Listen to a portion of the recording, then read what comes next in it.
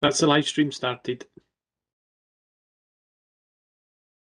Thank you, Graham. Good morning, everybody, and welcome to this 11th day of the Clauchrie wind farm inquiry.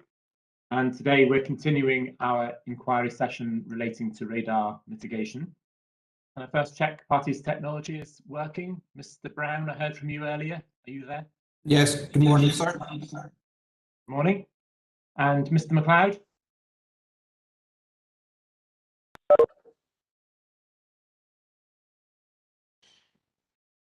I can't hear you, Mr. McLeod. It looks so they've just fallen off the call. Right, okay. So they'll be looking to get back in. As soon as they're in, I'll get them into the meeting. Okay, we'll give them a couple of minutes then.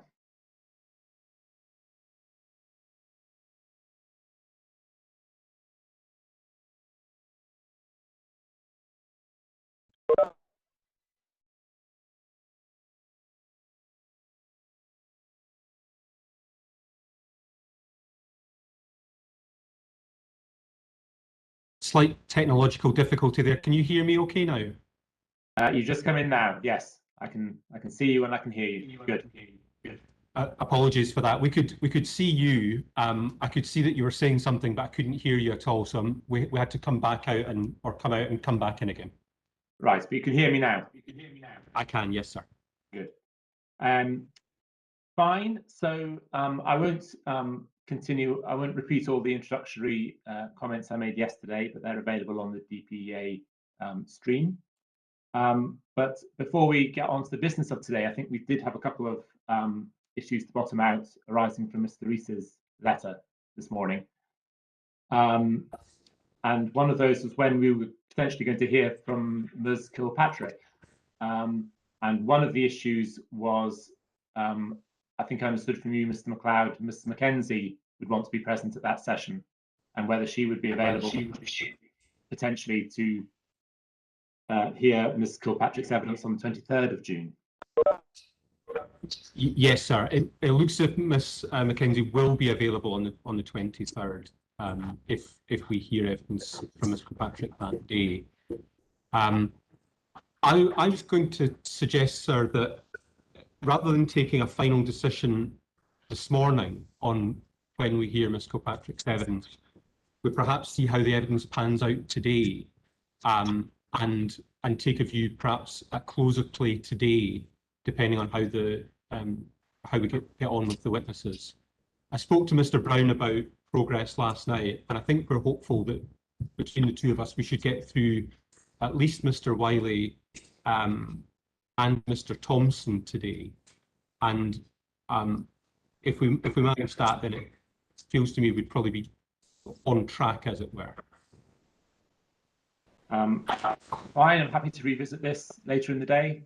Is that fine with you, Mr. Brown? Yes, thank you, sir, it is. Right, well, we'll come back to that then this afternoon. And the other matter was the potential questions for Mr. Rees. I assume work's going on behind the scenes still on developing those. It is, sir. Yes, there was an initial draft produced yesterday. We've had and by we I mean the SPR team had a useful call this morning to try and cut down those questions to things that we think you are most likely to need an answer to.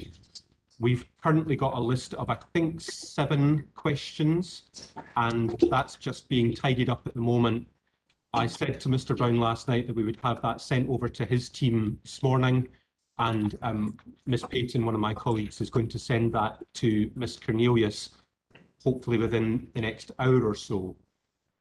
That will then hopefully give GPA an opportunity to consider the questions after close of play today.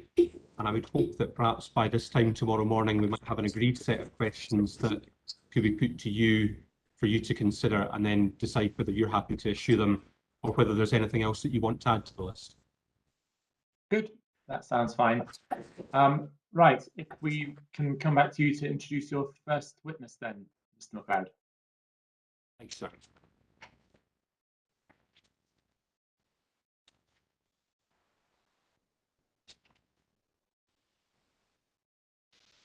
So my Witness this morning is Mr. James Wiley, and he's in the same room as me, but socially distanced, etc. Mr. Wiley, if you could possibly read through your precognition, and I'll have one or two points to pick up arising from the precognitions and the evidence of others. Okay. Good morning, sir. Good morning, everyone. Would you like me just to start right at the beginning? Yes. Okay. My name is James Wiley. I'm an aviation consultant subcontracted by Cirrus to examine the operational objections raised by Glasgow Prestwick Airport. I have 20 years experience in aviation, including 11 years at GPA, both as an operational air traffic controller and as departmental manager looking after wind farm safeguarding. My experience and expertise are set out in more detail in my inquiry report, APP 3.1. I understand my duty to the inquiry and confirm that the opinions expressed throughout my evidence are my own and professionally independent. GPA has objected to the proposed Clauchrie wind farm, the proposed development, on the basis that the clutter it is likely to generate on the radar will have a detrimental impact on the airport's ability to provide a safe and efficient air traffic service, ATS. Based on CAP 764, CD 9.4, for an air navigation service provider, ANSP's objection to a wind farm to be well-founded and thus necessitate the provision of mitigation, both the following must first be established. There must be an impact on the ANSP's communication, navigation and surveillance, CNS infrastructure, and that CNS impact must have a detrimental impact on the ATS provided by the ANSP. GPA 2022 is the GPA Safeguarding Assessment Flowchart. This chart only covers half of the assessment criteria laid out in the CAP 764, as there is no reference to operational impact. GPA may have a separate operational assessment process, but this has not been submitted as part of their evidence to the inquiry. A good illustration of the difference between technical impact and operational impact is the Kelburn wind farm to the northwest of GPA and closer to the airport than the proposed development would be. The technical impact from the radar from Kelburn is substantially bigger than the potential impact of the proposed development. Despite technical impact, GPA did not object to Kelburn as there was no impact on service, as it was in a piece of airspace that was not used by GPA.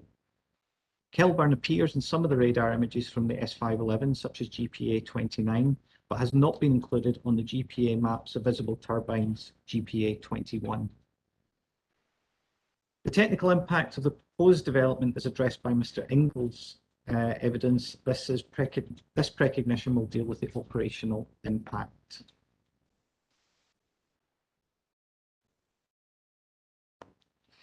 Having examined the evidence put forward by GPA, I have identified a number of generic and/or misleading statements that do not necessarily reflect the operation at GPA. Mr. Kirkland's report, GPA 03, is a high-level overview of approach control services that only touches on the unique circumstances around GPA. In point 8, he states that this report is based on Class G airspace and the risks from unknown traffic in this airspace. The risk from unknown traffic that he alludes to in his report is very low in the area around the proposed developments for reasons that I will detail below. And just at that point, Mr. Wiley, could you explain to the inquiry your understanding of likely traffic outside and inside, and in particular, the distinction between IFR and VFR? Okay, so inside controlled airspace, let's have a look at inside controlled airspace first of all. The vast majority of traffic inside controlled airspace will be IFR and will be under the control of the Prestwick radar controllers. Outside controlled airspace, the majority will be VFR, but there will be some IFR traffic operating outside controlled airspace. They will be provided with flight information services, which are advisory services if they so request it. But there is no obligation for traffic outside controlled airspace to contact air traffic control. And to take the question to perhaps an even more basic level, when you talk about IFR, instrument flight rules, what does that actually mean? Instrument flight rules means that they are they can fly without visual reference to the surface. They are flying on instruments within the aircraft.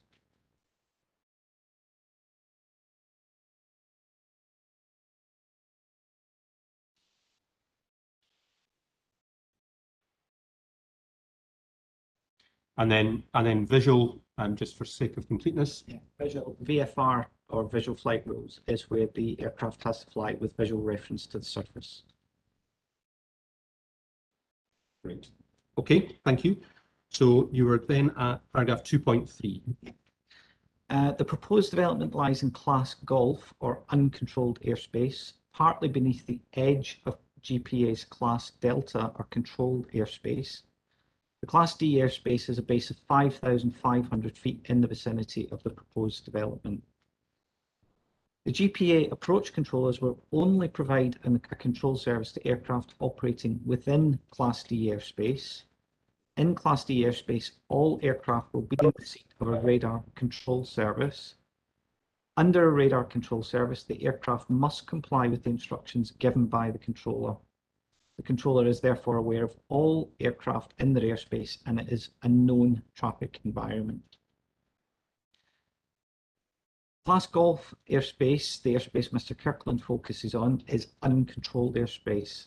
Aircraft do not have to be in receipt of a service from ATC. The controller is under no obligation to provide any service to aircraft in Class G airspace. Where an aircraft requests a service and the controller agrees, the controller has the option to provide one of 3 levels of service, all of which are purely advisory. Deconfliction service, which is a radar-based service, traffic service, again radar service, or basic service. This is a non-radar service, but the controller can use radar to provide advice. These services and the controller's responsibilities are detailed in the CAP 774 CD 9.14. And I don't know if we need to go to that document specifically, but just looking at those 3 types of service, can you just explain to the reporter in layman's terms what they actually involve? Okay, we'll start with the basic service, which is the as it implies, it's a basic service. The aircraft will talk to the controller. The controller will give it generic information about its flight, anything affecting its flight. The controller should not be passing traffic information on other aircraft unless he deems it a risk. Then you move up to a traffic service, which is a higher level of service, which is where you will provide traffic information to the aircraft on other aircraft that are in its vicinity. Under a traffic service, you do not give traffic avoidance unless, again, under a duty of care, that there is a definite risk of collision. Then the highest level of service is the deconfliction service, which is only available to IFR aircraft operating outside controlled airspace. And this is where you basically guide the aircraft through the airspace. And again, it can fly in. And the reason for that is because it is IFR, it can accept, for example, headings or routings, simply because even if you do take it into weather, it's flying IFR, it's flying on its instrument procedures. Maybe just to pick up a point on the traffic and basic service, you wouldn't offer routings or headings to aircraft, mainly because they're largely VFR aircraft, and you don't give headings or routings to VFR aircraft because there's a risk that if you give it a heading or a routing, you will take it into cloud.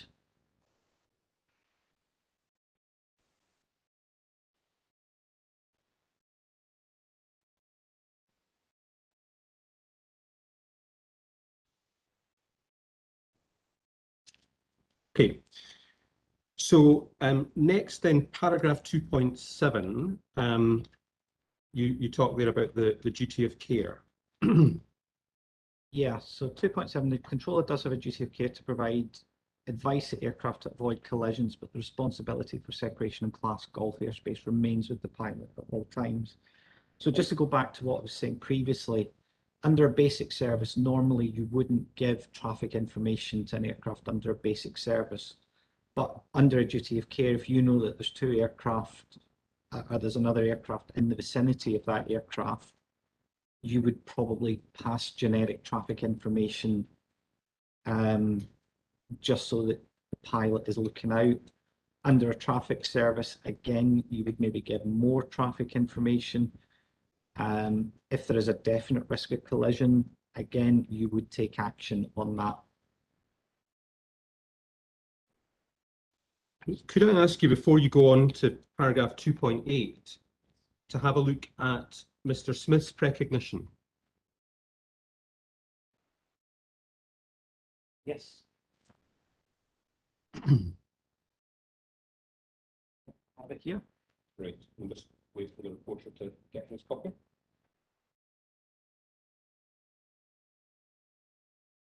Yeah. Now, there were two paragraphs in Mr. Smith's precognition that I wanted you to look at this stage. The first one was paragraph 14. Yeah. And Mr. Smith, for those who don't have it available, says, the applicant's statement that the provision of air traffic service outside controlled airspace is discretionary, no doubt with a view to suggesting clutter displayed as a result of its development does not matter. This ignores the fact that the airport takes its ATC responsibilities seriously. Aircraft frequently request at SOCAS, being a responsible ANSP, the airport considers itself bound to make best efforts to provide the requested service whenever it can. To simply say that a controller can say, well, that aircraft's in an area of clutter which will make it difficult for me to be able to control them, so I won't bother, does not reflect the reality of having a duty of care. Can I just ask you to give the reporter your comments on that paragraph, please? Okay, there's a couple of points in here. First of all, on that last line, to simply say that a controller can say, well, that aircraft is in an area of clutter which will make it difficult for me to be able to control them, so I won't bother. Controller doesn't control aircraft outside controlled airspace. It's an advisory service, as we've said. At SOCAS, he's alluding to an old term. It's now Flight Information Services, just to clarify that. So from what he's saying, what we're saying in our statement is not that we will not provide. It's just there is no obligation to provide. If an aircraft calls on that frequency, the controller will make best endeavours to provide that service. So just to put this in context, the controller is sitting there. He has 5 or 6 aircraft on frequency inside controlled airspace. There's weather about, there's aircraft holding. He's busy. Aircraft calls up outside controlled airspace, requesting a traffic service. The controller's primary duty of care is to the aircraft under the controller's control inside controlled airspace. If that controller hasn't got the capacity to be able to provide the requested service, in this example, a traffic service, they could say to them, we can offer you a basic service, or they could suggest, as we've discussed previously, perhaps call Scottish Control. They may have more capacity to deal with this, call another unit. So it's not that the controller is not exercising a duty of care. They are exercising the duty of care to the best of their ability within the circumstances, if that makes sense.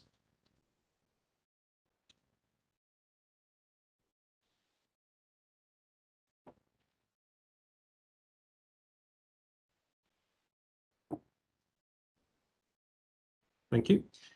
And then the other paragraph that I wanted you to consider was paragraph 12, where Mr. Smith says the airport regularly controls aircraft outside controlled airspace. The proposal is within an area in which radar services are provided by the airport. There is very limited published route structure outside controlled airspace due to its unregulated nature. Flexibility is therefore required to allow the most efficient routing and to provide space for aircraft to avoid each other. So again, just your comments on that paragraph, please. Okay, again, there was a couple of points jumped out at me when I was reading this particular. Again, he said the airport regularly controls aircraft outside controlled airspace, as we've discussed at length over the last few minutes. Flight information, the controller does not control aircraft outside controlled airspace. That is absolutely not done. It is an advisory service outside controlled airspace. So for a controller to actually state that is quite startling. Is it just a matter of semantics? It could be, but as I say, for a controller to say, I control aircraft outside controlled airspace, it could be that it's just, as you say, it could be semantics, it could be just careless wording, but it's quite startling to see that actually in black and white like that. And why do you say it's so startling? Because you don't control aircraft outside controlled airspace. It comes back to this duty of care, and it's unregulated airspace. You can't provide control services to VFR outside controlled airspace. You can provide limited advisory services to IFR, but again, there is constraints on what you can and can't do, and it's up to the aircraft at the end of the day whether or not they take those instructions.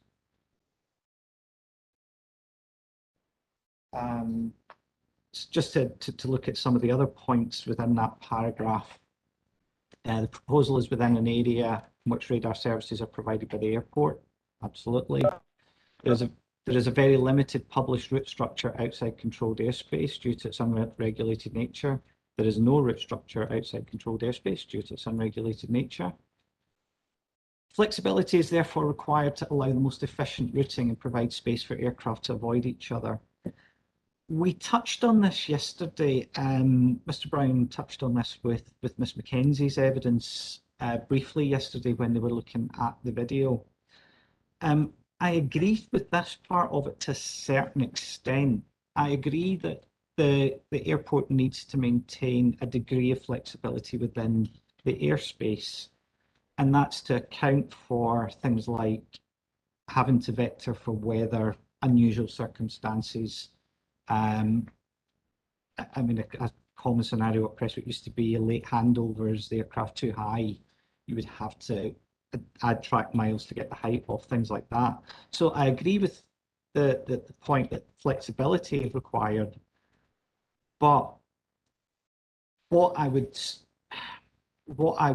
challenge is that Clauchrie is not going to impact that flexibility. Prestwick has demonstrated for many, many years that it can provide that flexibility even with clutter in quite substantial and far more operationally important areas than Clauchrie.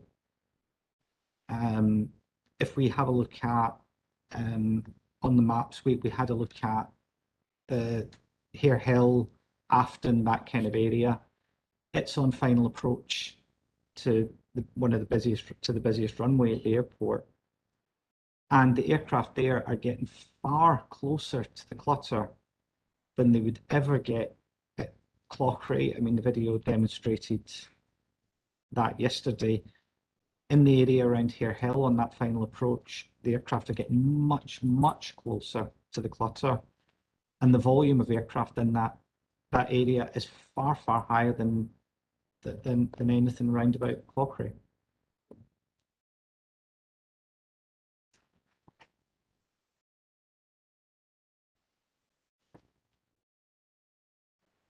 And then, excuse me, just to touch on the video that was looked at yesterday. So I think it was GPA 48, and I don't think we need to show it again. I think people will remember what was seen.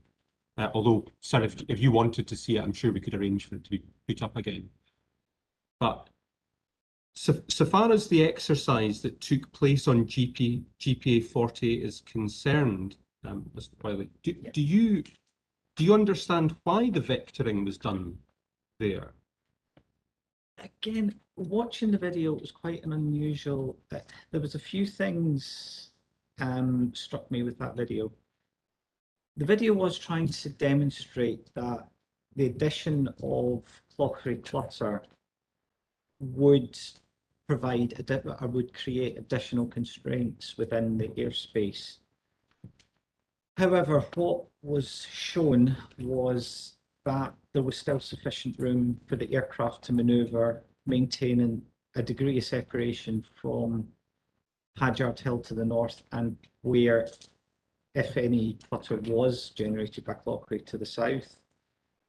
There was quite a sufficient gap. There was, I think, it was close to 2 nautical miles from Hadyard Hill, and I think we looked out, it was about at least 2 nautical miles from where any potential Clauchrie clutter was. So for a controller operating that flight or vectoring that flight, they would be scanning around that area even before the aircraft approached. So there was quite a gap round. There was quite a lot of clearance between any clutter. It's inside controlled airspace. It's a known traffic environment. As Ms. McKenzie pointed out, at that level, it was still within NATS's airspace, but that's neither here nor there for the purposes of this point.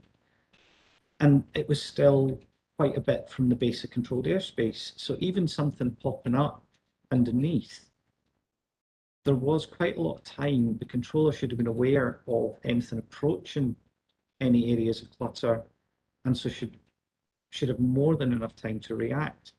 But the thing that really struck me was as to why he was vectoring in the first place. And there was a few points I scribbled down as I was watching it yesterday.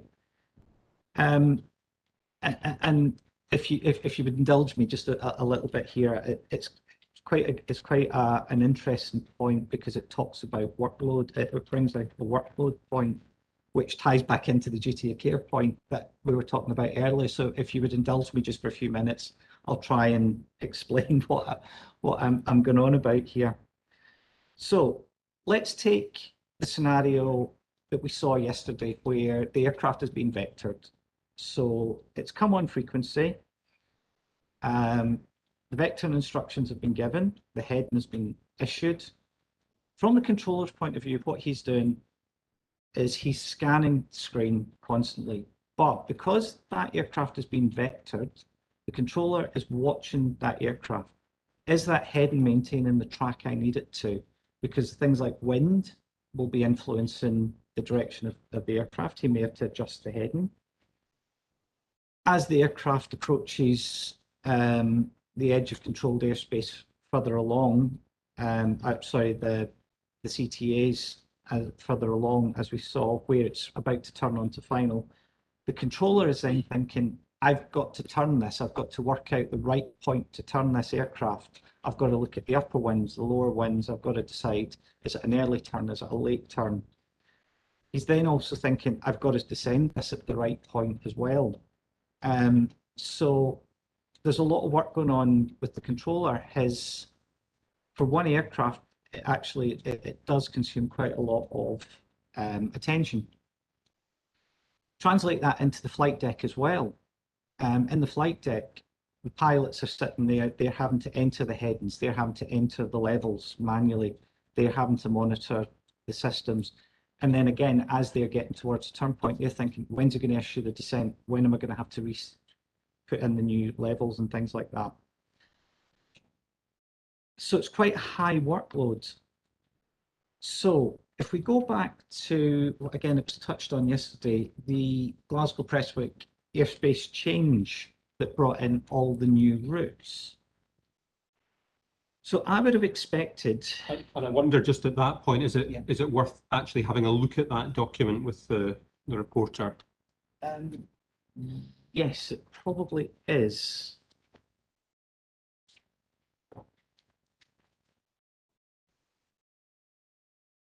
Let's get the reference to it. It is CD 911.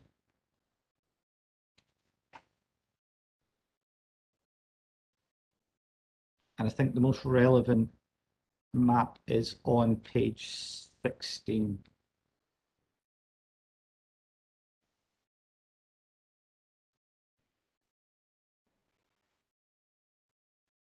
Yes, I have that. Yes, I have that. Thank you, sir.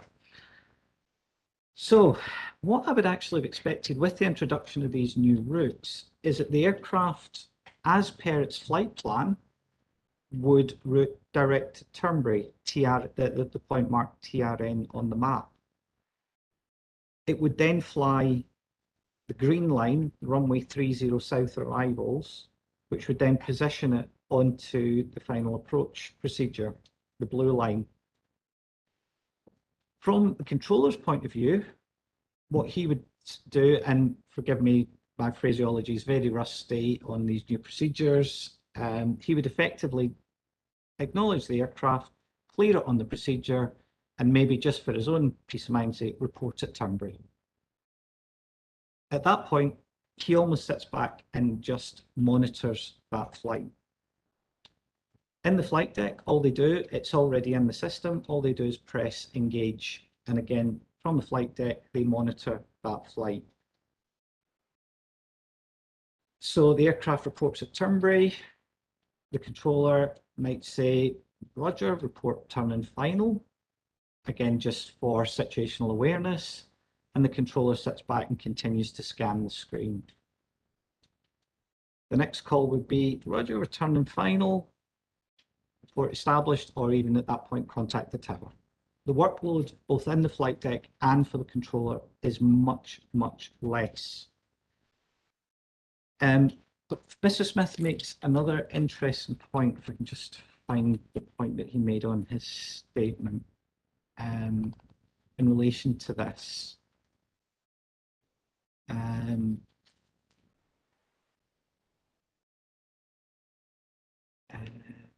Yeah.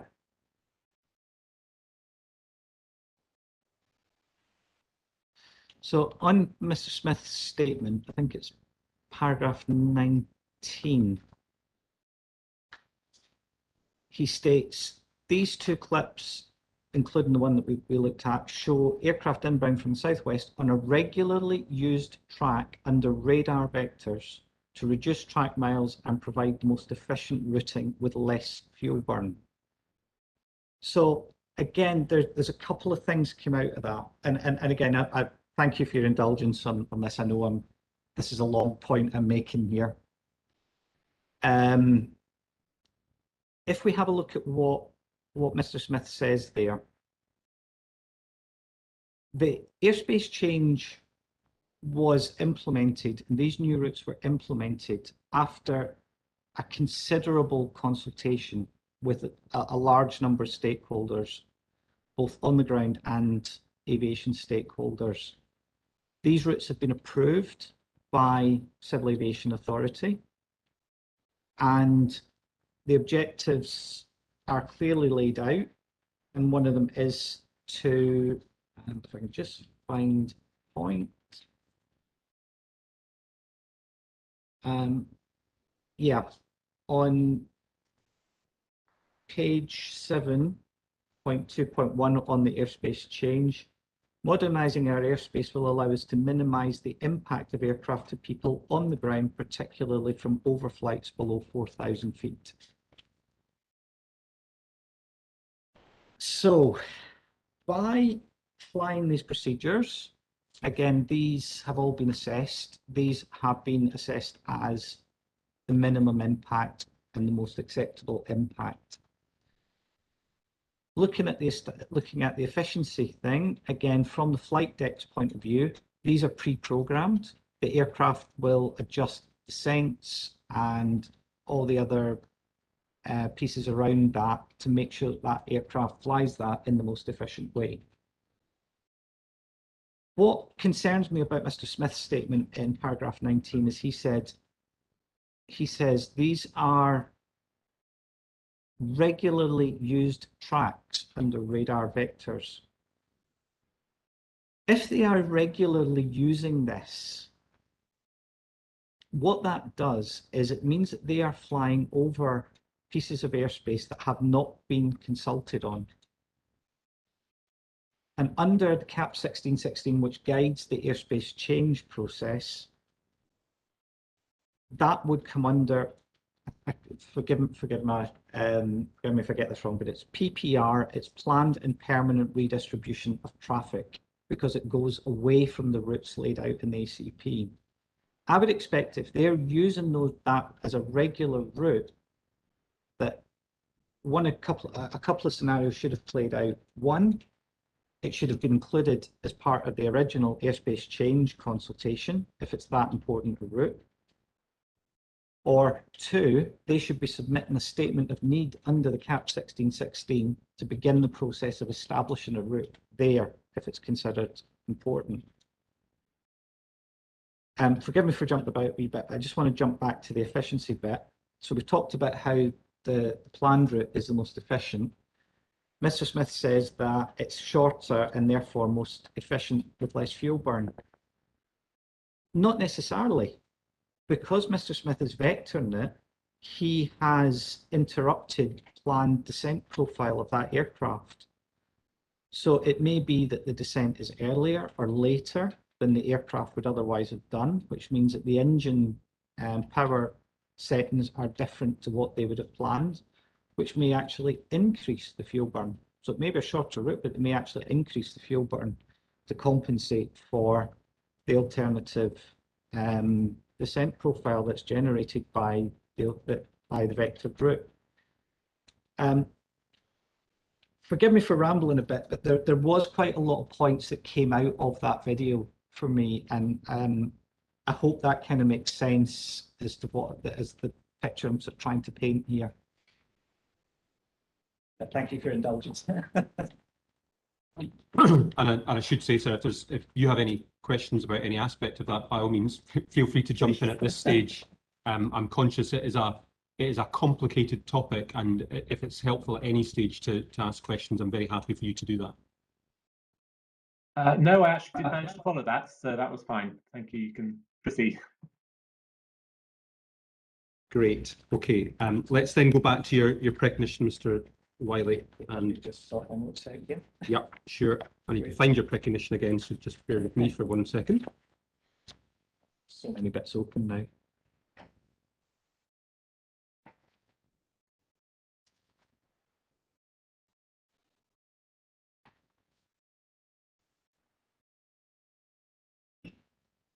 Okay. I think, if I've remembered correctly, we're at paragraph 2.8. Yes. Actually, and that brings me back to another point I meant to make as well, but we'll come on to that. Well, if you have a point you want to make just now, then by all means. Actually, it ties in with this, so I'll read this out and it should hopefully put some context on the point I'm going to make. So it says, when providing a radar control service to aircraft in Class D airspace, the controller must be aware of and monitor traffic in the Class G airspace to ensure that there is no risk of unknown aircraft infringing into controlled airspace and creating a risk of collision.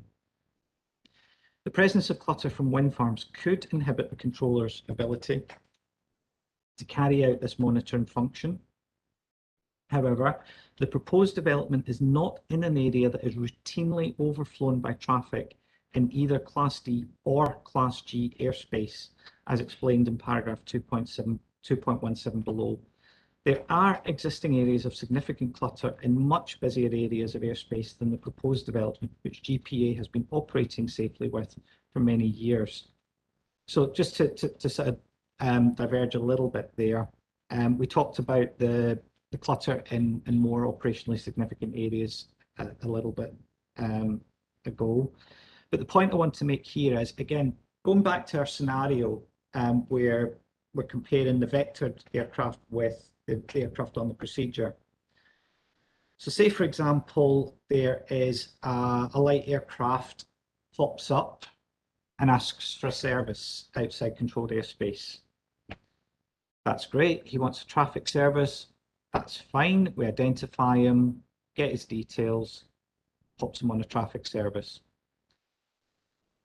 So, and again, I've been in this situation, so I'm actually talking from experience here, and it goes to this duty of care, but the aircraft is turning on to final approach, or it's approaching the point where it's about to turn on to final. The controller is now thinking about, what's my heading going to be? What's the descent profile? When do I need to descend? He's scanning the screen. Something's popped up in front of the aircraft that's under a traffic service. So the dilemma is, do you turn the aircraft in Class D airspace onto final approach and then go back and give traffic information to the aircraft under traffic service? Or do you give the traffic information to the aircraft under the traffic service and risk missing the descent and turn points for the aircraft in Class D airspace? It depends on a number of factors. It depends how close the traffic is. It depends on the circumstances around it. But it shows that there is a duty of care, but that duty of care, it's not black and white. But again, to go back to the point about the difference between vector and on the procedure, if that aircraft on the procedure, if that same situation comes up, it's a lot of that decision's taken away. You go straight to the aircraft under the traffic service and you give it the traffic information because you're not having to monitor the aircraft on the procedure as closely. So in some ways, by actually using the procedures that they have implemented through the airspace change, they're actually increasing their capacity to provide services to aircraft outside controlled airspace. They're actually able to discharge their duty of care more thoroughly in some ways because they're reducing their workload. And perhaps just very briefly, picking up on that point about the ACP, if people still have that to hand, 2.2 of the ACP sets out a number of objectives.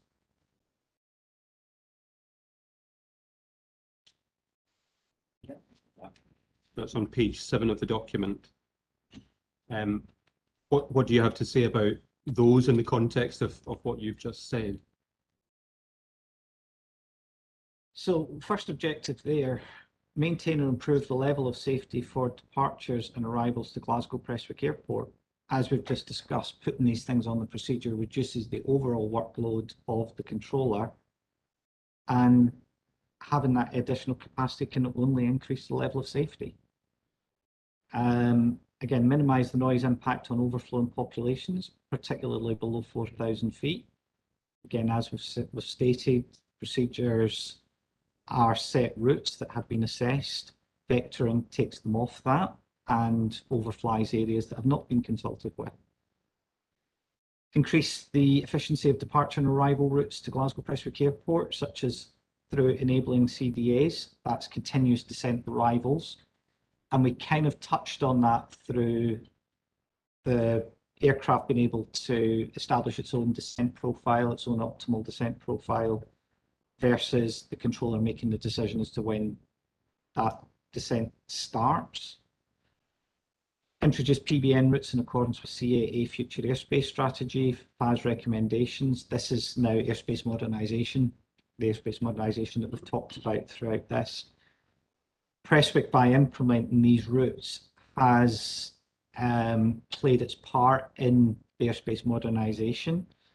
Yes, there may be changes to the airspace around about it at some point in the future, but the route structure around Prestwick is not that complicated and shouldn't really need any further modifications to tie into the network. Improve the accuracy and predictability of tracks flown. Talked about that through the example. Not to increase the overall volume of controlled airspace. They haven't looked at controlled airspace, so that's fine. Everything's contained within the existing airspace. Accord with the DFT environmental objections relate to noise impact and CO2 emissions. And again, we've kind of touched on that. The new routes have been assessed as being the most optimal. Taking anything off those routes will impact on the noise and the CO2 emissions as we've discussed. Minimise exposure of new populations to noise and visual impacts. Again, we've covered that. The new routes are the new routes. By vectoring, he's taken off those routes and exposing new populations to noise and visual impacts from flights. Minimise low-level overflight of national scenic areas, national parks and other tranquil areas. Again, by vectoring them, he's taken it straight over some of these areas in the southwest of Scotland, and minimise impact on military operations. They would have been part of the initial consultation, so these routes would have been optimised in terms of that.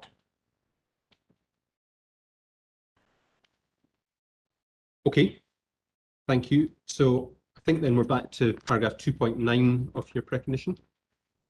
Okay, it's 2.9. There are no published air traffic routes in the vicinity of the proposed development. In 2019, GPA implemented the new GPS-based performance-based navigation, PBN routes, for traffic arriving and departing from the airport, see CD 911 and 916. That's the airspace change. And I think Ms. Mackenzie pointed out yesterday that it has been included twice. These replace the existing routes based on older ground-based navigation aids. The new routes largely replicated elements of the old routes, and the extracts from the UK Aeronautical Information publication, GPA 17, show that the new routes don't go anywhere near the proposed development. 2.10. Cirrus are a UK CAA approved instrument flight procedure design organisation. As part of their analysis of the proposed development, Cirrus carried out an assessment of the new instrument flight procedures. The results are contained in Manned Query Report at APP 3.1, and they show that Clauchrie has no impact on the protected areas around these with the new routes. And just for clarity, sir, when you design a new route, there is a protected area around those routes so that any new obstacles have to be assessed against it so that they don't infringe that. Cirrus have carried that out and there is no impact on the new routes. 2.11, the GPA ACP, as we've talked about, stated as one of its objectives that the new routes should seek to concentrate traffic along these routes to reduce the overall area affected by aircraft movements. In practice, this means that all, with few exceptions, traffic should be following these routes and not requiring vectoring from the controller. And I'll pick a point up on that later on. I think I'll cover that later. The heat maps contained within the GPA ACP, figures 3, 4 and 5 of the ACP document, showing traffic movements demonstrate that there is very little traffic operating in the area around Clauchrie. Only Clauchrie's northernmost turbine, T13, is actually would actually appear on the maps in the ACP at the very southern edge, and it's not overflown on any map. As the aircraft are expected to follow the new routes, their introduction will further reduce the possibility of traffic inside Class D airspace operating close to Clauchrie, therefore reducing even further the need for the controllers having to monitor for unknown traffic in Class G airspace beneath. And again, just to clarify that point, looking at the heat maps, reading the key. This is in the airspace change proposal again. Yeah, so that's page 9, 10 and 11. And the closest traffic is a grey line, which is less than 1 movement a day in the vicinity, anywhere near the vicinity of Clauchrie. Can you just identify for the reporter, if we take figure 3 as an example, can you just identify for the reporter where you say the northernmost turbine would be seen? Would be right on the southern edge, maybe just off the southern edge to the right of the grey line that's going down towards.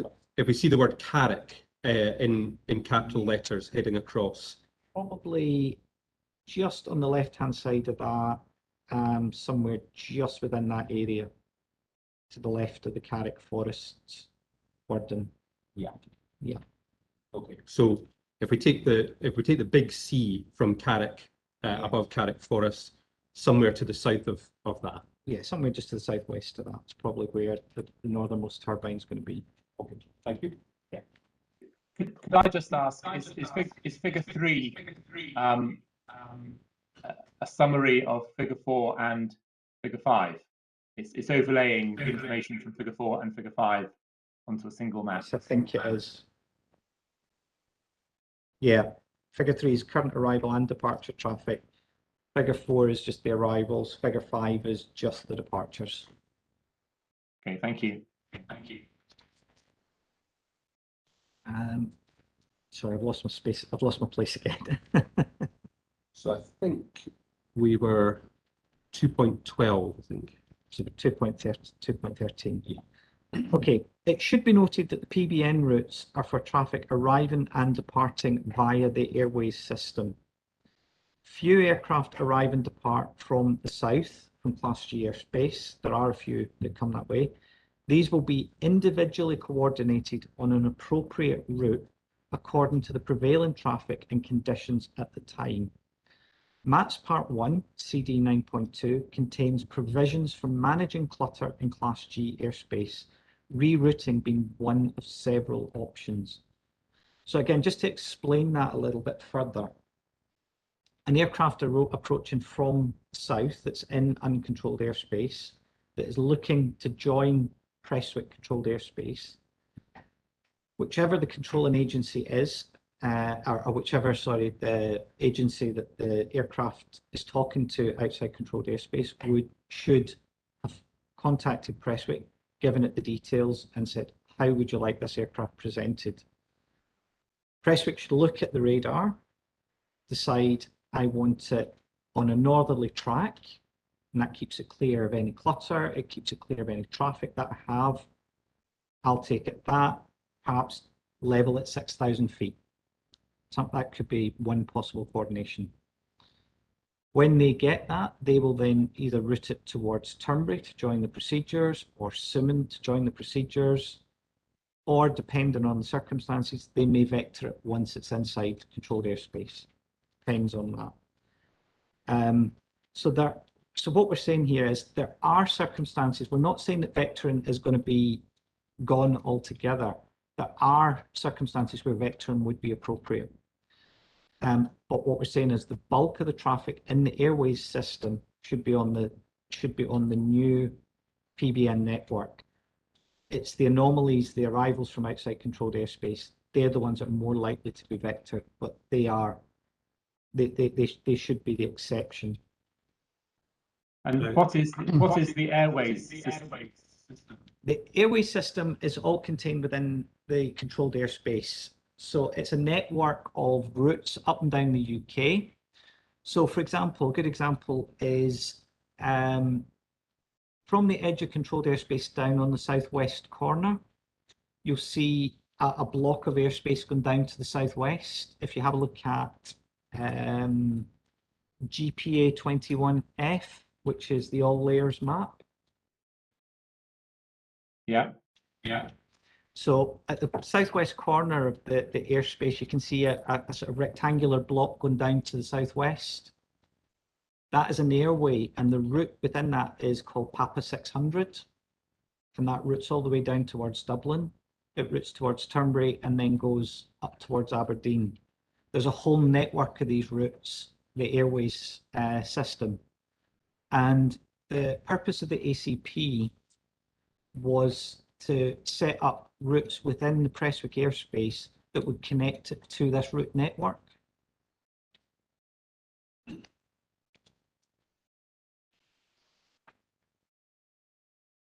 I know this is very technical, so if you want me to clarify anything, please just ask. I think I understand. So the airway system is a bit like the motorway network. That's it, exactly. Yes. Thank you. It's a road network in the sky. Okay. I wanted to ask you, you were at paragraph 2.13 of your precognition, Mr. Wiley, and part of what you were talking about was the PBN routes. Yes. I wanted you to have a look, please, at Mr. Smith's precognition again. And paragraph 25.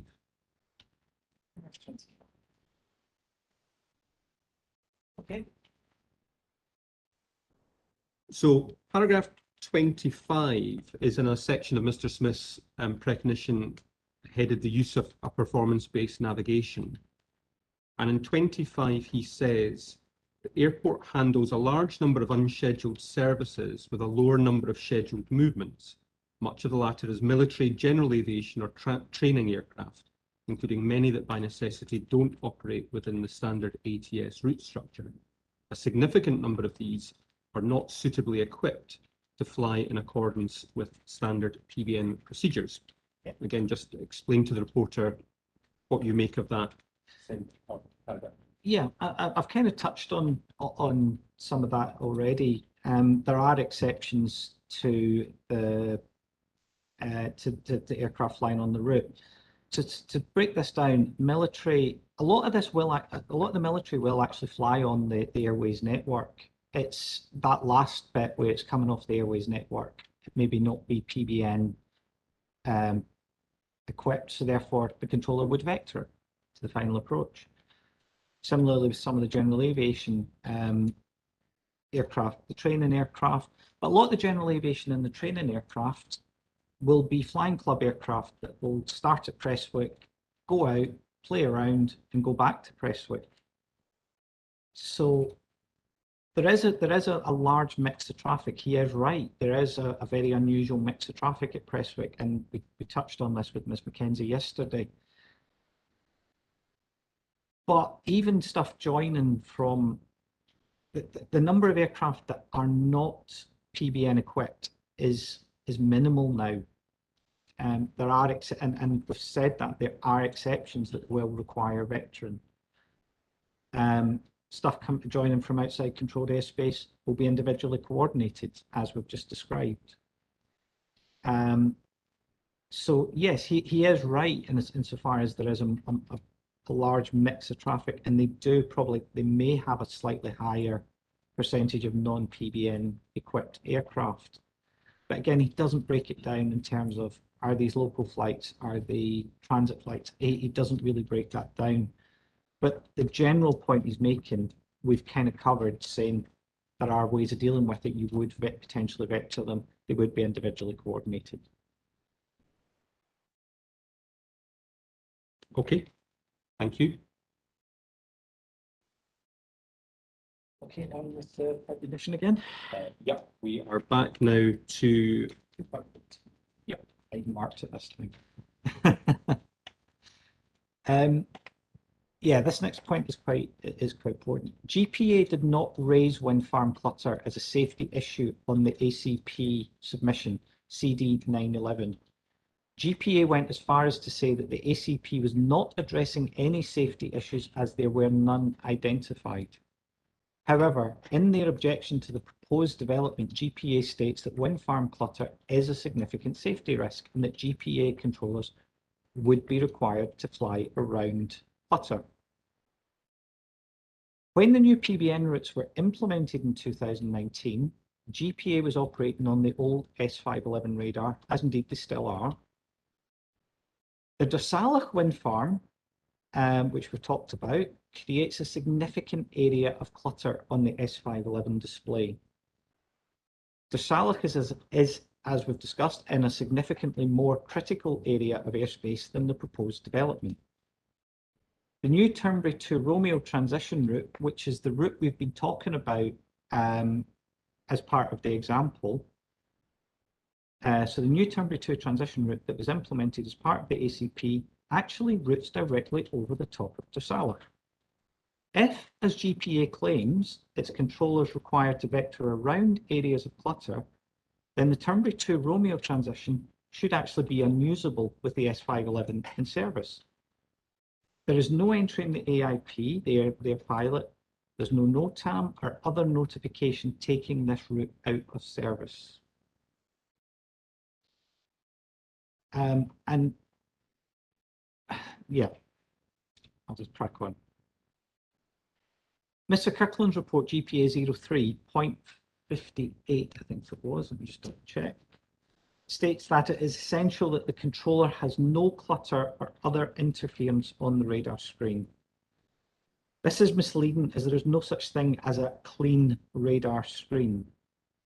Terrain, weather, ground clutter, other phenomena within the radar itself all generate a degree of clutter on a radar.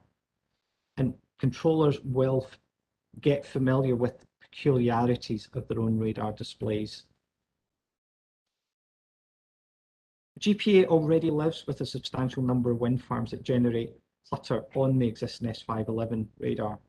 Dersalach and Hadjard Hill are two examples of this. An image GPA 29, also figure 2 in GPA 03, shows the clutter generated by these developments. It should be noted that Dersalach and Hadjard Hill are in airspace that is more heavily used than the proposed development, and GPA has been operating safely with the effects of these wind farms for many years. Image GPA 30 appears to show the output from the Terma Scanter 4002, the TS 4002 radar, and the clutter from Dersalach and Hadjard Hill has been suppressed. GPA has alluded to the possibility that the TS 4002 may not be able to mitigate this clutter that would be generated by the proposed development. And I think just based on what we've heard, just to clarify that point, it may not be able to without optimization. Even if this were the case, which is doubted as Mr. Inglis explains, the fact that the existing clutter from Dersalach and Hadjard Hill is capable of being mitigated would address the cumulative impact concerns. GPA could safely operate with any residual clutter from the proposed development. The UK Airspace Modernisation Strategy, the AMS, CD 915, is the UK's response to the ICAO drive to implement PBN as a way of improving safety, efficiency and predictability within air traffic. In his report GPA 03.149, Mr. Kirkland talks about the unknown timescales of the redesign of the Scottish TMA airspace and the need to safeguard airspace. In the context of this application, this argument is misleading, as any reorganisation of the Scottish TMA would be the responsibility of NATS en route as part of their obligations under the AMS. The implementation of the GPA ACP means that, subject to a successful post-implementation review, the airport has already fulfilled its obligations under the AMS. And just before you read your conclusions, I had two questions for you arising from Mr. Kirkland's recognition, please. Yes.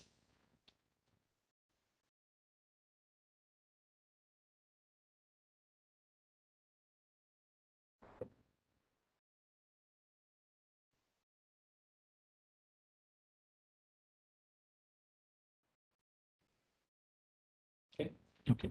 So paragraph 15 of Mr. Kirkland's recognition, you'll see, actually, just to put it in context, the references are to your airspace inquiry report. So when he talks about section 2.1.1, it's to your inquiry report. He says it demonstrates a very poor understanding of what our operationally significant area is. It does not mean high levels of traffic in everyday use. There are operationally significant areas which have low traffic levels.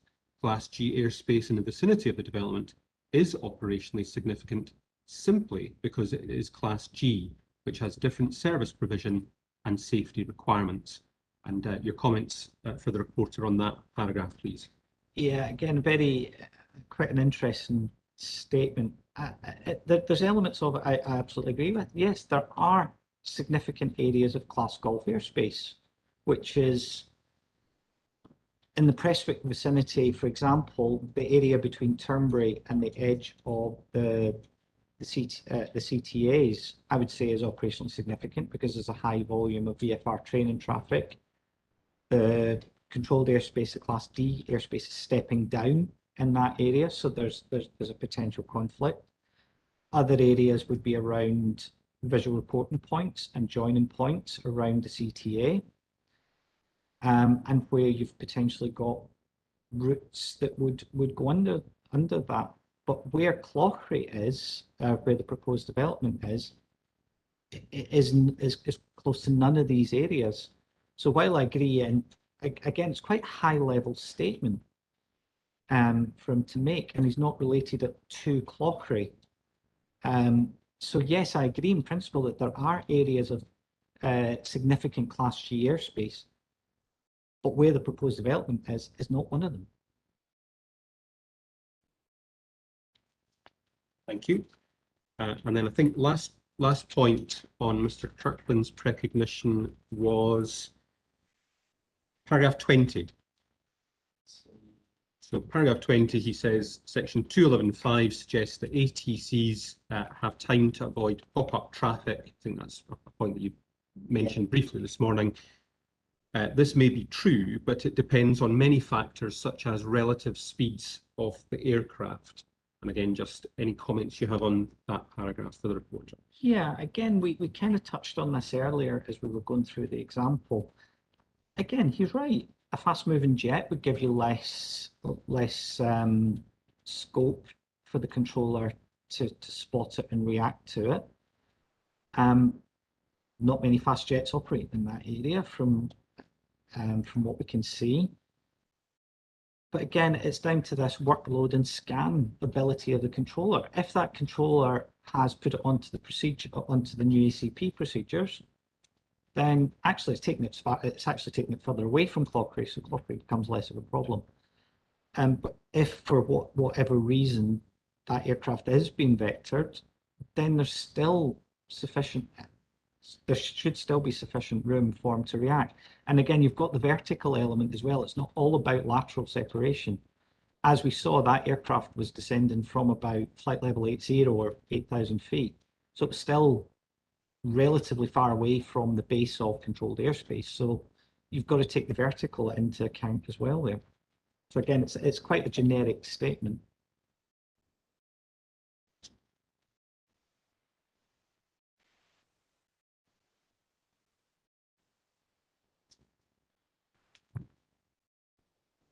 Thanks. And finally, then, Mr. Wiley, if you would just like to read your conclusions. Of course. So if Clauchrie had arrived on my desk when I was in post as GPA's manager of air traffic control, I would have had no operational grounds on which to raise an objection. Clauchrie is located in a piece of airspace that is rarely used and is well away from the published instrument flight procedure routes that were introduced through the ACP. Wind farms were not raised as a safety concern as part of the ACP, despite the presence of the existing clutter. In fact, GPA's ACP routes the Turnberry to Romeo transition route directly over the top of Dussala. The implementation of the ACP should eliminate the need for GPA to vector other than in exceptional circumstances on non-airways traffic, as we've discussed. GPA has raised concerns about the cumulative impact of the proposed development when taken together with the proliferation of wind farms around the proposed Clauchrie site. However, given Clauchrie's location in non-critical airspace, it would still be a relatively minor concern. The fact that the TS 4002 will remove the clutter from Dussala and Hadyard Hill would provide mitigation against the cumulative impact in that area. Thank you very much. I don't have any further questions. Thank you, Mr. MacLeod. That's taken us up to 8 minutes past 11. I think we'll have a wee break there. Allow Mr. Wiley to get a glass of water, and we'll come back at 11:15, please, for Mr. Brown's cross-examination. 11:15.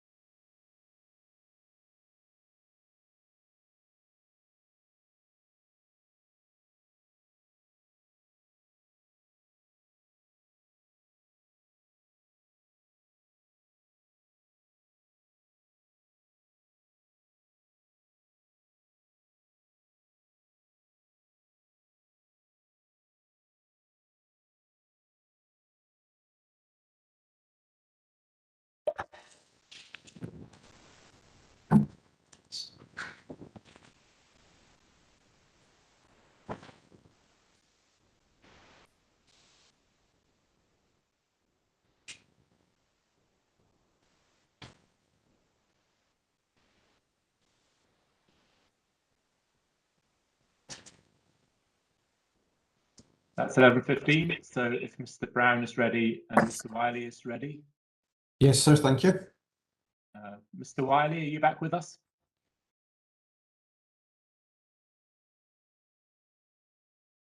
Just give him a moment.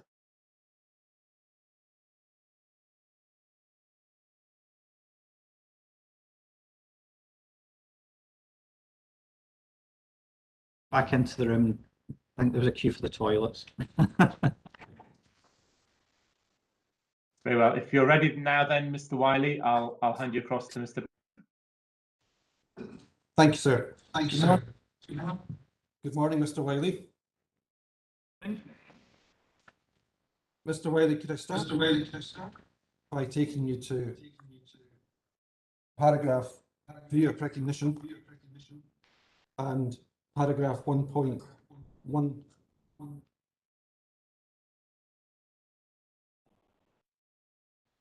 Sorry, Mr. Wade, you're breaking up a bit. I didn't quite catch that. So it's paragraph 1.1 Of my recognition? recognition, yes. Yep. Now, you mentioned there that you had 11 years at GPA as an operational air traffic controller and as a department manager.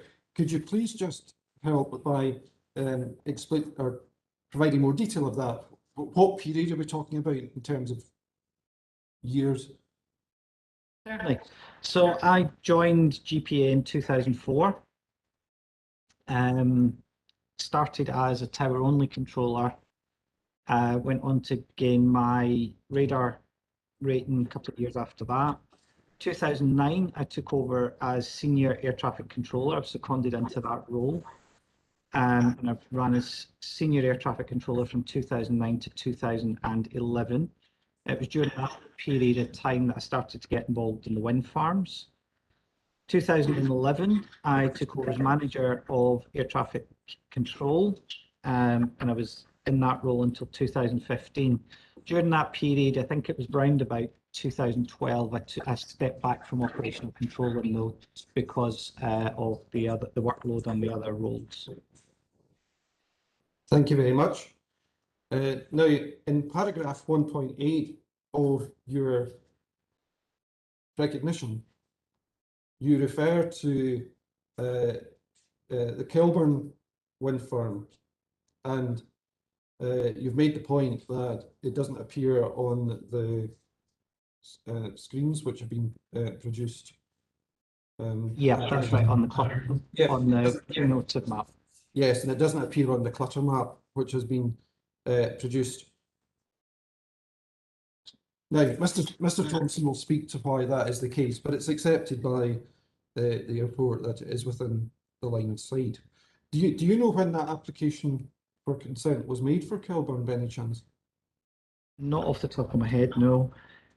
If I suggested 2008, would that seem correct? That was probably when it was first lodged, yes. And again, Anne Mackenzie, Ms. Mackenzie was working in the wind farm bit there, so I was contributing. I'd started engaging with Anne as well. Okay, and did you contribute to the view? Yeah, I remember looking at the Kilburn application, and I remember doing quite a bit of work on the assessment, and from the operational point of view. And as we said, it was largely in Glasgow's airspace. From an operational point of view on Prestwick, it had very little impact. Okay, and at the time of that application being put before the airport, what mitigation methods were available at that time to suppress clutter? At that point, we were aware of the what's the name of the radar? The Kincardine radar project for the Whiteley wind farm. So at that point in time, the only real technologies for doing it, as Ms. Mackenzie actually alluded to yesterday, were to hide another radar behind a hill and then use that as infill. Okay, but you accept, do you, that we've moved on 13 years since that application? Oh, absolutely. And Prestwick was one of the drivers in looking at new technologies, the new emerging technologies. And would you agree that TERMA, which has emerged, is one of those new technologies? Yes, TERMA definitely has a place in amongst all the new technologies. And when you were looking at Kilburn, you said you remembered working on it. What consultation did you have with the operators, the air traffic control operators? There was discussions amongst the controllers at the time. I wasn't the only one that was asked about it, because I say I wasn't leading the project. So there was discussion amongst it within the department. I'm sure Ms. Mackenzie would probably spoke to a number of controllers. But Actually, the head of the department at the time would have made the final call. We would just have fed into that.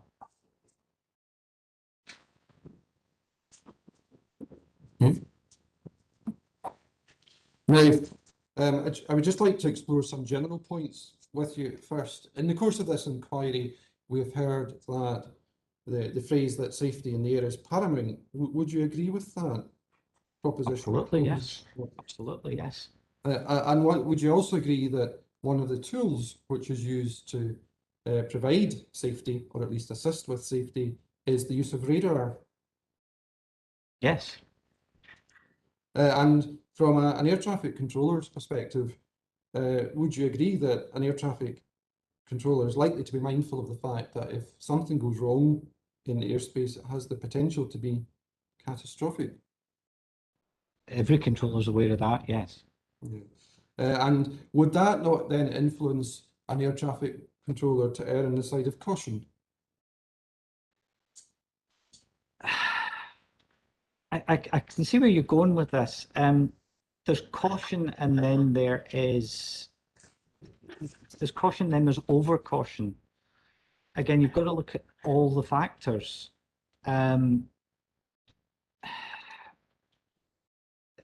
It depends on circumstance, I think, is the answer to that. So are you saying, Mr. Wiley, that in your view a degree of risk is acceptable? You're never going to get a risk-free environment, so it's managing the risk.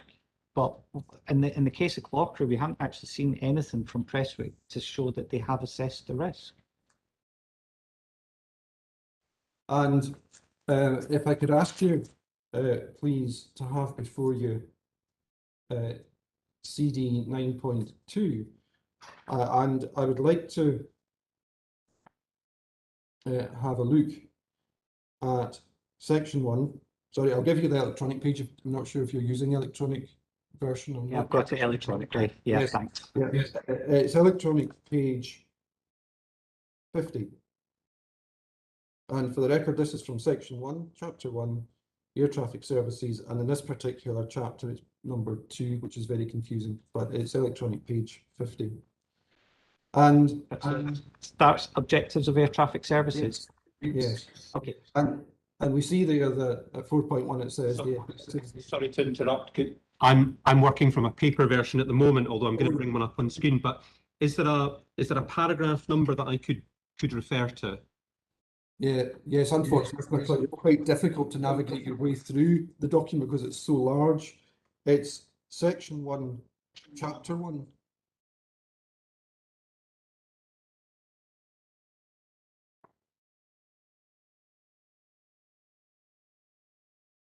And it's page 2 within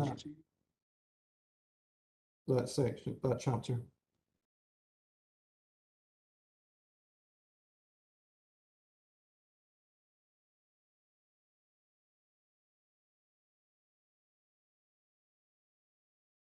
This is where it says 4 objectives of air traffic services at the top of the page. Yes, sir, that's correct. Thank you. Yeah, I've found that as well. Thank you very much. Okay. Okay. Now, do we see there at 4.1, Mr. Wiley, that it says the objectives of the air traffic service shall be to 1, prevent collisions between aircraft. And if we look at 4, it says provide advice and information useful to the safe and efficient conduct of flights. And we also see there, note 1, that these provisions are general statements which represent high-level safety objectives to be met when providing ATS. You got all of that? Now, would you accept that all in keeping with the spirit of what we've been discussing about the importance of safety in the airspace? These are fundamental principles that are drilled into you when you become an air traffic controller. Yes, yes. And if we have now a look at CAP document 774, which is CD 914. And bear with me 1 second. certainly.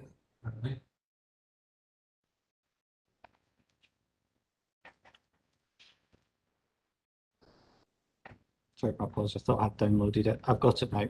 Yeah. Thank you. And in this particular occasion, the paper numbering and the electronic numbering are the same. So it is page 14. And in particular, towards the bottom of that page, it's paragraph 1-4,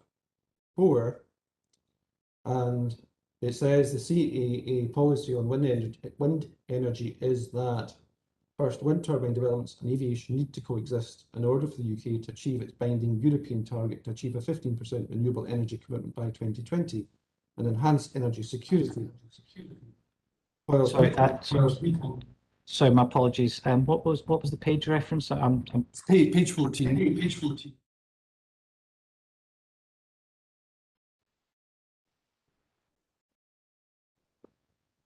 I'm looking at a different version here. This is CAP 774. Sorry, 774. That's my mistake. Sorry.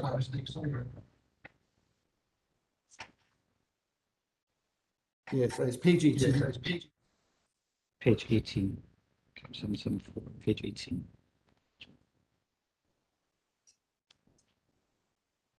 And I'm looking at paragraph 1.5. Now, this is dealing with ATS provision, and it says there, do you agree that controllers shall make all reasonable endeavours to provide ATS that a pilot requests?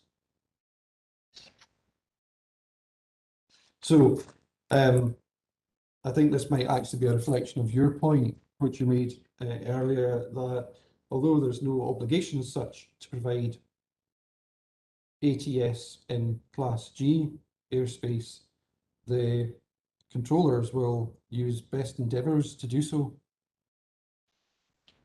Yes, I explained that during my previous discussions. Yes, thank you. Now, I would like to turn now to CAP 764, which is CD 9.4.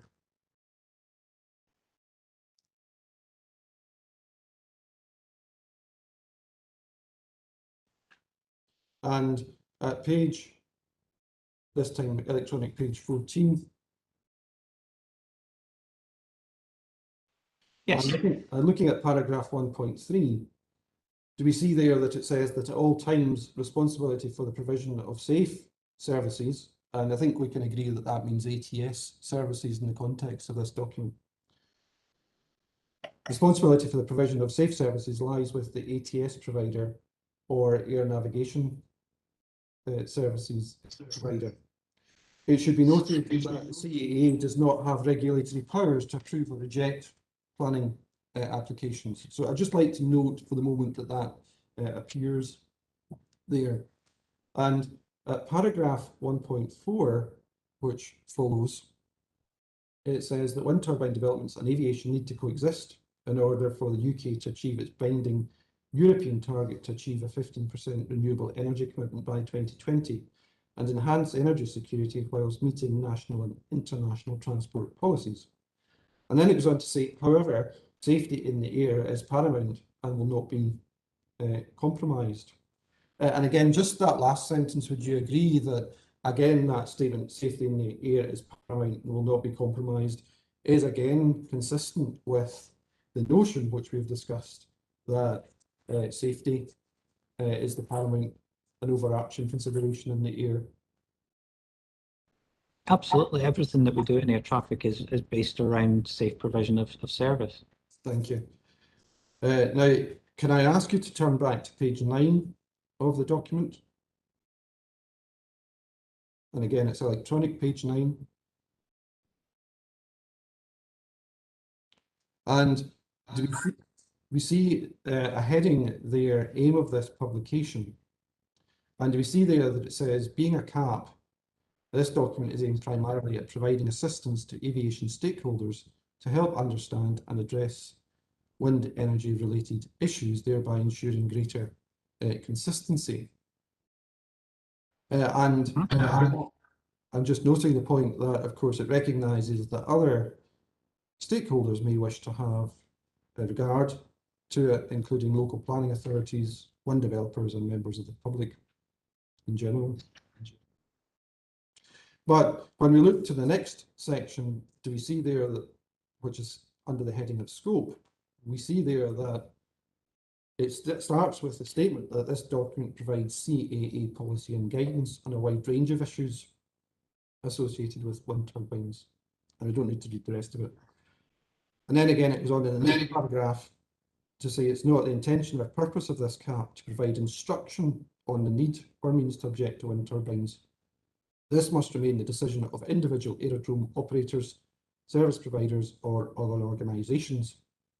Furthermore, it should also be noted that within the framework of these guidelines, specific circumstances will have to be addressed on a case-by-case basis, as it is not possible or appropriate to prescribe a standard solution. Now, drawing together just a couple of the themes which we've looked at there from this document, Mr. Wiley. The point which was last made that when we looked at the second paragraph under scope, that applications will have to be addressed on a case-by-case basis. And thinking about the paragraph which we looked at earlier at 1.3, which talks about that all times responsibility for the provision of safe services lies with the ATS provider. Is the direction here in this document not that the airport is in the best position to judge the safety issues which arise from proposals? Absolutely. But it's about the airport being able to articulate the risk it associates with each application. Yes, but it's the purpose of this document not ultimately, because obviously we're dealing with an airport which is regulated by the CAA, and because this document makes it quite clear that the airport has the responsibility for the safe provision of services. Is the ultimate aim of this document not to ensure that if an airport makes a decision not to object to a proposal, that it has followed these procedures and guidelines issued by the CAA in order that it can justify its position to the CAA?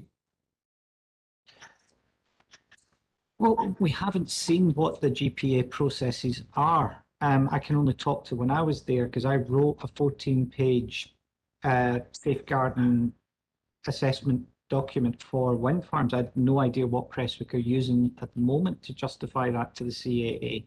But ultimately, yes, the airport has to satisfy the CAA that it is providing a safe service, but that does not mean it is a risk-free service. Okay, okay. Now, I'd like to take you to your report.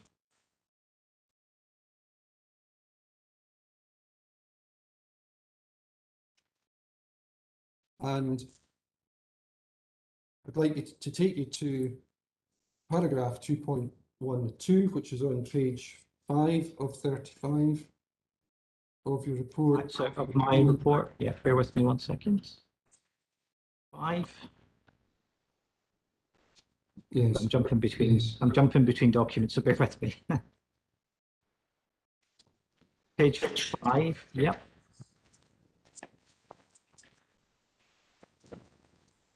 Yep, got page 5.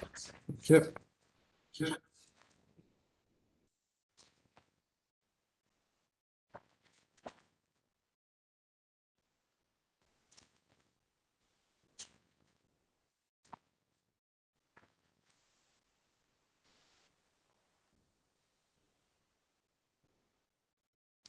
And you have quoted here from paragraph 1.2 of CAP 764.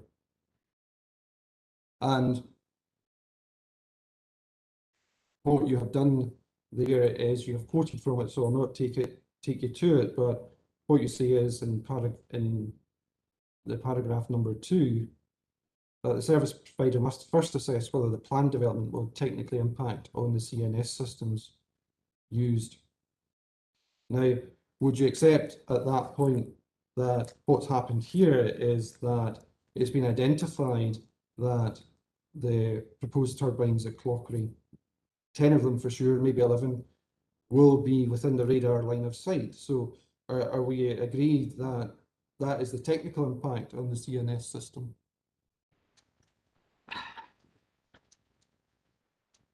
Again, Ms McKenzie kind of touched on this yesterday. We've agreed they're in radar line of sight, but we don't know what the impact is on the radar. All right. But as I understand it, You're right, that is the technical aspect, yes, from that yes, point of that's the view. technical aspect. And you're leaving that technical aspect to Mr. Ingalls? Yes, yes. And then the paragraph goes on to say that where it is assessed that there will be a technical impact, the service provider must then assess whether it has any operational significance.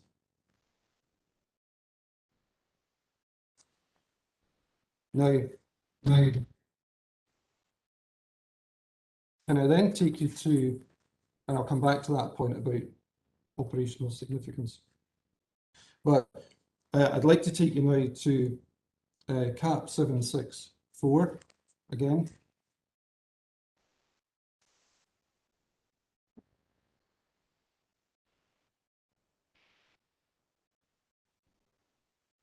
And it's to electronic page 20.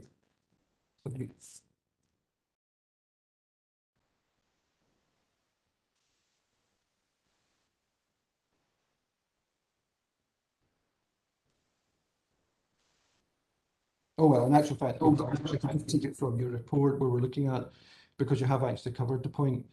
You say that the air navigation service provider must be able to assess the likely effect of a wind turbine development on their service. It's not automatically the case that a wind turbine development will result in a degradation to the service. Now,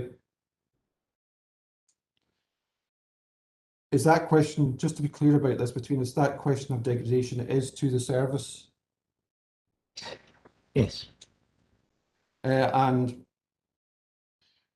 we see towards the end of that paragraph that it talks about operational significance. What do you understand the phrase operational significance to mean? Is it going to undermine the safety of the air traffic service being provided? Is it going to impact on the efficiency of the service? Is it going to impact on various other aspects of it? Is it going to impact on routes? Is it going to impact on, again, just all those aspects of the service that we've talked about over the course of this morning? Okay, could operational significance, well, you may have answered that, but could operational significance just mean that there is more risk associated with using it? Well, all right, there is no such thing as a risk-free scenario. It's balancing the risk. So let's take in the case of Clauchrie. There's no evidence that there's large amounts of traffic actually operating in that area. So the risk of having clutter in that area is far lower than having risk in, say, the final approach areas, for example. So in your view, is the test ultimately the volume of traffic using the airspace to determine whether it's operational? Not necessarily. It's the type of operations. It's not a black and white answer. No two airports are the same. No two airports operations are the same. Mr. Smith actually has talked about the variety of traffic using Prestwick. So you've got to take into account all those factors. So factors that will affect your decision at Prestwick will not affect, say, a similar decision at, say, Glasgow. So it's, and that's why the airport needs to have the airport should have a process where it goes through to identify all the aspects of its operation that it needs to risk assess. And it should be able to document those and then make an assessment based on that. Yes, so the fact that there are various, unique situations which might arise on an airspace means that, does that again take us back to the point which we looked at earlier, that under cap 764, that the responsibility for making the determination lies with the airport? Absolutely, no one's disputing that point. Okay, thank you. And is the fact that the airspace we're looking at above Clauchrie Class G airspace something which would mean it's operationally significant?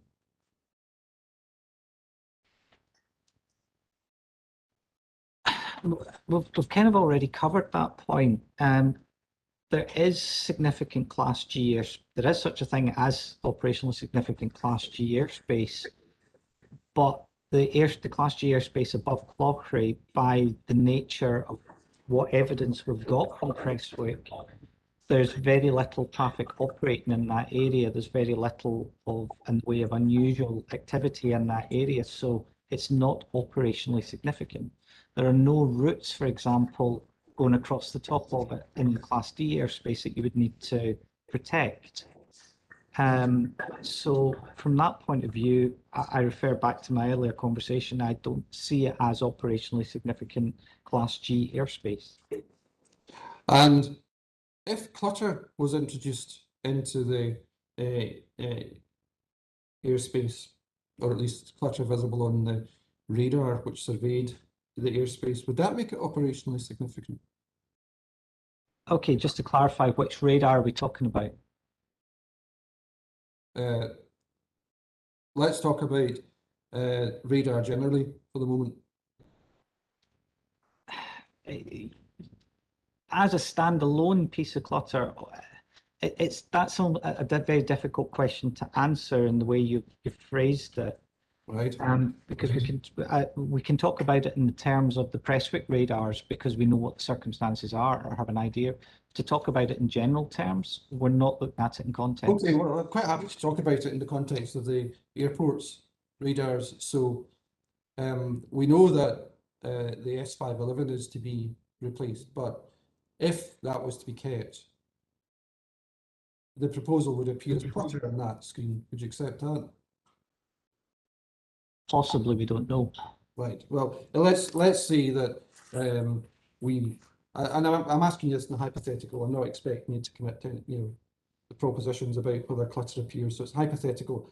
If the clutter appeared on the S511, would that then make the airspace operationally significant? No, it just means that they would potentially have to look at. Again, no, it wouldn't. I think because we've looked at the route structure, we've looked at the volumes of traffic, we've looked at the types of traffic. To introduce in a piece of clutter, all it does is slightly reduce the flexibility of the airspace, as we've talked about before. Okay, and I appreciate that this is one of the aspects. The next point I'm about to put to you is one of the aspects the inquiry is looking at here. But if, and again, Mr. Wiley, just to be clear, this is on the basis that my question starts with an if. If the WIN form which is proposed was to appear as clutter on the Terma screen, would that make it an area of operational significance?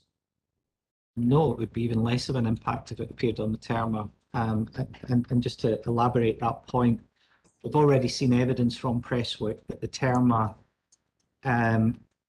has been, well, we assume it's been optimized to suppress the clutter from Dusalach and from Hadyard Hill. Being a plot extracted radar, being a very highly processed radar, any returns that may break through from Clauchrie would actually be far less significant on the Terma. So what you would get is the Terma would actually, it would actually, as we've kind of talked about in my precognition, is that any cumulative impact is negated by the Terma. So what you would get, if there was any breakthrough at all from Clauchrie on the Terma, you may get the occasional sparkle in the vicinity of Clauchrie, but then that might look like weather clutter or something else that you would actually normally get on the Terma anyway. Yeah, but weather clutter would come and go, would it not? It wouldn't always be there, would it? Clauchrie would be intermittent clutter in a localized area where there's very little traffic operating. Now, just let's be clear, Mr. Wiley, what I was suggesting to you was that weather clutter would be intermittent. So it would come and go on the controller screen. Mm-hmm. So far as Clauchrie is concerned, and this is maybe a technical question for others, but let's assume that the development appeared constantly on the screen. It broke through, I think was the phrase you use, and it appeared as clutter on the Terma screen. Would that make the area operationally significant? No. The reason being that Prestwick are already dealing with far more significant clutter, and they're operating safely with far more significant clutter in airspace that is operationally significant. A small isolated area of clutter on the underneath the edge of their controlled airspace is not really going to be a massive problem for them. So did you think it's acceptable then that if the airport has spent time optimizing the Terma radar to remove clutter, to remove the issues which arise from dealing with clutter, do you think it's reasonable then for SPR's proposal to introduce new clutter? It's from speaking purely from an operational point of view, wouldn't cause me any operational issues. What if every developer who brought a proposal forward adopted the same attitude? Would that not mean that the screen which Prestwick has endeavoured to clean up, to remove clutter, would then become cluttered again? That would be for the airport to determine as to the impact. They would have to, as we talked about, it would have to be looked at on a case-by-case basis. We've already established that from the CAP documents. All right. If we can go back to your report, please. And I'm taking you back to page 5, which is paragraph 212, and it's the section we've looked at before so far as CAP 764 is concerned. And this time I'm looking at the third numbered paragraph, subparagraph, which says that, it's a quote from CAP 764 paragraph 121, which says that the air navigation services provider 3 must be able to establish what reasonable measures may be put in place to mitigate the effect of a wind turbine development. Now, in actual fact, I would like to look at the CAP document because there's a bit which is missing from that quote from subparagraph 3. So I'm going to CAP 764, which is CD 9.4. And to look at electronic page 18. Thank you. And we see at the top, well, this is carried over from the previous paragraph numbering, so it's back to paragraph 1.21. And we see 3, the part which you've quoted is be able to establish what reasonable measures may be put in place to mitigate the effect of a wind turbine development. And then it goes on, and this is the bit which is not in the report. At all times, a collaborative approach between the service provider and the wind turbine developer is required to ensure an appropriate, i.e. reasonable, achievable and timely mitigation is required. You see that? Yep. Now, and again, I'm not asking you to concede a point here, but because there are issues before the inquiry, but if the conclusion of this inquiry was that there was an adverse impact and that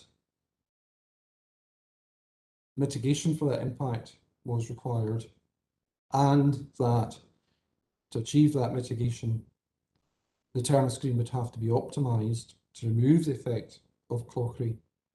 So it's on all of that basis. Would you accept that Terma would offer a reasonable, achievable and timely mitigation? I would agree with Ms. Mackenzie that in principle, yes, the thermal could be capable of dealing with any clutter that may possibly be generated by Clauchrie. Yes, and that would be reasonable, a reasonable mitigation, having regard to the idea that the mitigation should be reasonable, achievable and timely. As Ms. Mackenzie said, then with all the caveats that she put on the table yesterday, then yes, I would agree with Ms. Mackenzie's assessment of that as well. Okay, thank you. I'd now like to look at another document, which is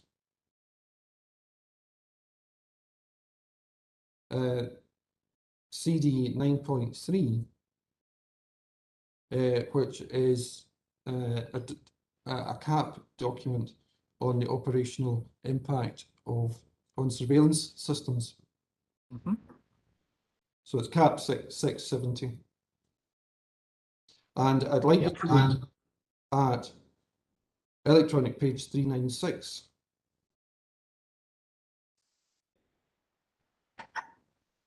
Just let me know if you have that. Yep, I have that. Okay, and do we see there a section which is headed effects of wind turbines on surveillance systems? And no, I might be a different page.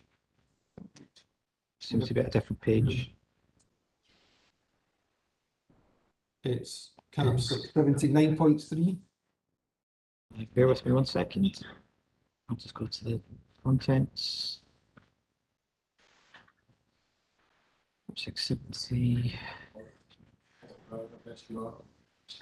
What's the reference for it? I'm looking for paragraph SUR 0284. That's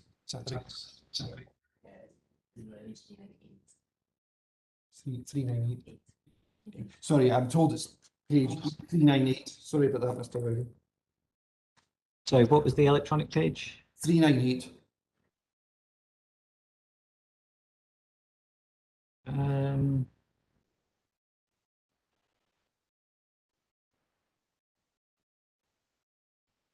Yeah, got it. Thank you. Okay, sorry about that. And I'm looking at paragraph SUR 0284, where it says that where the presence of wind turbines has an operational impact on surveillance systems, suitable mitigation mechanisms shall be applied such that any risks associated with the wind turbine effects are mitigated to an acceptable level. Now, it's to be noted that I think in the first line of that where the presence of wind turbines has an operational impact on surveillance systems. Is that not driving at whether the wind farm produces a clutter return on the screen of the radar operator? I would probably read that as having an operational impact on the radar itself. Is how I would read that. Yeah. Yes. So would you accept then that, having agreed that this section of the CAP document actually draws a slightly different emphasis here because it's looking at the return on the screen?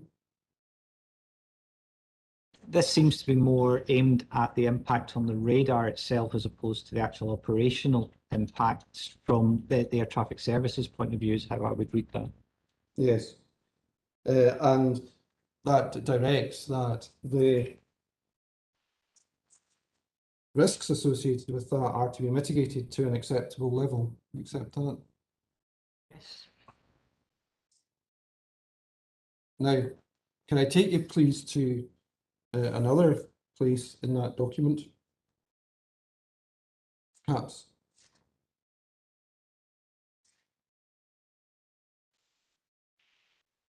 CAP 670, and again it's 9.3.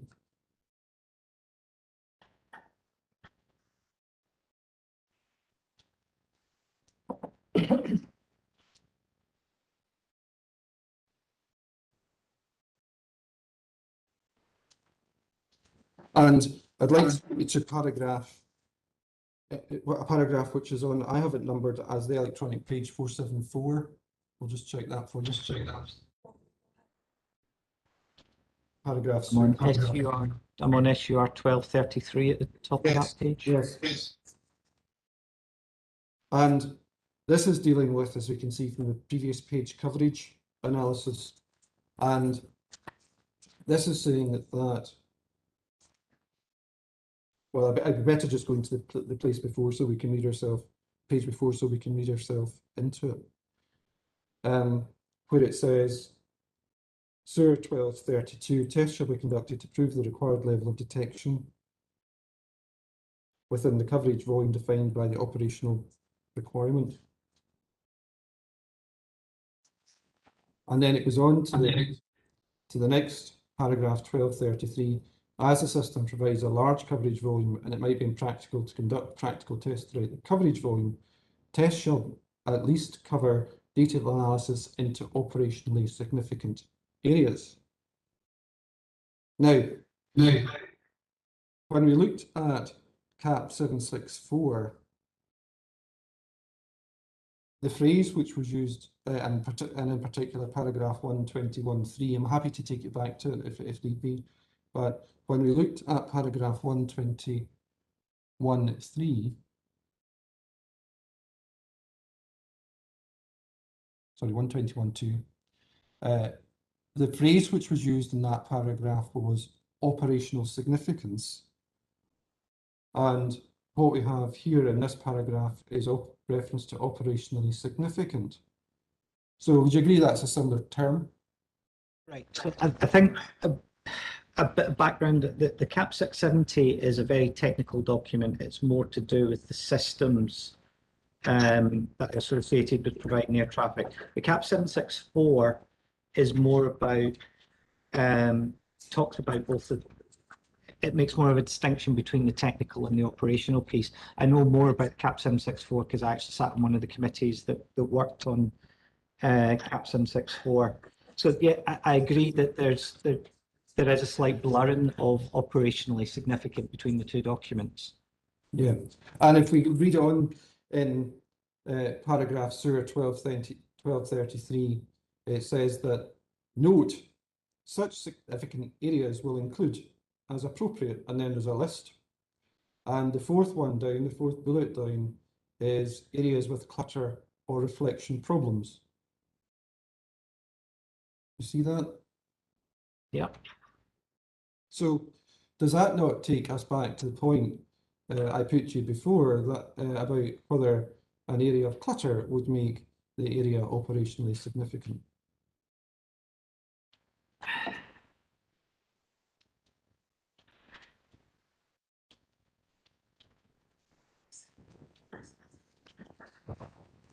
Not necessarily.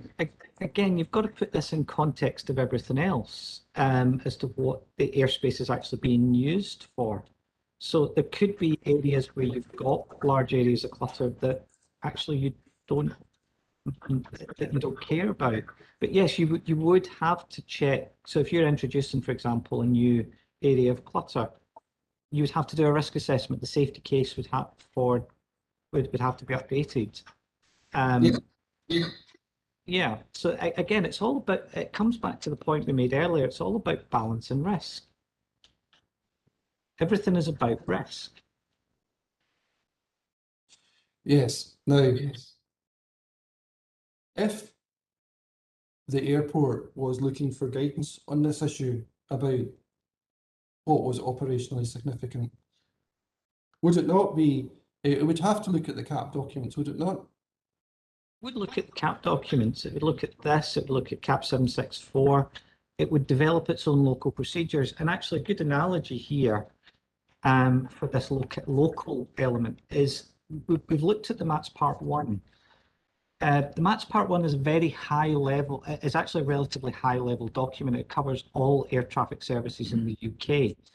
A lot of it doesn't actually apply to Prestwick. For example, Prestwick doesn't provide en route services. The real local detail is in what is essentially the annex to the MATS Part 1, which is the MATS Part 2. That's where the local detail is provided. So as these documents state, these are guidance and policy documents.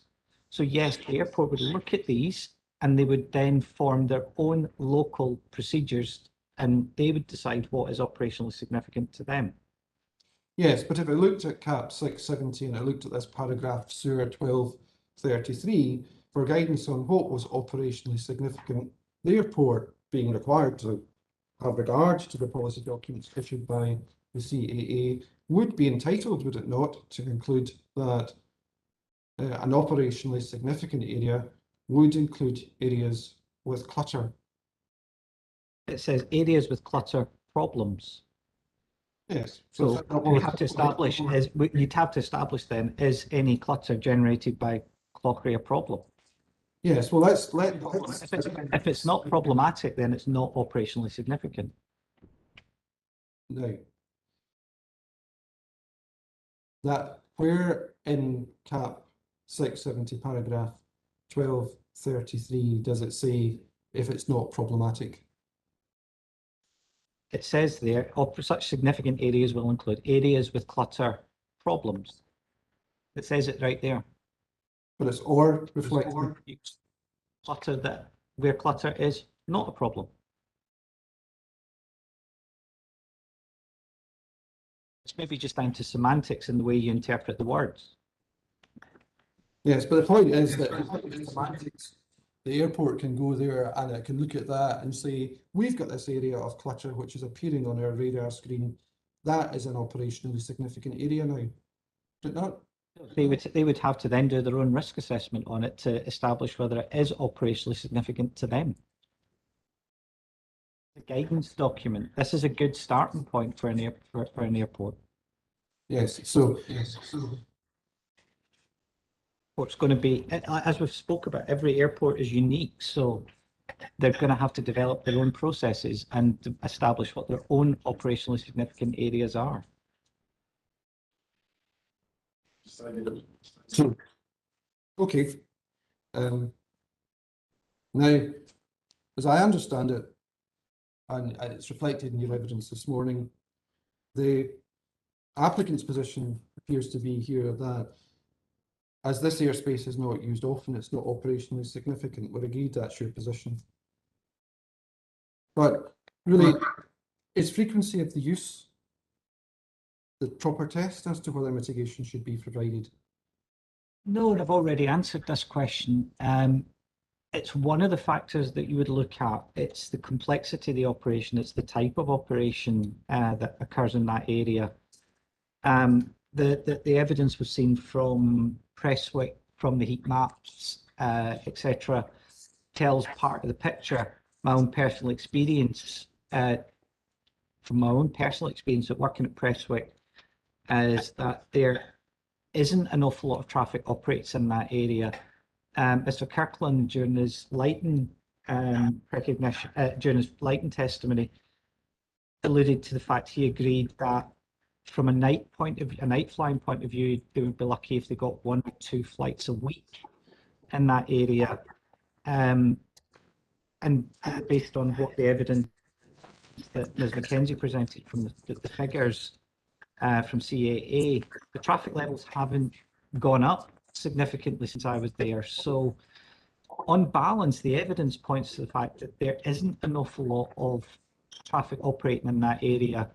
There may occasionally be something unusual happens there, but again, we haven't seen any evidence from Prestwick to support that there is significant activity in that area.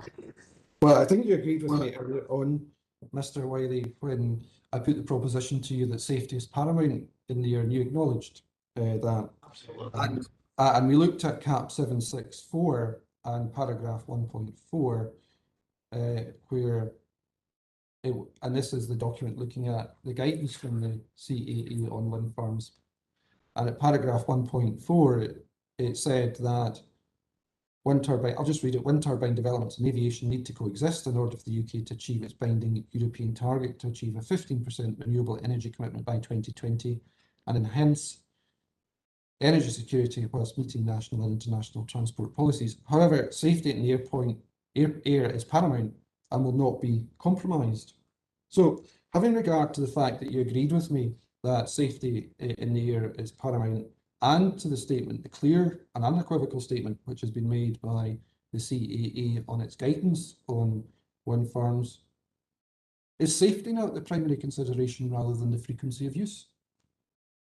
Safety is all, as I've said on several occasions, safety is the prime driver in everything that we do in air traffic. Thank you. It almost goes without saying in air traffic world, in air traffic land, that safety is the prime. All right, thank you. I'd now like to take you to another document which is, again, back to Matt's, and that's CD 9.2, it's Matt's part 1. And this time it's to electronic page 131, we'll just check that. 131. And hopefully that will bring us the section which is clutter on the situation display. Yes, got that. Yes. Good. Thank you. Now, in the paragraph 18A, it starts with an introduction to the topic of clutter. And it says there are many potential causes of spurious primary returns, clutter. And there's a list, including weather, anomalous propagation, ground sea returns, birds, and wind turbine effects. So we're agreed that wind turbines will create, or have the potential at least to create clutter.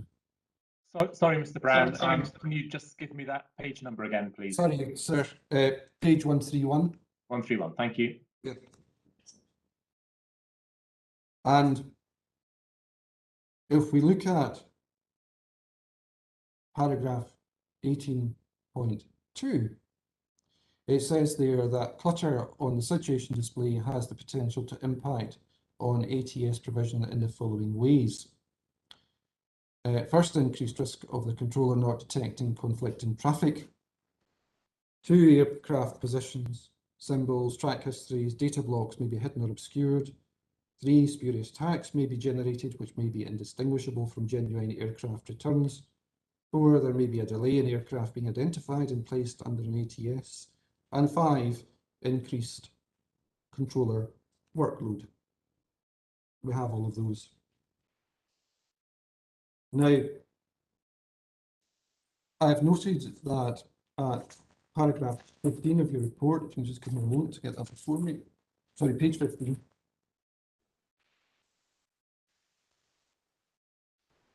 Page 15, sorry, point 15, sorry. Sorry, page 15 of your report. Page 15, thank you.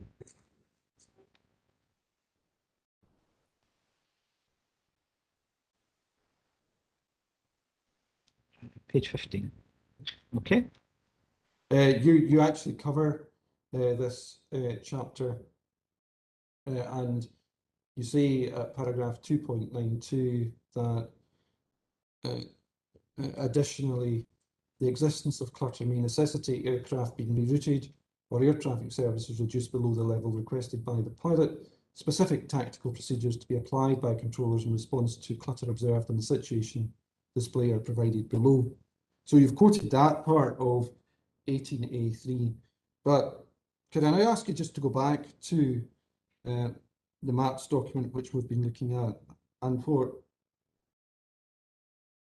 paragraph 18A3 starts by saying,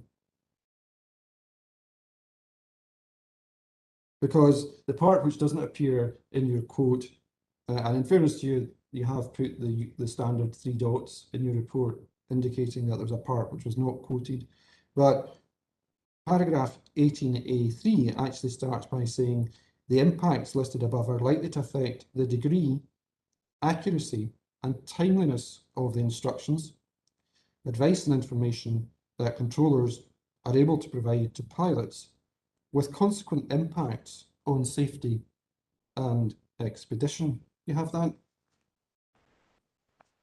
Yes, Now, I've seen that. if we think back to CAP 764 and paragraph 121, 2, and I'm happy to take you to it, but do you remember that what that paragraph says is that the air service or the air navigation services provider must be able to assess the likely effect of the wind turbine development on their service. It will not automatically detect the case. It is not automatically the case that a wind turbine development will result in a degradation to the service. But if we look at 18A3 and the introductory words to 18A3, which I've read there, are these impacts which are listed there not in fact a degradation to the service? They're only a degradation to the service if there's traffic operating there. Yeah.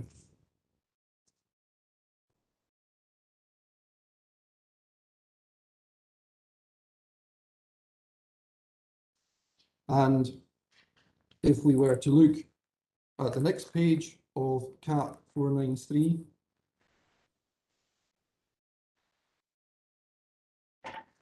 and look at paragraph 18B1 or 18B, which is dealing with Yes. outside controlled airspace. And 18B1 says, in the event of clutter being present on the situational display, controllers should consider the nature and extent of the clutter, and if necessary, take the following actions. 1, for aircraft in receipt of a deconfliction service or traffic service, and I think you acknowledged earlier that those are services which would or could be provided within Class G. Controllers should inform the pilot of the extent of the clutter and, where practical, offer a reroute. Now, the fact that there's a advice there to offer a reroute, is that not a degradation in the service? Not necessarily. You can offer a reroute safe. You can safely offer a reroute. But if the clutter wasn't there, you would not have to offer a reroute, would you? Agreed. Yeah. Yeah. And in subparagraph 2, there it says for aircraft in receipt of a traffic service, and again, that is a service which can be provided in Class G, and those aircraft under a deconfliction service that are not rerouted as above, controllers shall inform pilots of a reduction in traffic information deconfliction advice as detailed within CAP 774 UK flight information. If the controller cannot maintain aircraft identity, the service shall be terminated. Is that not a degradation of service? Again, it comes back, we've kind of touched on this. It comes back to this duty of care for services outside controlled airspace. You do your best to, what was the, I can't remember the actual wording, but you do your best to provide the best level of service. Sometimes you can't reroute traffic for a variety of reasons. Sometimes the pilot won't accept the reroute. So yes, you are degrading the service, but it's within it's within the acknowledged limitations of flight information services. But you would accept that if the clutter wasn't there, there would be no need to take the steps which are set out in paragraph 18B1, subparagraph 2. There would be no need. Agreed. There would be no need. So, On the rare occasion where there is traffic anywhere close to the wind farm. sorry, Mr. Whale, I just missed the start of that. Did you agree with my proposition? No, I said I kind of agree with that in the very rare occasions where there is traffic operating in the vicinity of that wind farm.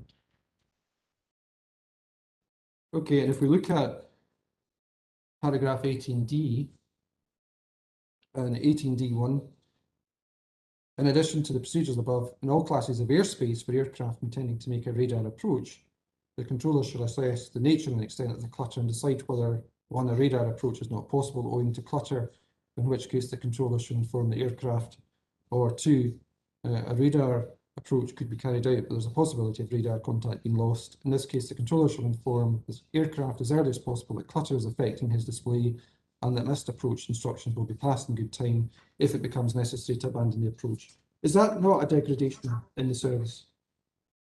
That applies to final approach. That applies more to the final approach tracks, which Clauchrie is nowhere near. Right, thank you. Thank you.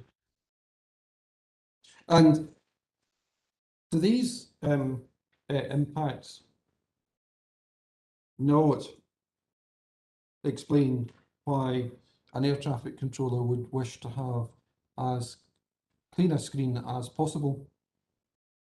I agree that in an ideal world, you would want as clean a screen as possible. But as I said, we don't live in an ideal world. And the CAP documents, as you quite rightly pointed out, talk about coexistence.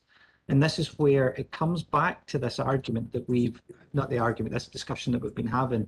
The airport has to establish the risk presented by each individual development. In this case, I would have a look at this, and if I was sitting at that desk, I would risk assess that as having virtually no operational impact. Okay, but if the airport has decided to object here on the basis it has an operational impact, what value does the airport's opinion have? It is the airport service, so it is entirely up to them. They may decide, because, and again, we've talked about this. We haven't seen the evidence. We haven't seen the processes which Prestwick used to assess these developments, so we can't comment on that. So the airport, as the NSP, quite rightly, it is up to them to establish the case as to why they see this as needing mitigated. And do you think that the airport's ability to provide a radar service is part of the amenity of the airport? Sorry, could you rephrase that? Yep. Would you accept that the provision of radar services is part of the amenity of the airport in the sense that it's a service which it provides to aircraft in the vicinity of the airport? Yes. If I could take you back to CAP 764, please. Yep. And that's CD 9.4. And sorry, what page number? Page number 16.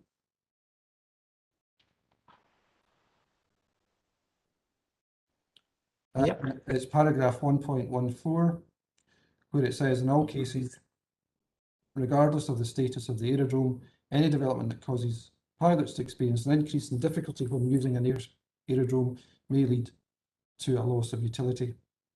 The CAA considers that if the aerodrome operator advises that the aerodrome's established amenity would be affected by a development, their advice can generally be regarded as expert testimony in the context of the operation. Is that what that says? Yeah. So having regard to that statement in the CAP document, which we've been looking at, what status does the airport's view have?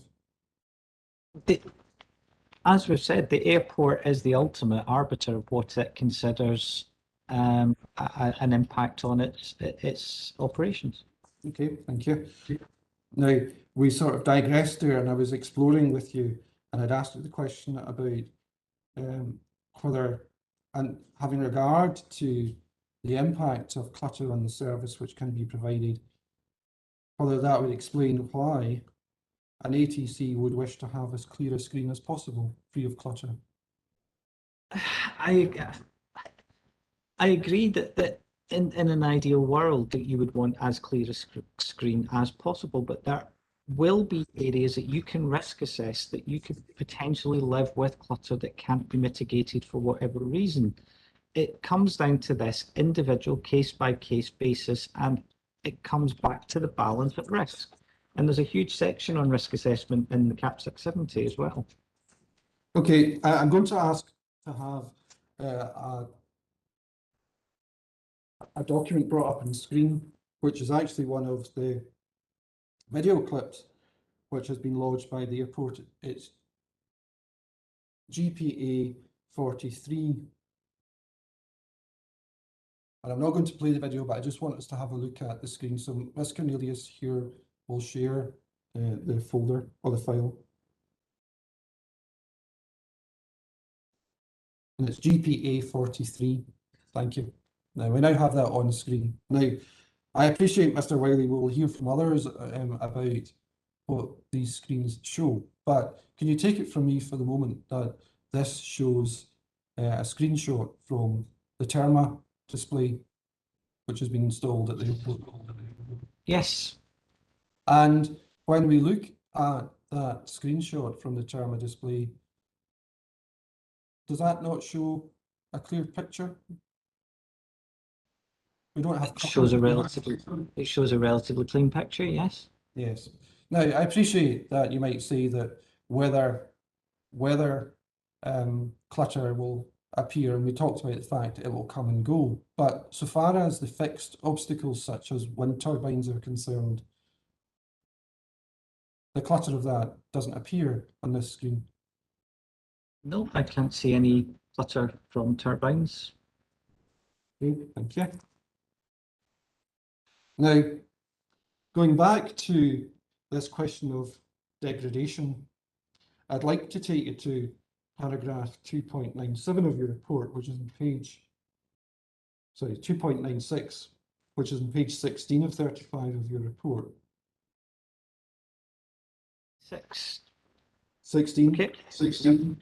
And you've got two paragraphs here, which I'm interested in, starting with paragraph 2.96. GPA routinely manages aircraft in the clutter area created from Hare Hill and Hagyard Hill wind farms. And we saw those yesterday, but there's no need to go to the screen, but I'm happy to, sorry, the cumulative impact map, I'm happy to go there if you want me to do so. But we can assume that the inquiry now knows where these developments are. And you said that these wind farms were in operation prior to the conclusion of the GPA ACP. The fact that these wind farms in the vicinity of the new route structure were not identified as a safety concern highlight the fact that the proposed development, which is significantly further away from the route structure, should be of lesser concern. But what you go on to say in paragraph 2.97 is, during my time at GPA, section 4 of the MATS Part 2 approach and approach radar, and I think the inquiry is now familiar enough with how MATS works that there's the general high-level statements in MATS Part 1, and there are statements in MATS Part 2 which deal with specific aerodromes.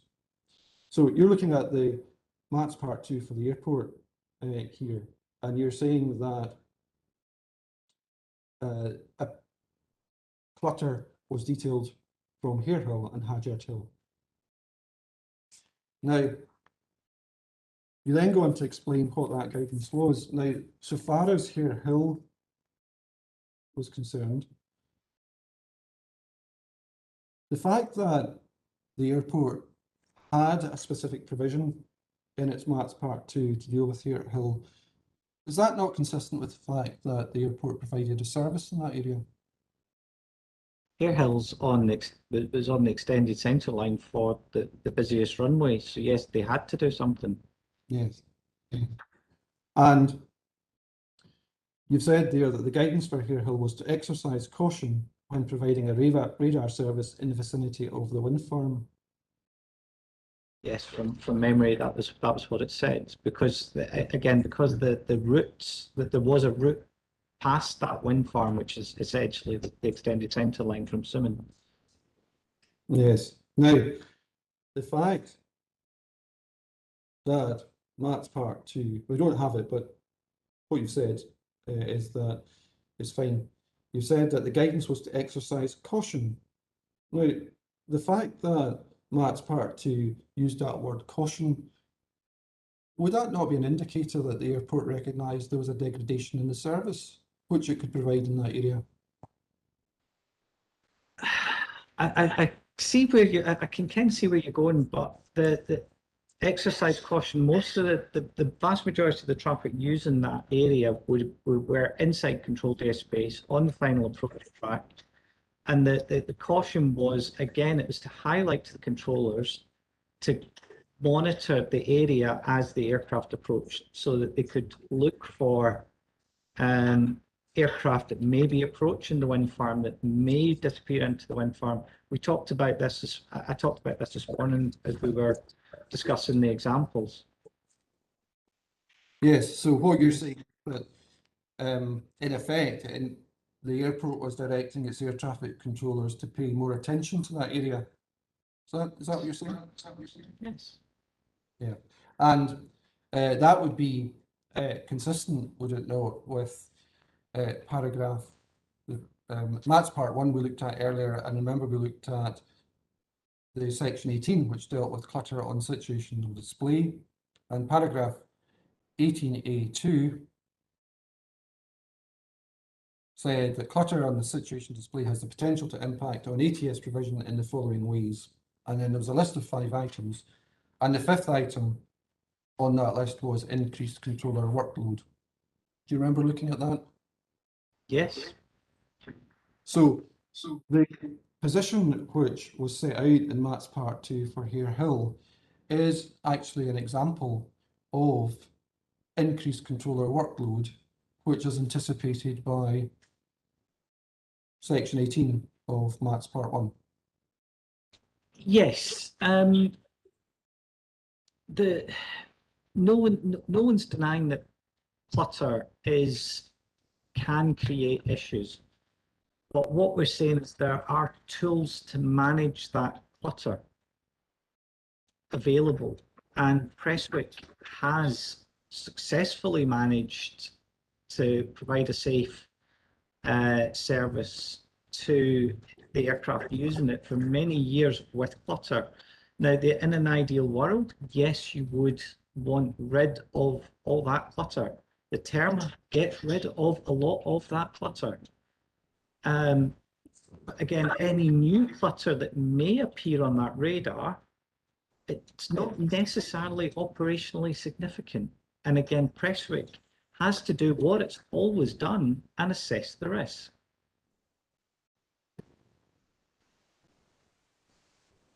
Okay. I'll take you back to paragraph 2.9.7 of your report.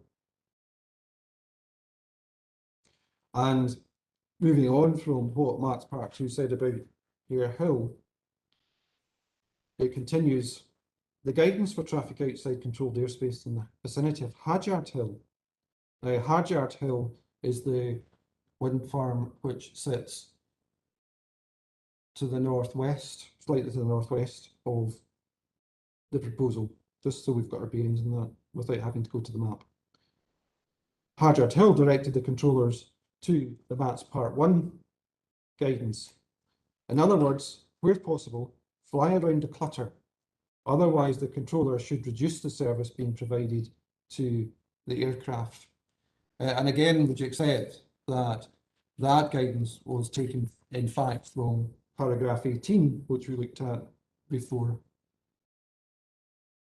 Yes. Yes. Yes, it did. It referred it straight back to the Matt's Part 1.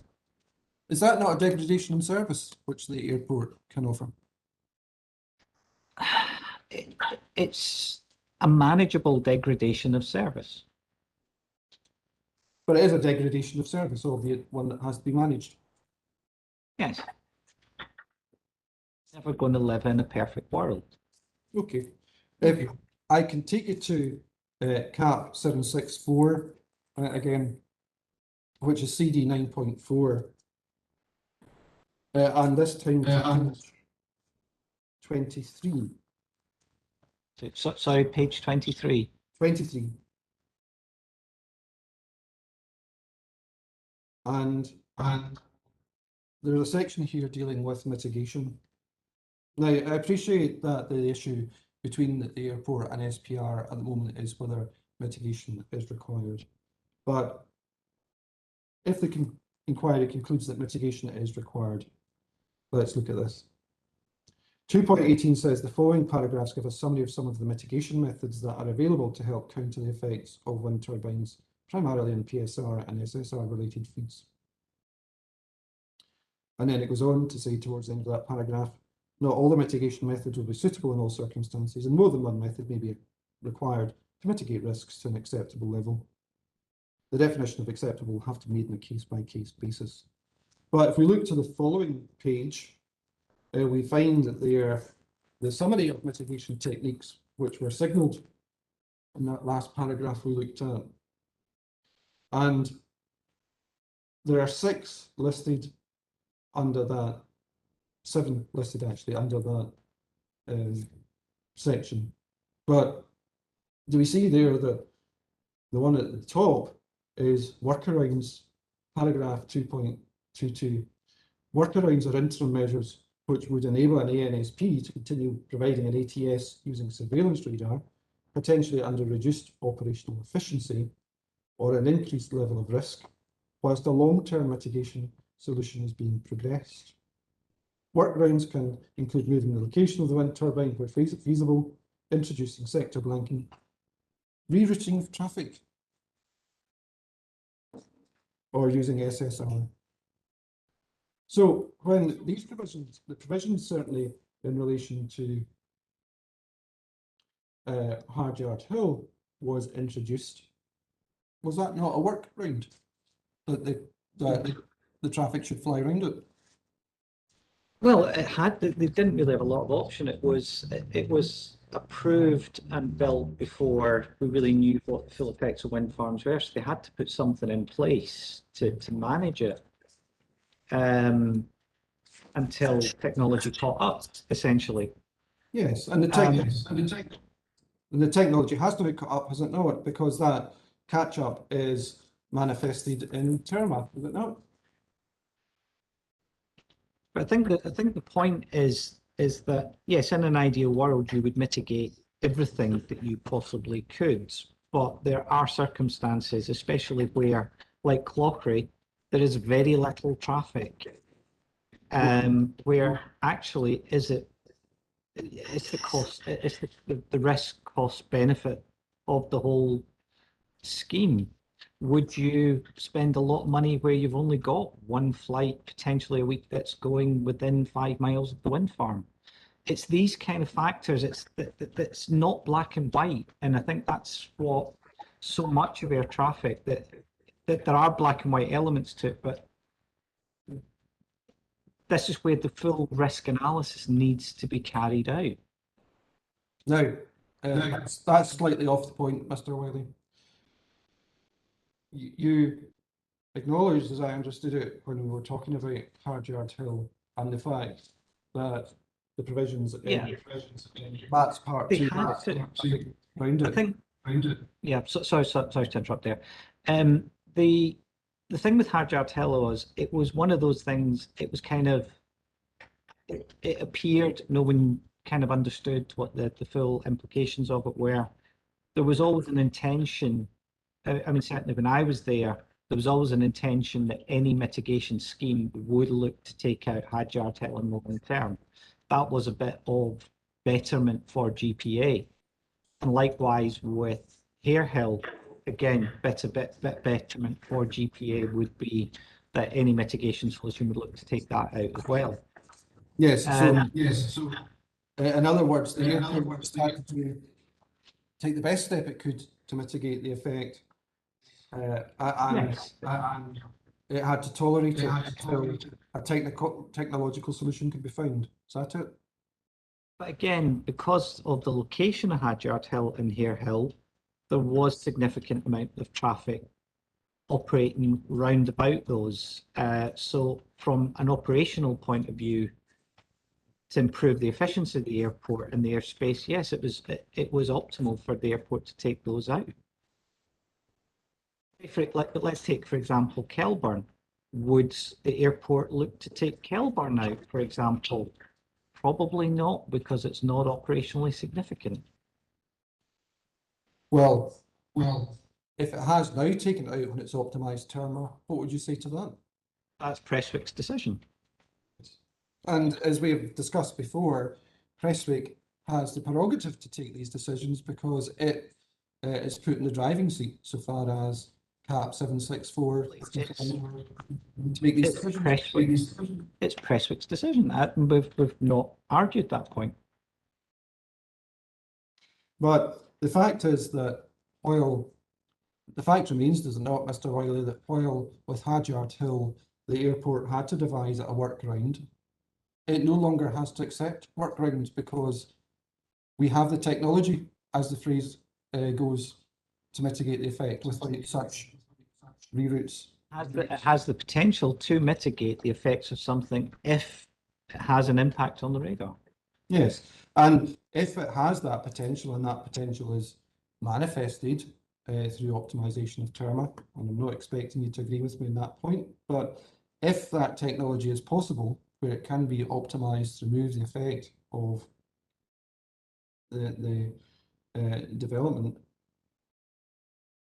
is that not the impact should be dealt with? It goes back to the point in I can't remember whether it's 764 670. I think it's 764 that the only need to mitigate it if they can show that there is a technical and operational impact.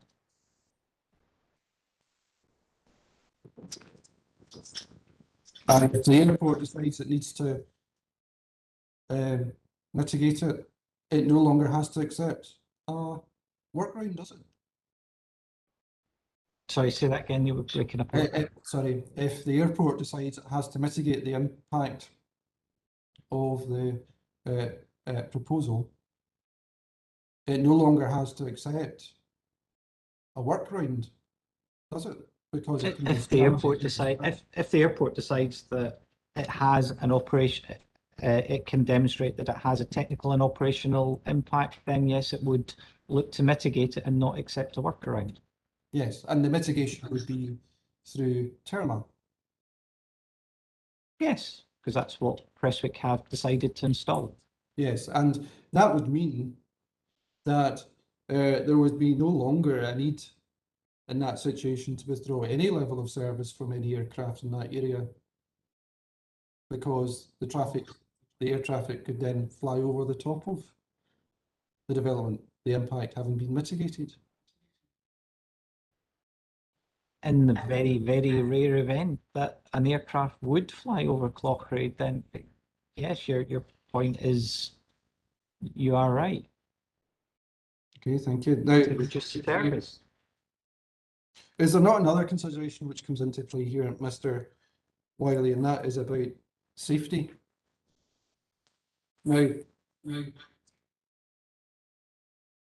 is the issue not this, when you have a wind turbine development beneath Class G airspace, that in Class G airspace, or indeed any airspace come to that, genuine aircraft returns can be lost in the clutter caused by the wind turbine? Potentially, yes. And is there not also a risk of track seduction as a result of that clutter? Not on the S511 because it's not a tracking radar. But on a system, there is still the risk of track seduction. On the Terma, there's a potential for track seduction because it's the tracking radar. Yes.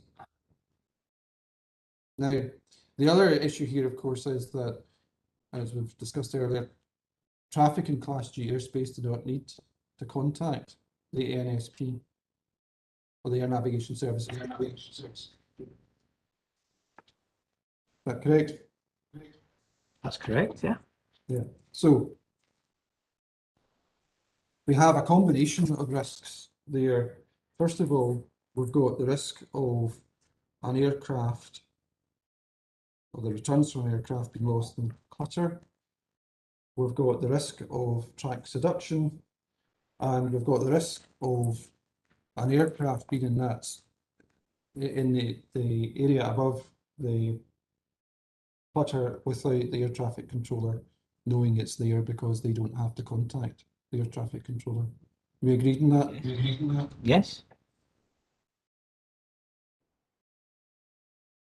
Now, does that not mean that there's an increased risk in using that airspace?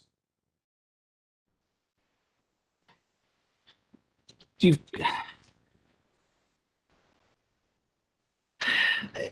Class G airspace is uncontrolled. Yes. And Yes.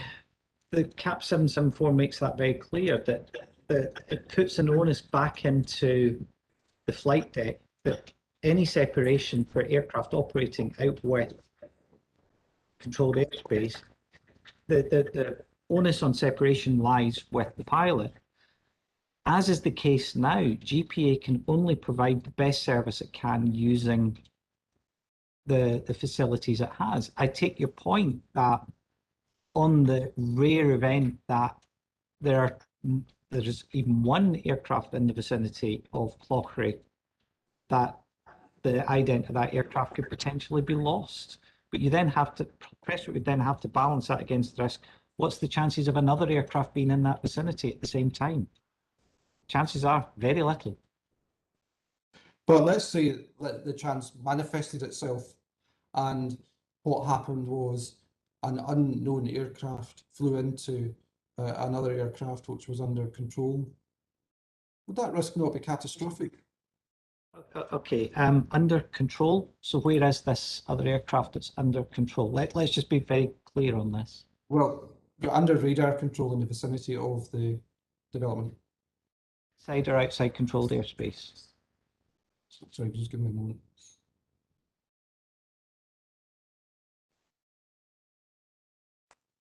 Said you cannot provide a control service to an aircraft outside controlled airspace. Let's wait.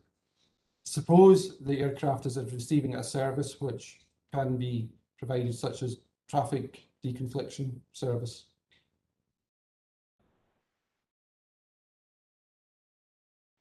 And there's another one we don't know about. That risk exists now. Yes, but the airport no longer has to accept that risk, does it? Because it has TERMA to eliminate that risk. As long as the aircraft, if the controller has it to exercise his duty of care, you can't foresee every circumstance. The controller, there's much higher risks from the current clutter at Hadyard Hill and Hare Hill. They manage it. The controller should be monitoring the area. It should see anything approaching that area. There's always going to be circumstances where the controller might not see something. So you are making a hypothetical situation, but it's a hypothetical situation that exists now and that is managed now. Yes, So and it's managed. yes, It's managed now. Is it not? But there's always going to be areas, and it's regardless of whether there's a wind farm there or not. There's areas where the radar cover's compromised. There's areas because of terrain, for example. There's any number of reasons why a controller. Yes, I accept what you're getting at is that by introducing this clutter and not mitigating it, that you're potentially impacting. But again, you have to balance that against the risk of there being two aircraft. And like we say, from the evidence we've seen, there is nothing, or virtually nothing operates in that area. But I get your point. I get your point, but it has to be balanced against the risk. Yes, but how about we balance it against the impact of that risk manifesting itself, and there's a catastrophic event in the airspace? then that would, again, it's covered in the CAP 774 under the duty of care section. As long as the controller has been exercising his duties as best as he can, using what's available, and has passed all the relevant information, then he's covered. Yes, but unfortunately, I get what you're saying, but we don't live in a perfect world. Yes, yes. The air traffic controller may be protected in that situation, but what about those on board the aircraft? What protection did they have when the aircraft collided?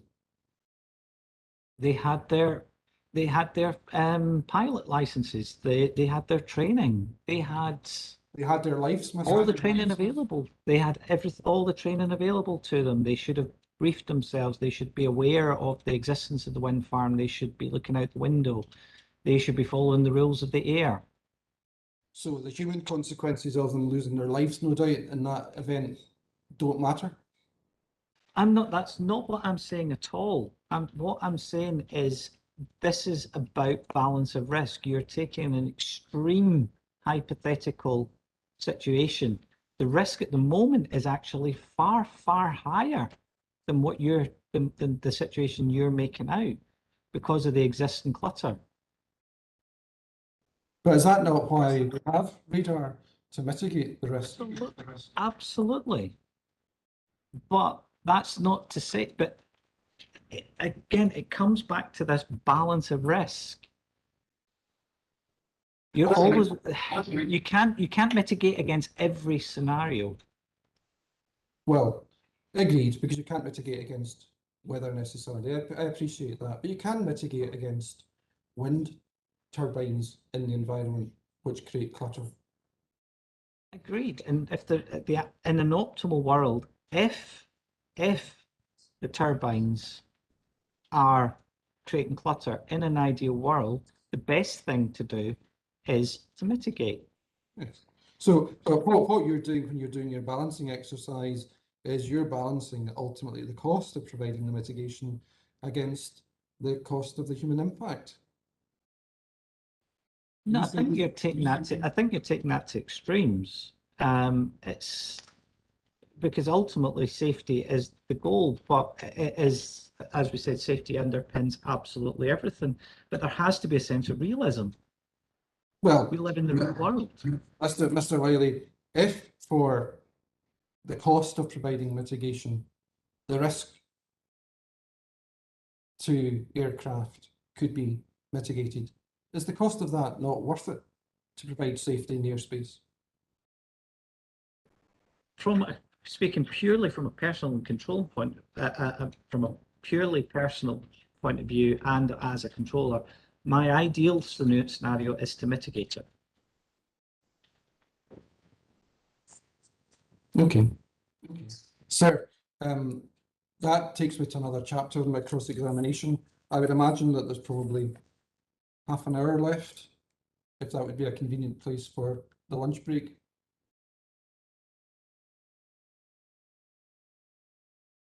Yes, thank you, Mr. Brown. I think that would be a good place to stop then.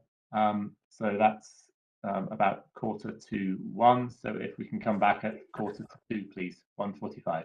Thank you, sir. Thank you.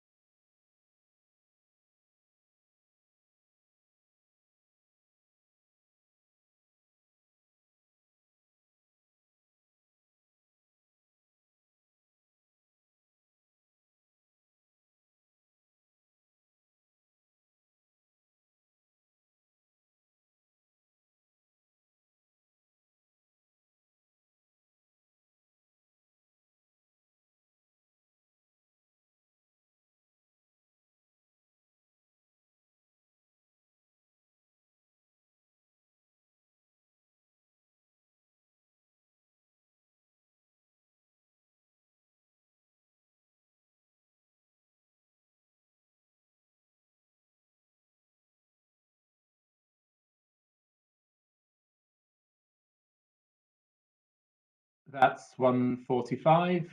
Our party's back with me. Good afternoon, sir. Yes, I can see. Yes, I can see. I can see Mr. McLeod and Mr. Brown, and Mr. Wiley's with us. So yes. Then do you want to review your questioning, please, Mr. Brown? I was just going to give you a very quick update on procedure. So the questions should now have been sent over to Ms. Cornelius, and hopefully Mr. Brown's nodding, so he's got this. Good. Thank you for the update then. Yes, so Mr. they've Brown. arrived and we will work on them this evening. Good. We can talk about it more tomorrow morning then. Yes. Should be. Right, back to you then, Mr. Brown. Thank you. Mr. Wiley, good afternoon. Good afternoon, Mr. Brown. Now,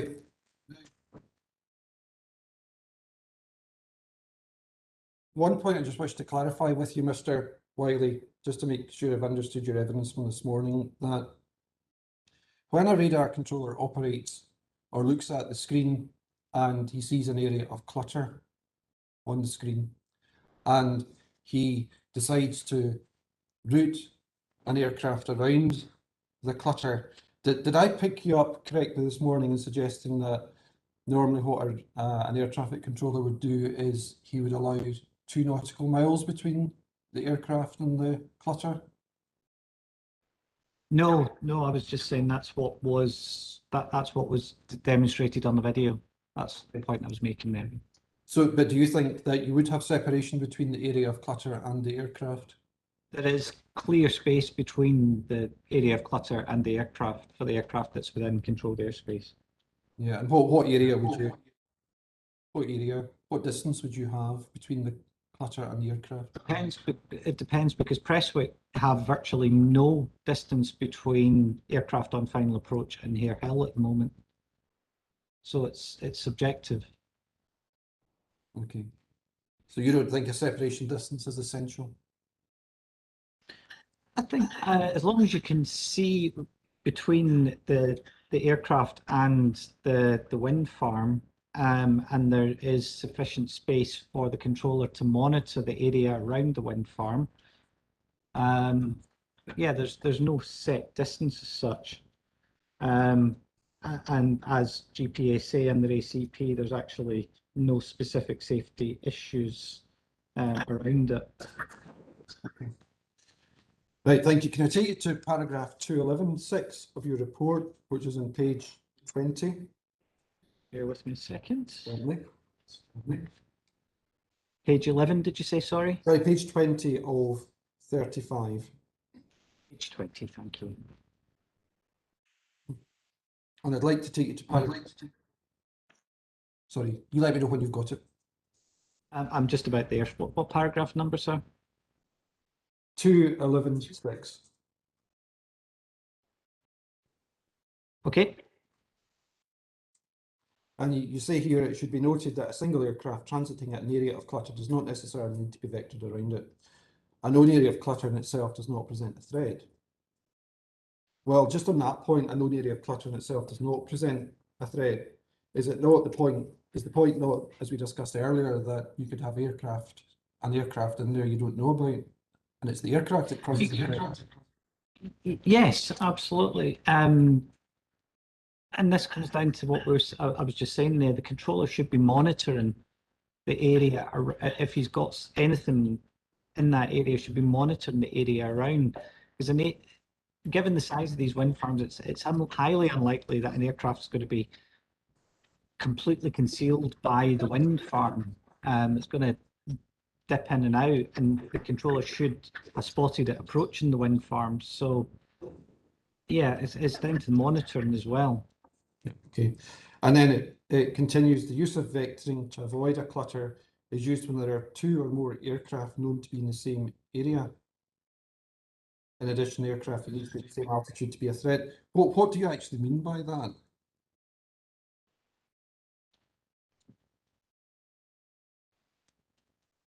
So, if you've got, for example, let's take the example of that we used this morning. So, for example, if there's 2 aircraft on parallel headings, for example, both being vectored in, that would be that would be a potential circumstance where that would be used.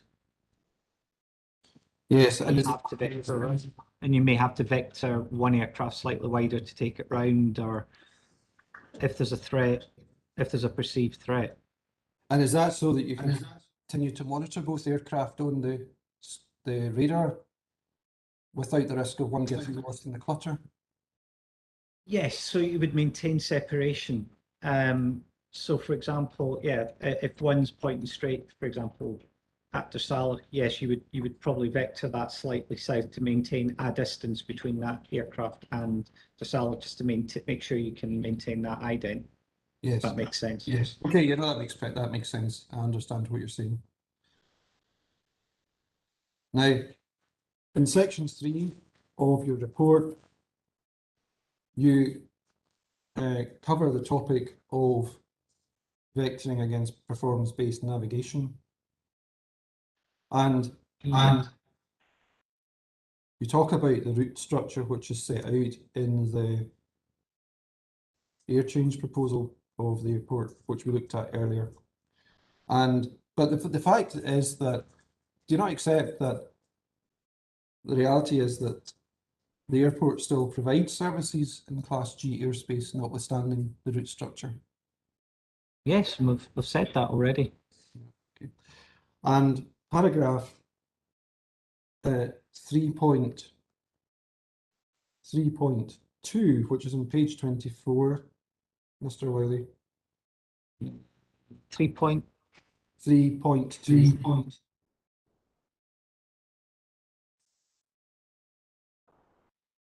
And just let me know when you have it. Yep, I've got it. Okay, I hear you comment on the use of radar vectors, but have controllers not been vectoring aircraft for years? Yes, but the whole point of these new routes is to start lowering that workload and start systemizing the airspace around airports. And have controllers not employed continuous descent operations without the use of PBN for years? Not as efficiently as these procedures would allow for.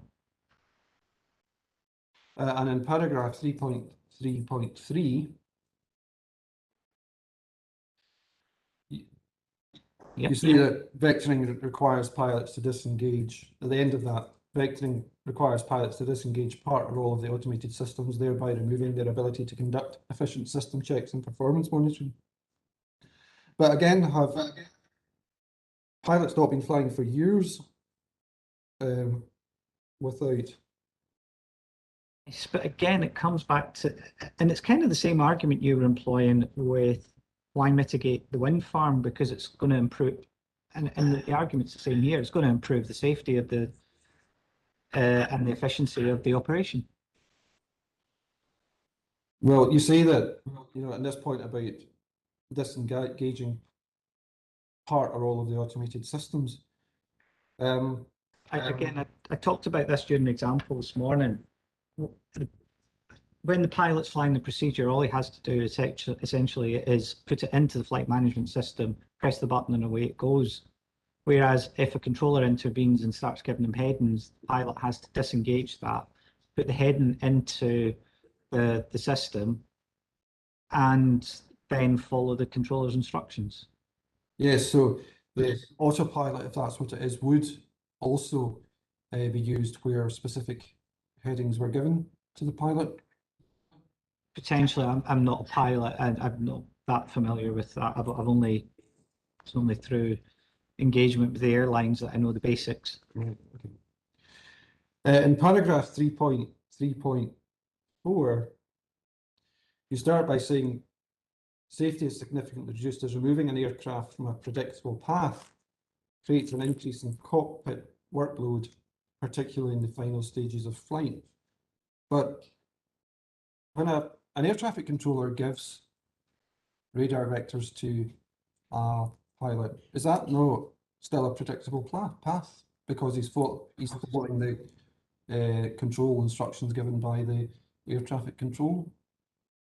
It is to a certain extent, but that heading as the aircraft descends will be influenced by wind. So that the controller will have to constantly monitor that and adjust it depending on the variance and the conditions as the aircraft flies that. Whereas if it's flying the set procedure, the aircraft will make the adjustments to maintain that track.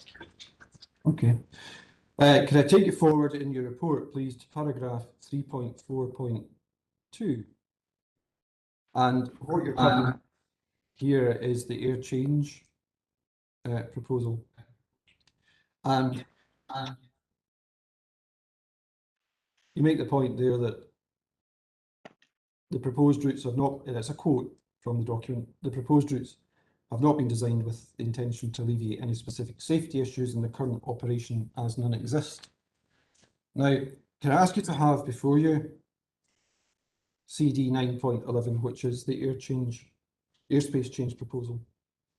I have it in front of me. And could I ask you to turn to the page which is numbered 5, which contains the introduction?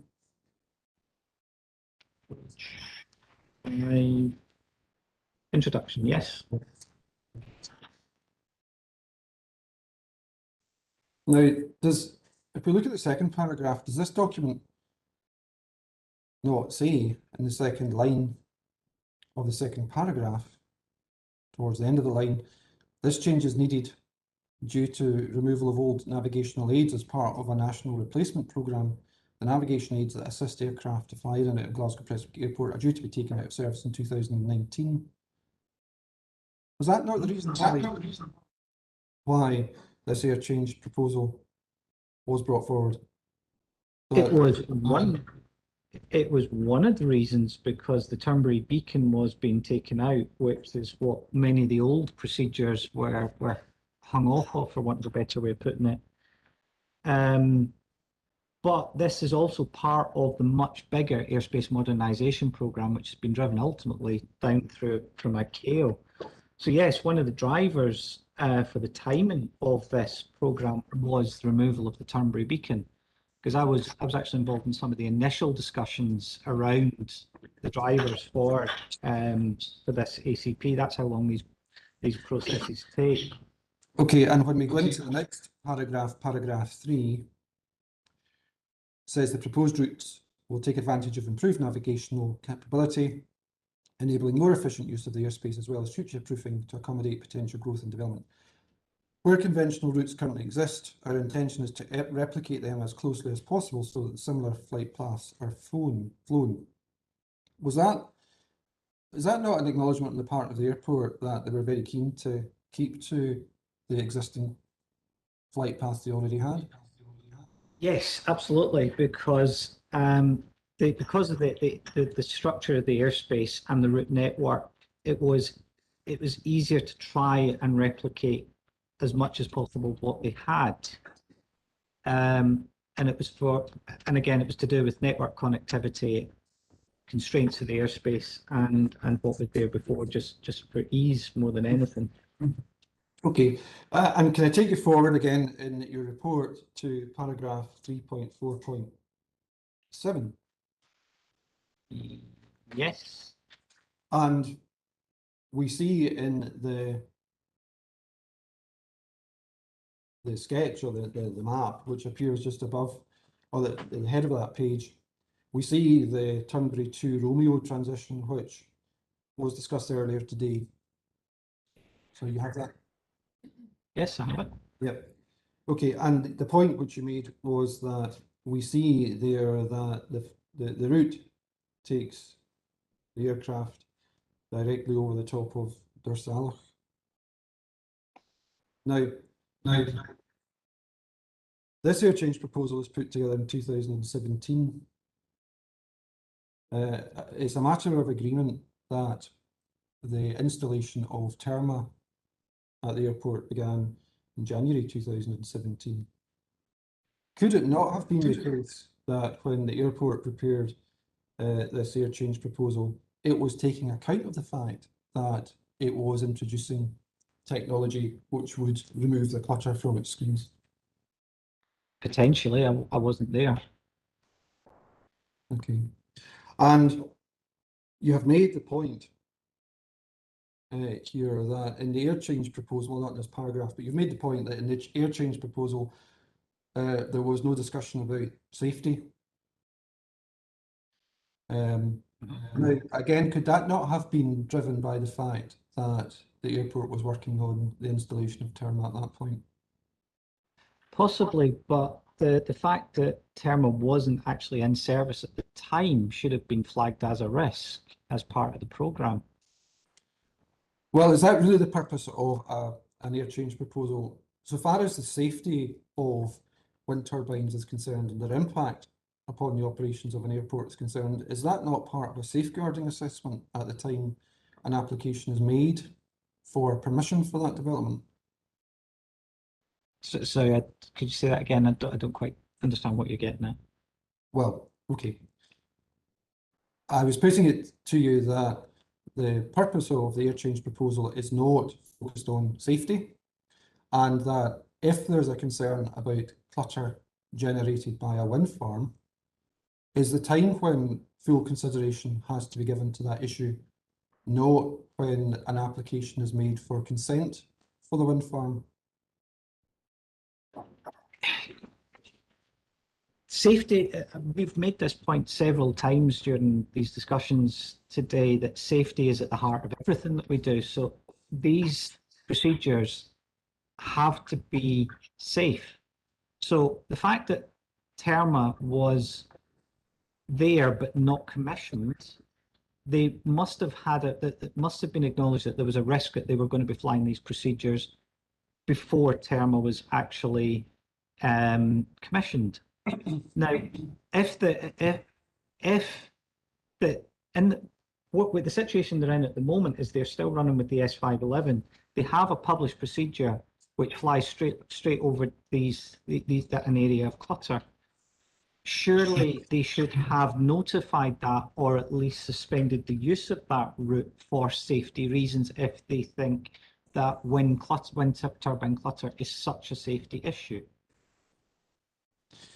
Yes, but my question, Mr. Wiley, was really this, that when it comes to considering the question of the airspace, the safety of the airspace caused by clutter as a result of a wind farm development, is the time when detailed assessment is given to the safety issues caused by that wind farm and its clutter, is the time that's done not at the time when the application for consent for that proposal is made? Yes and no, but you have to take into account any changes to the airspace, have to take into account the environment it's operating in. What about the safety? What about the failure modes for Terma? Because what they're implying, what GPA are implying is that they're going to fall back on the S511. That's going to have a direct impact on the usage of these airspace, these procedures. That's not been picked up. Well, I'm not quite sure, Mr. Wiley, that my question has really been properly answered. I'm saying to you, is the time when you consider the safety impact of a proposed wind turbine development, not when the application for consent for that wind farm development is made? The safety implications of that wind farm, when that wind farm's application's gone in, will be around the circumstances at the time of the application. If this airspace change came in after the Salach, so therefore that the safety implications would then have to be reassessed against the new procedures. So it's not just you assess the safety at one point. A safety case is an ongoing, it's a live document, it's ongoing. Yes, but well, you said you don't know the procedures which the airport went through. That's fair enough. But if the airport had started the installation of Terma, would you accept that that could have been taken into the consideration of the safety? It would have been taken into consideration, but the risk assessment that sat alongside everything should have flagged the possibility that Terma wasn't going to be commissioned. They're still talking about the S511 as fallback. That should have been captured as well. None of these things seem to have been captured. Okay, can I take you forward to paragraph 3.5.1, where you're talking about vectoring and the proposed development?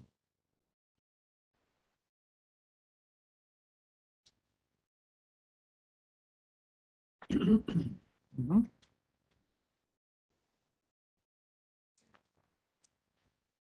Are your views on vectoring here your personal views on vectoring?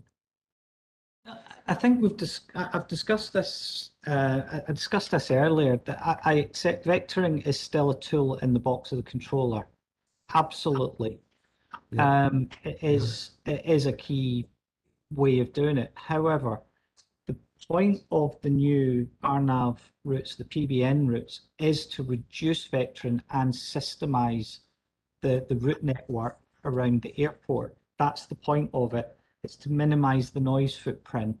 Vectoring is a tool that is still available to controllers in certain circumstances, and we've discussed quite a few of those circumstances during the day. So vectoring remains a tool, but the primary route for getting these aircraft onto the ground should now be the PBN routes. Okay, and what about unscheduled services? Should they be vectored? Or could they be vectored? It depends. They'll be individually coordinated, and they will be either vectored or pointed towards one of the PBN routes, depending on the circumstances at the time. Okay. Now, in paragraph 3.5.1, you have a statement there. In summary, traffic operating Class D airspace should normally be on a PBN route. As GPA itself states, vectoring is to be avoided. Now, just a bit curious about that statement. GPA itself states vectoring is to be avoided. I've noted that we don't have a reference. I know. I'm just actually trying to find the reference myself. I may have picked it up from another document, so apologies if there has been an error there. But I'm just trying to very quickly scan to see if I can find it. Well, I looked at the documentation, Mr. Wiley, and I wondered actually if you'd taken it from the inquiry statement which the airport had produced, because funnily enough, That's possibly where it's come from. yeah. Well, if you look at page 5 of the inquiry statement, Page 5. Yes, there we are. It says, in particular, vectoring is to be avoided since it results in unnecessary extended track miles. That is, again, I see where you're going, and it may have been taken out of context, and I may actually pick the quote up from something else. But yeah, what they're saying here in this bit is that vectoring to avoid is to avoid clutter because it increases track miles. yes. Any confusion?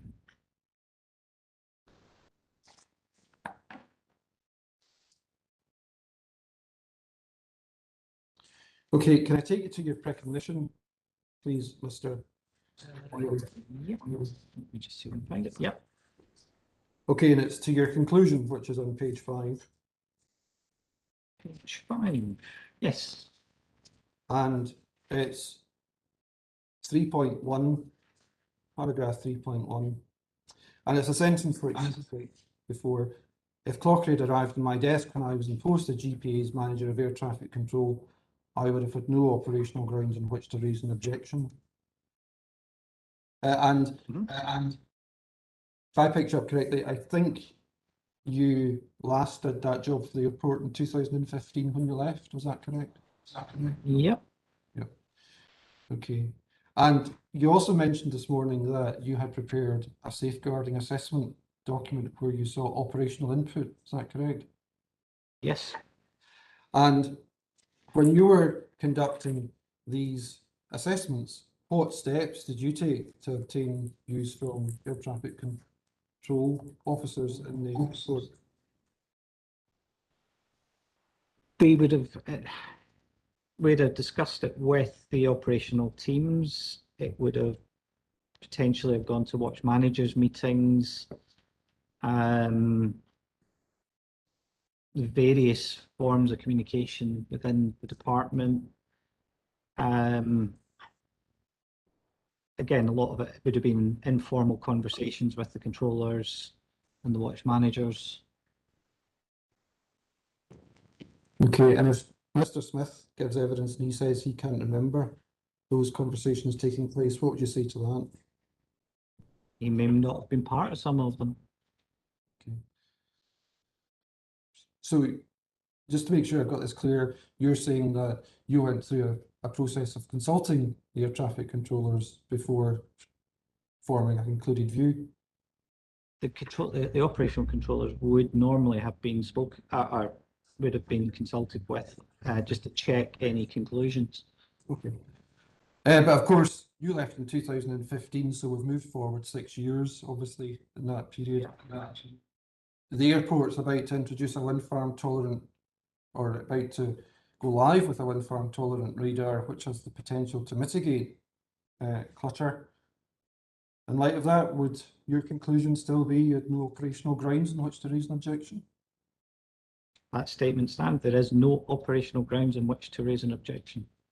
Yes, but of course, unlike when you were in charge of that process at the airport, you've not had the opportunity, have you, to discuss the position with any of the air traffic controllers at the airport today? Is that a no? That's correct. No. That's correct, yeah. So you don't actually know what the air traffic control officers at the airport currently think about this proposal? No, I don't. So when you say that you would not have objected on operational grounds, that's your personal view? That's my personal view based on the processes that I would have followed previously. And that's your personal view without any consultation? Like I say, you are quite right. Things have moved on. I have not discussed it with the operational team. There may be factors that I'm not aware of. Thank you very much, Mr. O'Reilly. No further questions.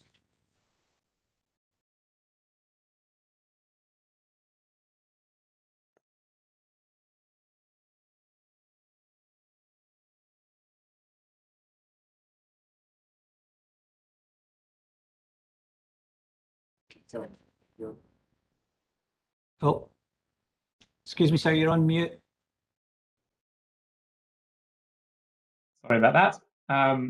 Thank you, Mr. Brown. I was just saying, Mr. Wiley, I have no questions of my own for you, so I'll pass you back to Mr. McLeod for any questions he may have in the examination. Sure. Just a couple of points, I think.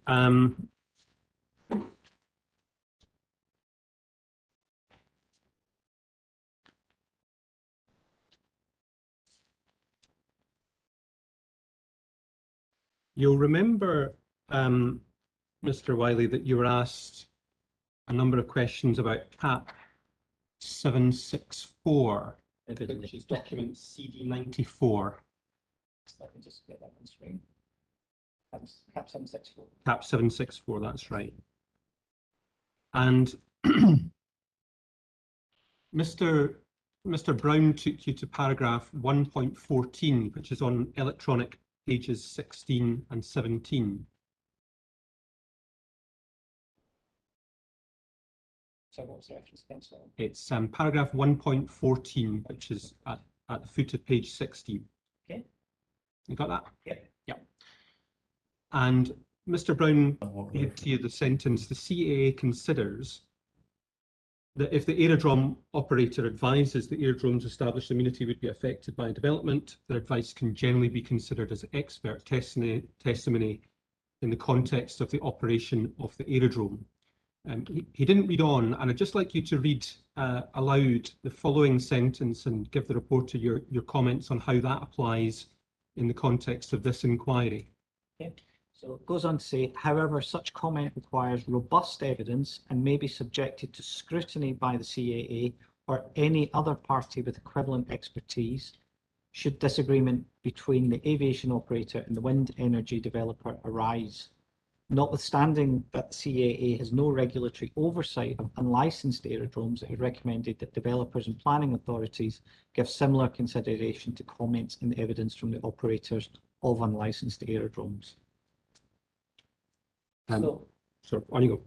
It goes back to what we've been talking about earlier, about this process of risk assessment. This is certainly what comes out here, in my mind, is that Prestwick haven't produced any robust evidence or any operational impact assessment to support the fact that there is a material operational impact by the Clauchrie wind farm. Thank you.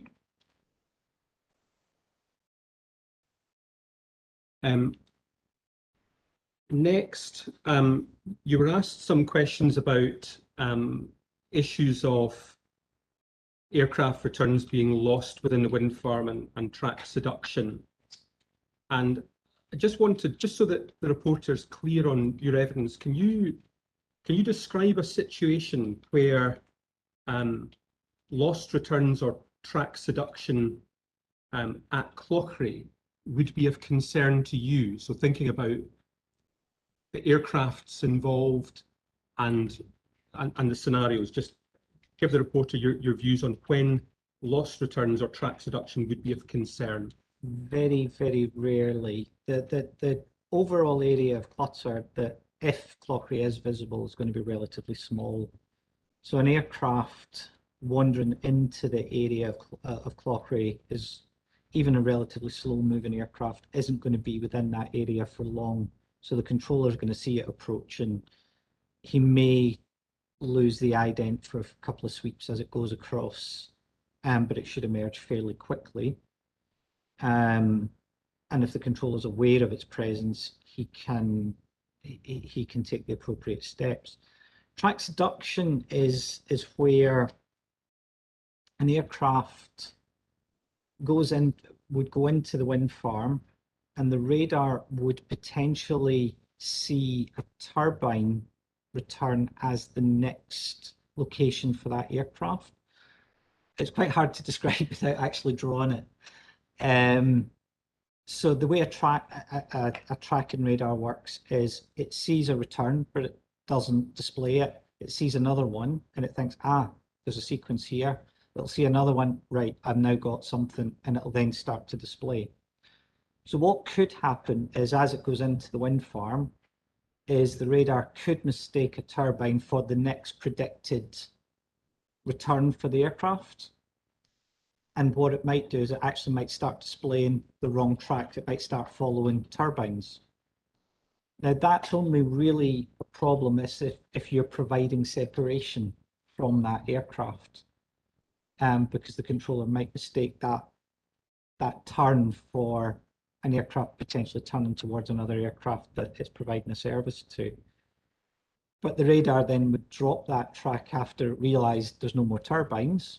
So, and again, because it's a very small wind farm, that would happen fairly quickly, and then it should re-establish. So yes, they are known phenomena within wind farms, but in terms of Clauchrie, their impact is likely to be minimal. So that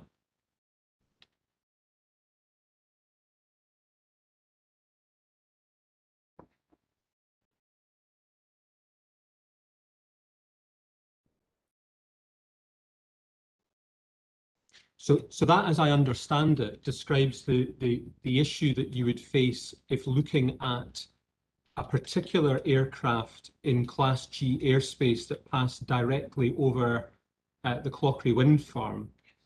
Would that in itself be of concern to you as an ATC?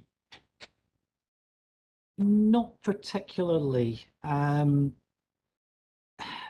we said, all VFR pilots before they go out should brief themselves.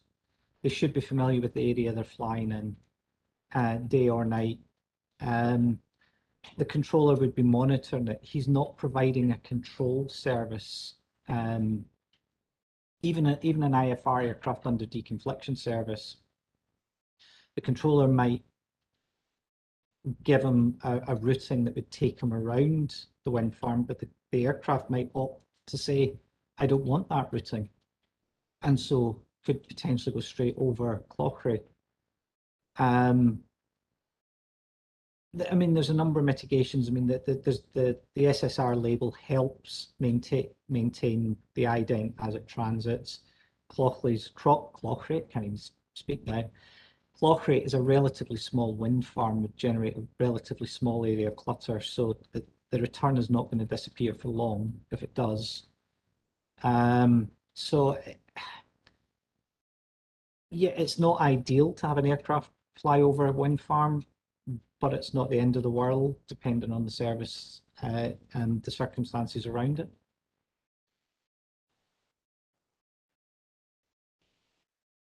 And you mentioned deconfliction service there. Just remind us what that involves. Deconfliction service is the highest level of the flight information services offered to IFR traffic only, and it means that the controller can give direction to that aircraft to take it where it needs to go.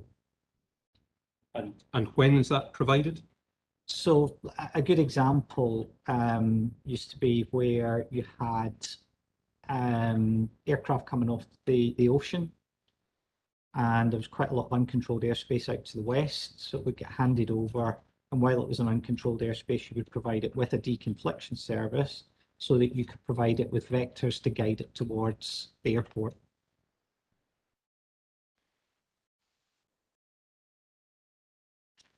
Thank you. And then I think finally, you were asked some questions towards the end about your conclusions in your precognition and your conclusion that if Clauchrie had arrived on your desk when you were in post, you would have had no operational grounds on which to raise an objection. I think in the answers that you gave, it was then taken on to where things are today. Yeah. And you were asked whether it was a personal statement, and you had said things had moved on. There may be factors that you're unaware of. Let me put it to you this way. If there were operational factors of concern, would you expect to have seen them as part of the evidence to this inquiry? Absolutely, yes. So although your evidence is a personal expression, it is based on the evidence that you have seen that's been lodged with this inquiry? Yes. Thank you. Those are all the points I have, sir.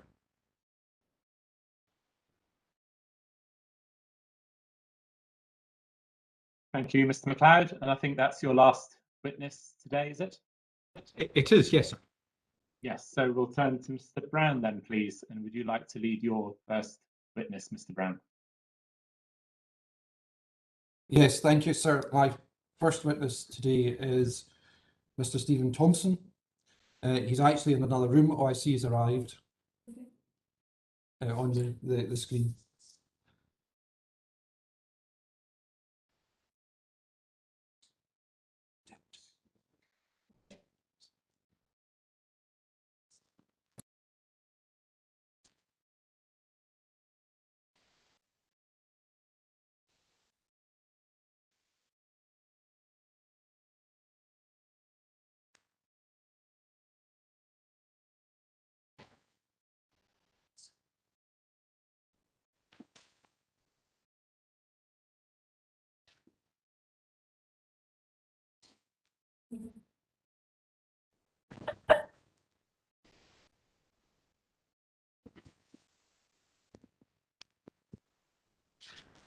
Sorry about that, sir. We were just making sure that Mr. Thompson was properly set up, given he's in another room, so that's already been done. Mr. Thompson, just to be clear, you're working from hard copy papers, which I am, Mr. Brown. Thank you. Okay, now can I ask you then to have before you your precognition, please? I do. Now, what I would like you to do is I'm going to ask you to read your recognition, but I'll stop you at various points with questions which I have for you.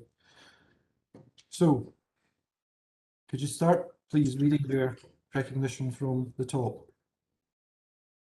Okay. My name is Stephen Thompson, and I am the Manager of Air Traffic Services, brackets, MATS, at Glasgow Prestwick Airport. Now, I appreciate you've just started, Mr. Thompson, but can you just clarify what that role involves? Manager Air Traffic. Principally, it's the safe provision of air traffic services at the airport. I have specific accountabilities that I must adhere to as part of that role. Okay, now can I ask you to continue? So, please, you were just, I think I joined the airport. Yeah. I joined the airport in 1997. Until 2010, I had the joint role of Airfield Operations and Engineering Manager. I was thereafter Air Traffic Engineering Manager until 2016, where I took on the role of the Manager Air Traffic Services. Right, just to stop you there again, Mr. Thompson. This inquiry obviously involves expert evidence from radar engineers and from air traffic controllers. To what extent do you have expertise in these areas? I'm not an air traffic controller, Mr. Brown. That actually paradoxically helps in many ways that consequently I need to take significant air traffic ATC operational advice. I'm not a radar expert. I have an engineering background, but it would be wrong for me to say I was a radar engineer. I have a working knowledge of how a radar operates. Okay, thank you. If you can continue by reading paragraph 2, please. As the Manager Air Traffic Services, I am accountable for overseeing the air traffic brackets ATC, air traffic engineering brackets ATE, and compliance roles to deliver the airport's regulatory responsibilities under both the Air Navigation Service Provision brackets ANSP and EASA aerodrome license. I am therefore accountable to the CAA for the flight safety at the airport. Yes, now, when you talk about the accountability to the CAA, what precisely do you mean by that? As I previously said, Mr. Brown, the safe provision of air traffic service at Glasgow Prestwick Airport.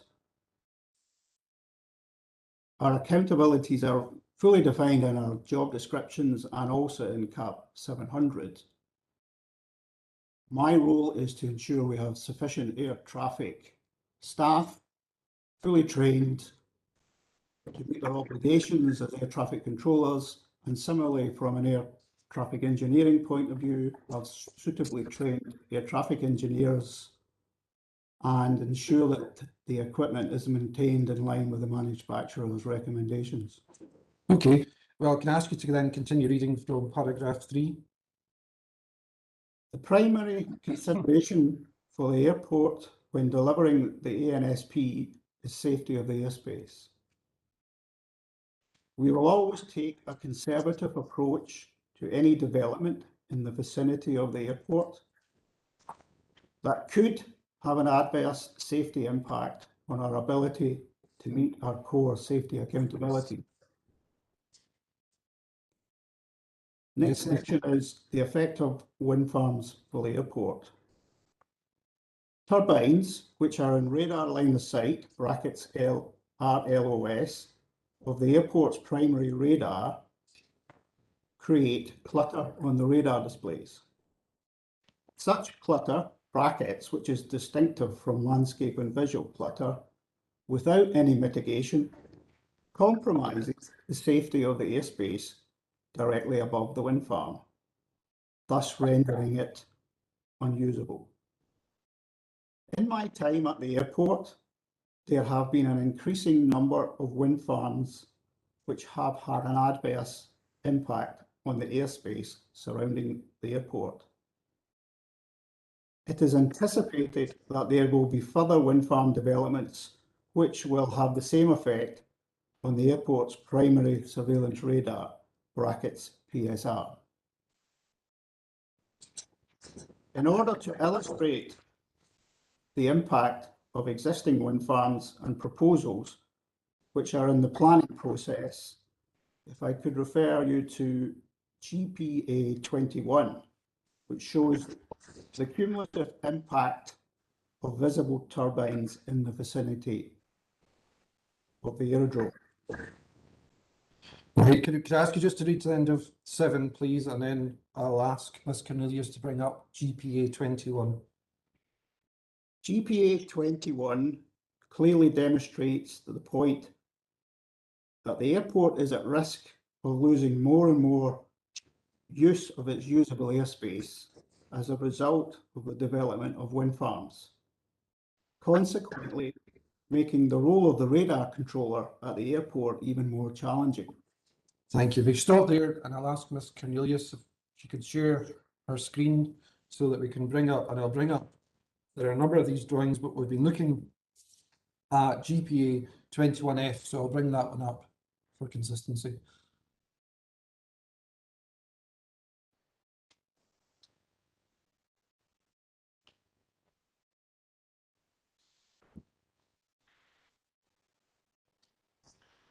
Sorry, sir, we're just organising the screen share at the moment.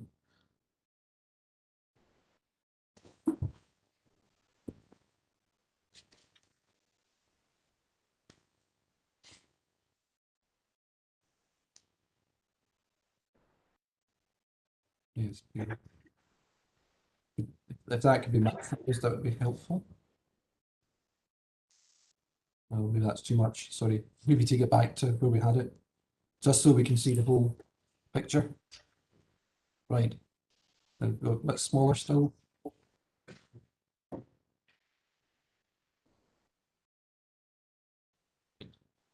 Okay, we'll try to work with that. It's not perfect. All right, Mr. Thompson, this is obviously a drawing which you have prepared. First of all, tell us, what does this drawing show us? Talk us through the different layers, please. Yes, so the general purpose of this drawing was to illustrate the number of wind farms in the various stages of the planning process around Prestwick. Layer 1 shows the existing wind farms that are actually visible. And according to your key or the legend on your drawing, Mr. Thompson, that they are shown in blue. They are shown in blue. Yep. All right. Sorry, I interrupted you. Layer 2, which is shown in red, shows the wind farms that are currently under construction. Layer 3, which is purple, shows the visible wind farms and wind turbines that have planning permission, have consent to build, but are not yet constructed. Layer 4, which is orange, shows the turbines that will be visible to Prestwick's primary radar that are currently in the planning process, so they do not yet have consent. Yes. And layer 5, which is in black, are wind farms that are at the scoping stage that we have information on that would suggest that some of them are visible to the primary radar. Okay, thank you very much. Now, one of the points which is acknowledged Mr. Thompson, is that this drawing doesn't show Kilburn. Is that correct? Yes, that's correct, Mr. Brown. And what is the explanation for that? As I mentioned earlier, that this is sort of best endeavours here to show from our CAD system that we currently have, just to give the illustration to the sort of the planning inquiry, the public inquiry of what we believe to be visible, or what will be visible to the primary radars should all these wind farms ultimately get consent. So I do acknowledge layer one. There are some anomalies in layer one in terms of, particularly in and around the Mill R Hill wind farm and Kelburn. Well, just on that point, Mr. Thompson, if you can just help you direct us to where we see Miller Hill on the drawing. Miller Hill is effectively at 12 o'clock, adjacent to what looks like in many ways a bite out of the minimum sector altitude chart.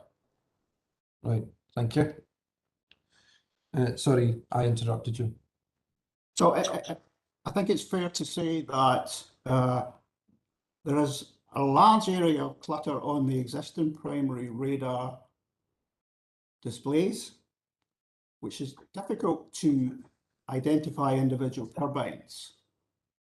On the new Terma radar output, it's possible now to see individual turbines because we're operating at a much higher frequency. So there are more visible turbines in that area that's currently shown on that layer one chart, Mr. Brown. Okay. So I fully acknowledge that. Now, if we look at the southeastern flank, if I can describe it as that of this drawing, you've got some operational wind farms there, you've got some which are in the planning process at some stage or other. If all of these developments came to fruition,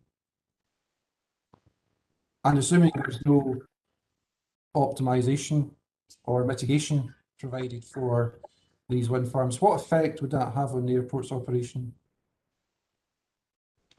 Well, I think it would be fair to say that it would have a significant impact on our ability to get aircraft into the airport itself. That's a large area of wind farms. Without mitigation, that would make the air traffic controller's job significantly more difficult. And it would just not really be realistic for a controller to sort of deal with that amount of wind farm clutter. Okay, thank you. Can I take you back to paragraph 8 of your recognition, please, and ask you just to read from. Yeah, Ms. Cornelius will remove that from the screen view for us. Yep. Okay, so paragraph 8. All of the airport's airspace is of value to the airport to ensure that its maximum flexibility to deal with current and future needs.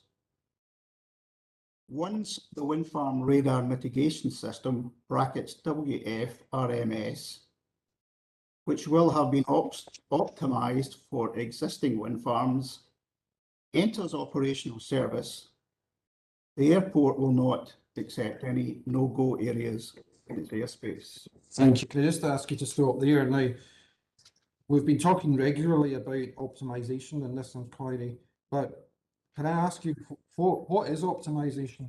What do you mean when you say optimized?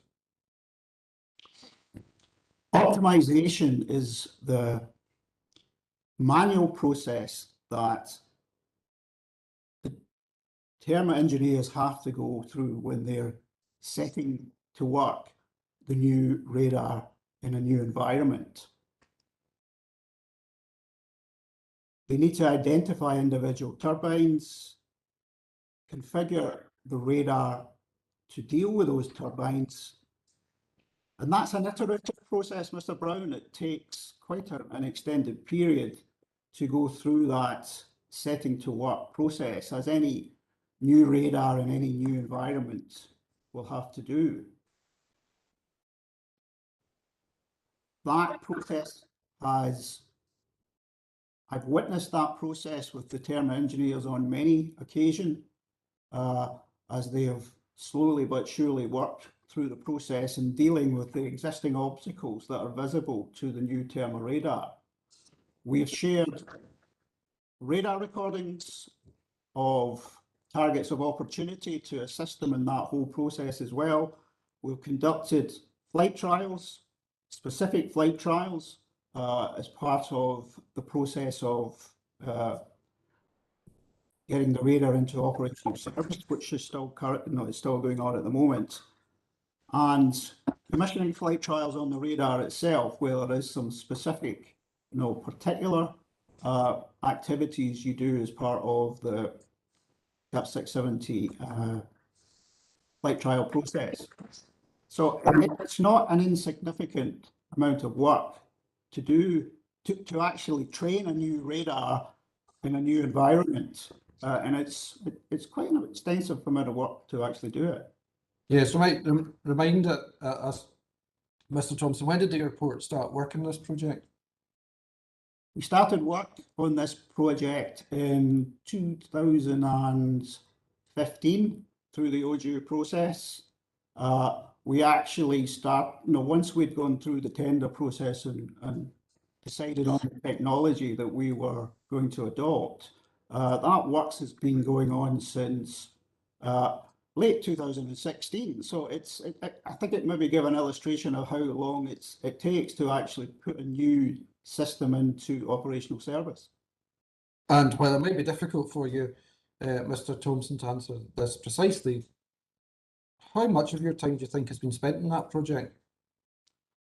Over the last 4 years, significant. I mean, it's been one of my key areas of focus, as you can imagine. We are really keen to get the position where we have returned to the radar controllers a clean radar picture. So it's, yes, in terms of time, I would say probably about 50% of my time over the last 3-4 years has been focused on the whole safety case process, on the whole interoperability process of ensuring all the elements of the wind farm radar mitigation scheme are stitched together, for want of a better description, and all the check processes that we need to do in line with CAP 670 compliance matrix to get that new system into operational service.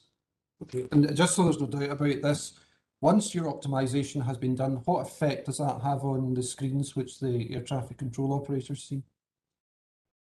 We will have a clean radar picture for the air traffic controller, which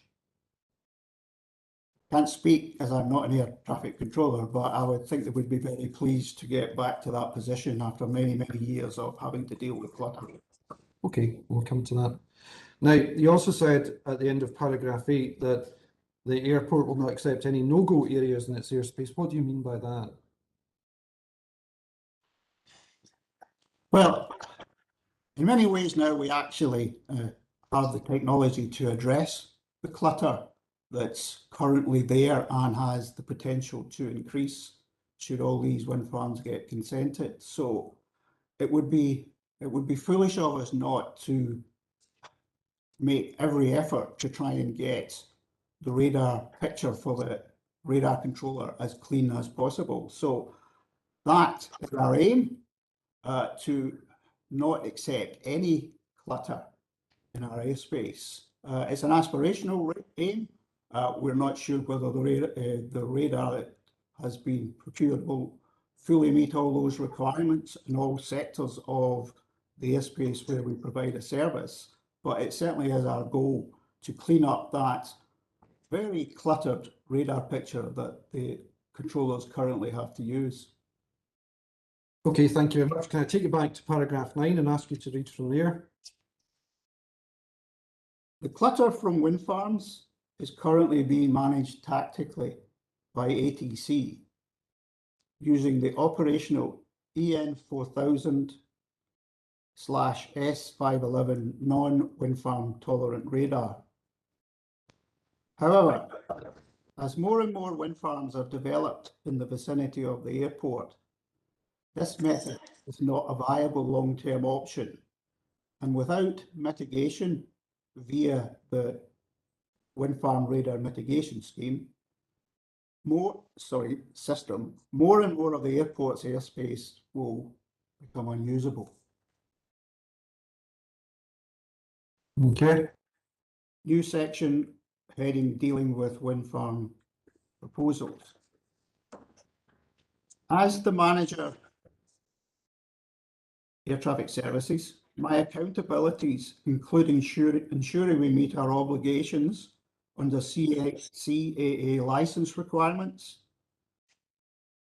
and adhering to CAP 738, which is safeguarding of aerodromes, which brackets is submission GPA05, by ensuring that all planning applications are impact assessed to determine if they will have an adverse impact on the airport's infrastructure. Thank you. I'll stop you there. Now, what other CAP documents are relevant? The most relevant one, and apologies, I should have put it in my precognition, would be CAP 764. Okay. Could you please continue by reading 11? Should any development have an adverse impact on the airport's infrastructure, it is incumbent on me to object to such a development on aviation safety grounds. Thank you. Now,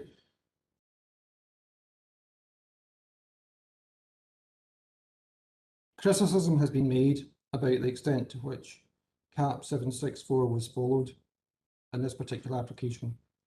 What would you say in response to that?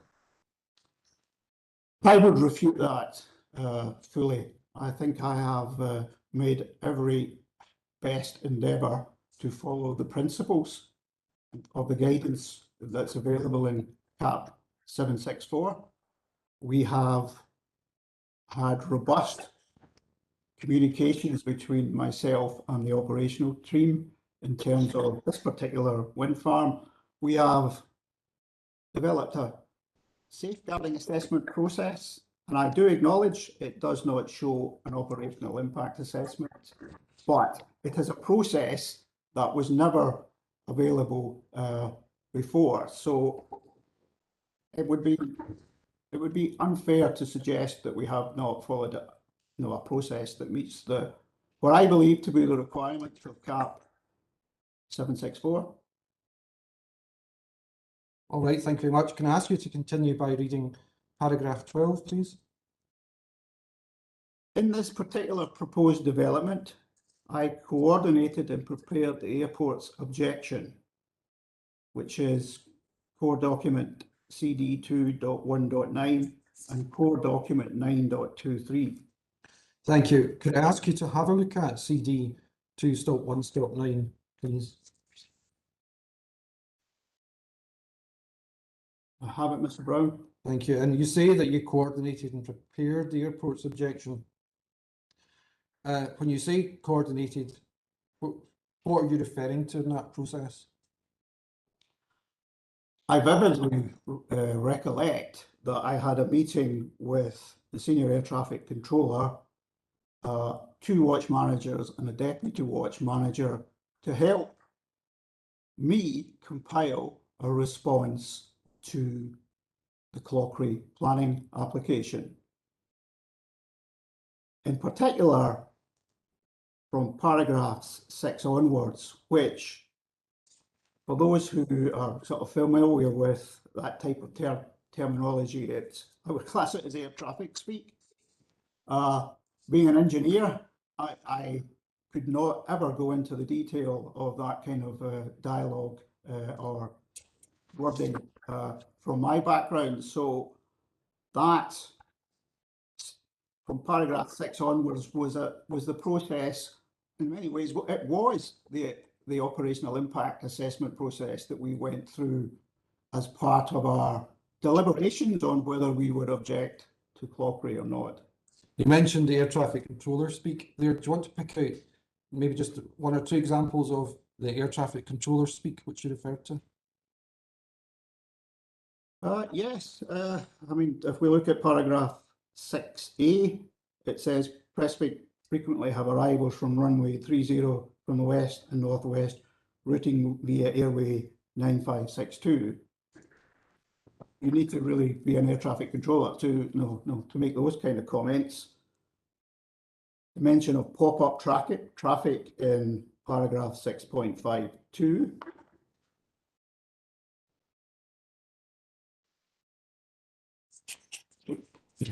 In many ways, the full of paragraph 6E,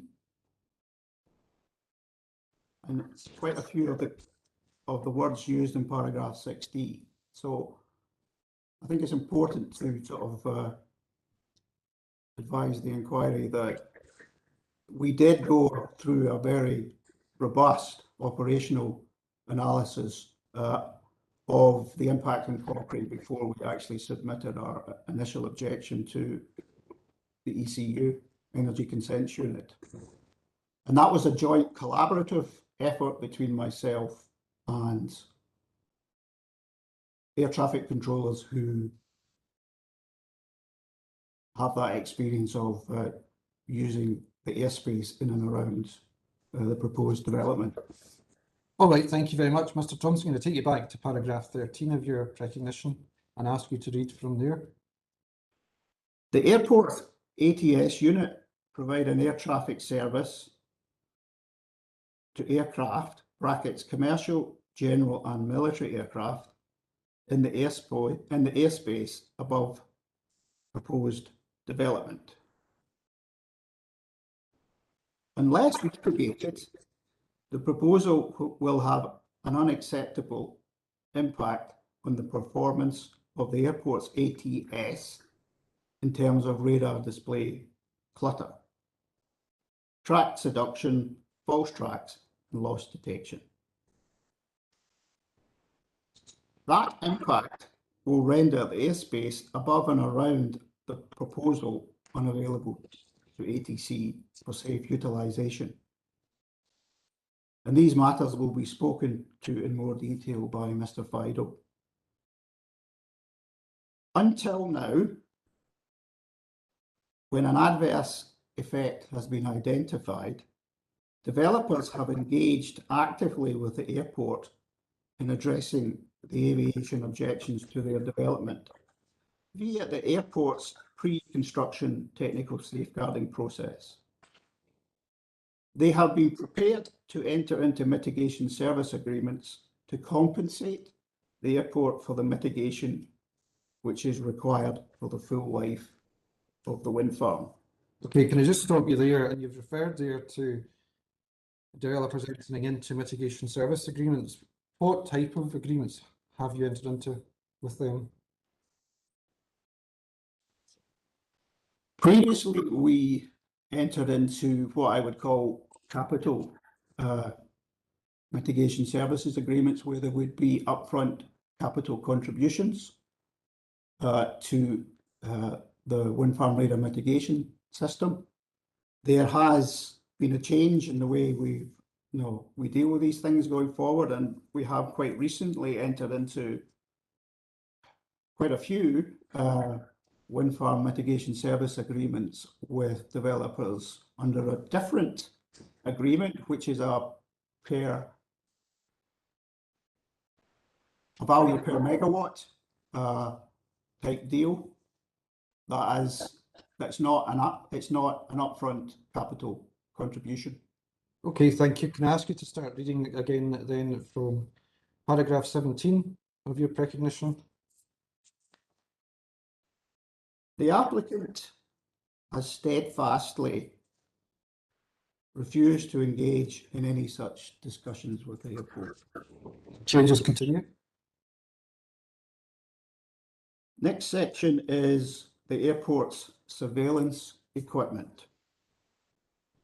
The airport's PSR is currently a Marconi EN4000 S511 hybrid S-band non-wind farm tolerant radar. Given the number of wind farms within the vicinity of the airport, and that it is anticipated that that number will increase, the airport, through support from enabling developers, including the applicant, have procured a wind farm radar mitigation system in an effort to mitigate the adverse effects of wind farms surrounding the aerodrome. I took the lead in the team which was assembled by the airport to procure the wind farm radar mitigation system. And I therefore arranged the OJU advertisement, which is GPA document A49. At the time of making the selection for the wind farm radar mitigation system, the airport had to have regard for the CA regulations which were in force at the time, and to its own assessment of the ATS surveillance capability, which was appropriate for its business. That decision was for the airport, who is best placed as the organisation responsible under licence to the UK CA for the safe provision of air traffic service in the airspace around the aerodrome. When going through the tender and selection process, it became apparent that there was no silver bullet, which provided a complete solution to the problem of wind farm clutter on the airport radar screens. Just let me stop you at that point, Mr. Thompson, please. You mentioned in that sentence the concept of no silver bullet. What do you mean by that? I think by that, Mr. Brown, I mean that there is no perfect radar out there that will deal with every scenario that's presented in front of it, sort of thing. It's not a fire and forget type solution. Many radars, in fact, most radars need, in fact, probably all radars need a set to work process where they need to be trained to the new environment. That's just a process you go through, and I'm sure Mr. Fido will explain in more detail than me. From my own experience, I've witnessed that process over the last 4 years as the radar has been trained in the new environment. What we believe, the Terma was the best product from our primary surveillance radar available when we went through that tender process. Okay, can I ask you to continue from where you left off in your recognition? So that's on page 4 at the top, first line, and however. However, the Terma Scanter 4002 radar, brackets Terma, which the airport has procured as its PSR component of the wind farm radar mitigation system, offers the most effective solution available on the market. This also appears to have been the conclusion of many other UK airports who were similarly addressing their own wind farm clutter issues. They appear to be independently reaching a similar conclusion and procuring Terma as part of their own wind farm radar mitigation system schemes. Although Terma was considered to be the best option, it is not guaranteed to work in all geographical locations over the coverage volume of the deployed radar technology. The Terma at the airport completed commissioning trials in October 2020.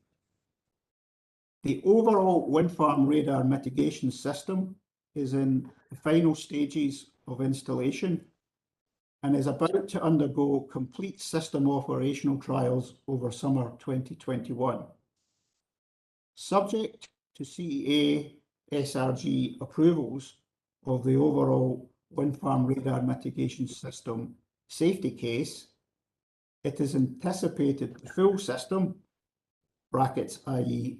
the WFRMS, will enter full operational service later this year. Next section is headed SPR's misconceptions about TERMA. There appears to be a misunderstanding on the part of SPR that TERMA automatically eliminates the adverse effects of its proposal. This is not the case. As Mr. Fido will explain, TERMA requires to be optimised to minimise the impact of the proposal. However, prior to optimisation work on TERMA, it is first necessary to consider whether TERMA has the capability to mitigate the clutter from the visible turbines of the as yet not constructed wind farm.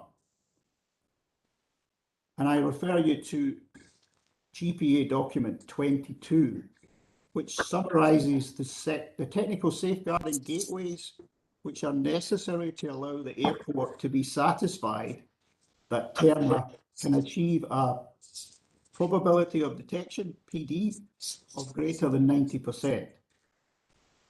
Evidence on that point is essential in order that the airport can account to the CEA for the conclusion which it has reached. Once the airport reaches the conclusion that 90% PD can be achieved, it is necessary to have a discussion with the developer about how the required mitigation will be funded and maintained for the lifetime of the wind farm. Once agreement is reached with the developer on that point, the airport can remove its aviation objection to the development. Following the airport being satisfied that TERMA has been optimised, ongoing maintenance of TERMA and the wind farm radar mitigation scheme will be required to ensure effective performance for the operational life of the wind farm. The next section is headed Net Zero. The airport is acutely aware of the net zero climate goals set by both the UK and the Scottish governments.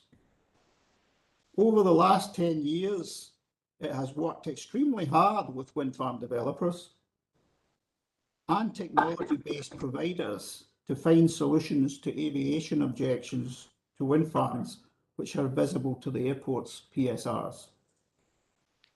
It has already worked closely with developers through the planning process to secure the release of 500 megawatts and is actively engaged with many other developers in connection with the release of a further 1 gigawatt of renewable energy.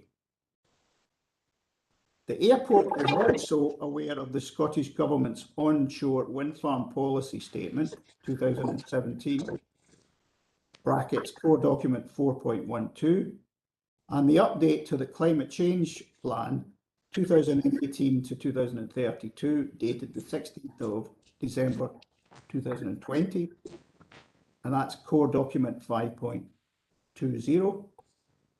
However, it is clear from these publications that the transition to wind farm tolerant radars, and in particular who is to meet the costs of installing and maintaining the life of the wind farm, brackets, i.e. the developers or the radar operators, remains a work in progress. Further, a draft restatement of the 2017 onshore wind farm policy statement is currently being prepared by the Scottish Government with a view to further consultation in the summer of 2021. As mentioned in paragraph 3.1.41 of the update to the climate change plan, which is core document 5 CD 5.20, the Scottish Government is working with aviation, energy and other stakeholders through the Aviation 2030 Task Force to tackle the technical, regulatory and financial barriers to the release of renewable energy projects to meet the UK and the Scottish Government's commendable climate change targets. The airport is a key and active member of both the Aviation 2030 Task Force and its aviation subgroup. I represent the airport on this task force.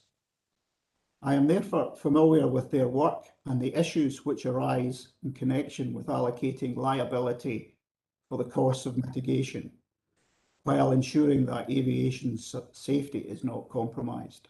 Okay, can I just stop you there, Mr. Thompson, because we heard about this group yesterday from Miss Mackenzie, who also sits on it, and she acknowledged that you sit on it.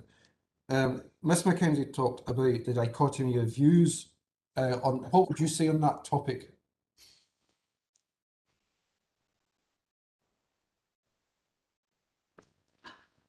I think I would agree with Miss Mackenzie.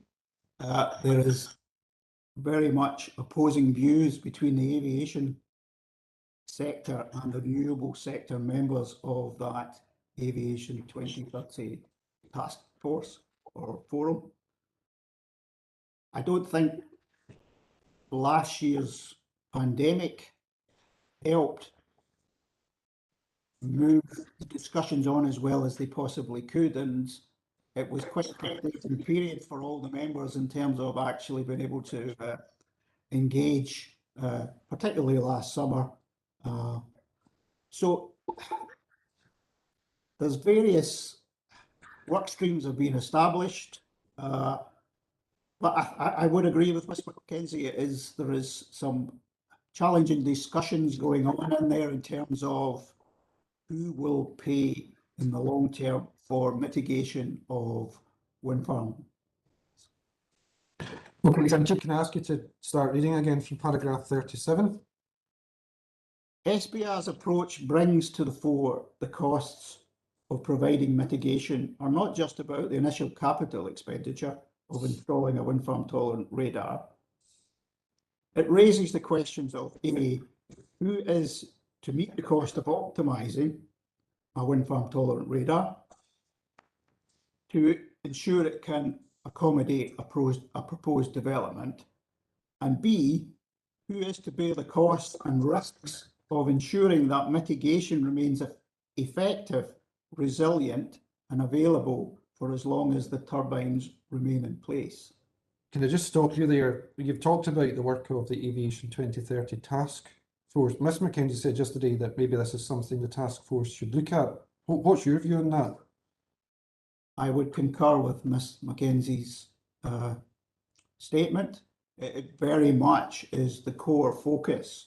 It should be the core focus of the Aviation 2030 group in trying to resolve this issue about long-term funding of mitigation for the full life of a wind farm. In many ways is one of the fundamental disagreements between ourselves and the applicant, which are being discussed as part of this inquiry. Okay, thank you. Can I ask you to continue by reading from paragraph 38? Given that the work of the Aviation 2030 Task Force is ongoing, the Scottish Ministers, when determining proposals which have an adverse effect on an ANSP's radar, continue to issue consents with a condition that a radar mitigation agreement is first entered into. See, for example, Paul's Hill 2 from December 2020, which is core document 6.17, and more recently Windy Standard 3 from March 2021, which is GPA document A64. The final section head is ongoing need for primary surveillance radar. The airport vigorously rebuts any contention that it does not require a PSR. In view of the diversity of our traffic and our strategic support role in respect of the security of UK airspace, the continued availability of PSR is a crucial component to enable the airport to continue to provide a safe and efficient airspace. Thank you, Mr. Jimson. I just have a few more questions for you. First of all, you'll be aware of the criticism which has been levied at the airport about the failure to provide flight data information. Now, first of all, what steps would have been required to provide that? There's a little bit of work required for our air traffic engineers just to pull the recordings off the radar recorder equipment. I'm not saying it's a huge amount of work, Mr. Brown, but there's just a little bit of work, you know, a couple of days just to stitch it all together and provide it. But when you say stitch it together, what can you help us understand what that means, stitching it together? Well, I mean, to pull together 31 days worth of radar recordings is roughly about 1 terabytes worth of data. So exporting that data to an external hard drive takes a little bit of time for, you know, the air traffic engineers to do that sort of thing. It's not an onerous job, and please don't not have that misconception. It's not a huge amount of effort not to actually do it, but it's still a couple of days' work, you know, for the engineers to pull it together. So and when the airport, when the engineers are pulling it together, what do they actually do to pull it together? they effectively take the recordings. We are mandated to record all radar and voice activity on our radar displays that the controllers are utilising. So we have equipment in the air traffic engineering facility that allows both all radar display at the glass pictures and voice recordings simultaneously with the with the traffic to be recorded and made available should there be a need to replay them from an investigatory perspective. Okay, so when it actually comes to putting together the data from the flight trials, how is that done using these recordings? Sorry, could you ask the question? When it actually comes to compiling the flight data, which you were asked for, how is that put together using these recordings?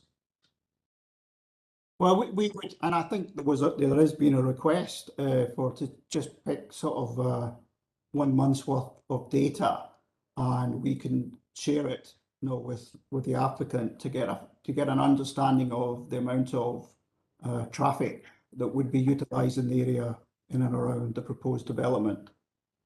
Yes, Mr. Thompson, you've talked about the recordings which are made of the flight, and we've talked about providing the data to an applicant. How do we get the information from the recordings which have been made into a format which can be passed to a developer? There's a standard process that we've got as part of our procedures, Mr. Brown, that allows us to remove that data from the recorders, and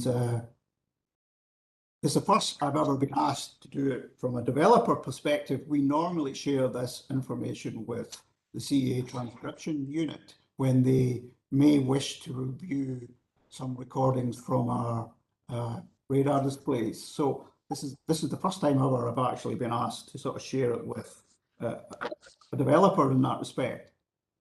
So just to be clear about this, Mr. Thompson, when you talk about the engineers preparing the data, would that require them to look at every recording in that 30-day period and extract it into a format where the data could be provided for a specific area? They would just take the whole data over the whole month and output it to an external hard drive. Yes. The whole data over the whole month, is that the whole data for every flight movement in and out of the airport? Yes. Okay, now I'd like to take you to the air change proposal, which is CD 9.11. Yeah. And can I ask you this? What role did you have in the preparation of this document? I had an oversight role, Mr. Brown. We contractually tendered this airspace change to a third-party provider. My core role was to be involved in setting the scope and the key objectives.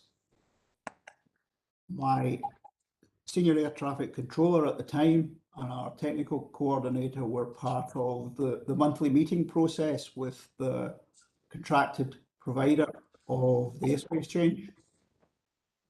Okay, thank you. And tell me, what drove the introduction of this air change proposal?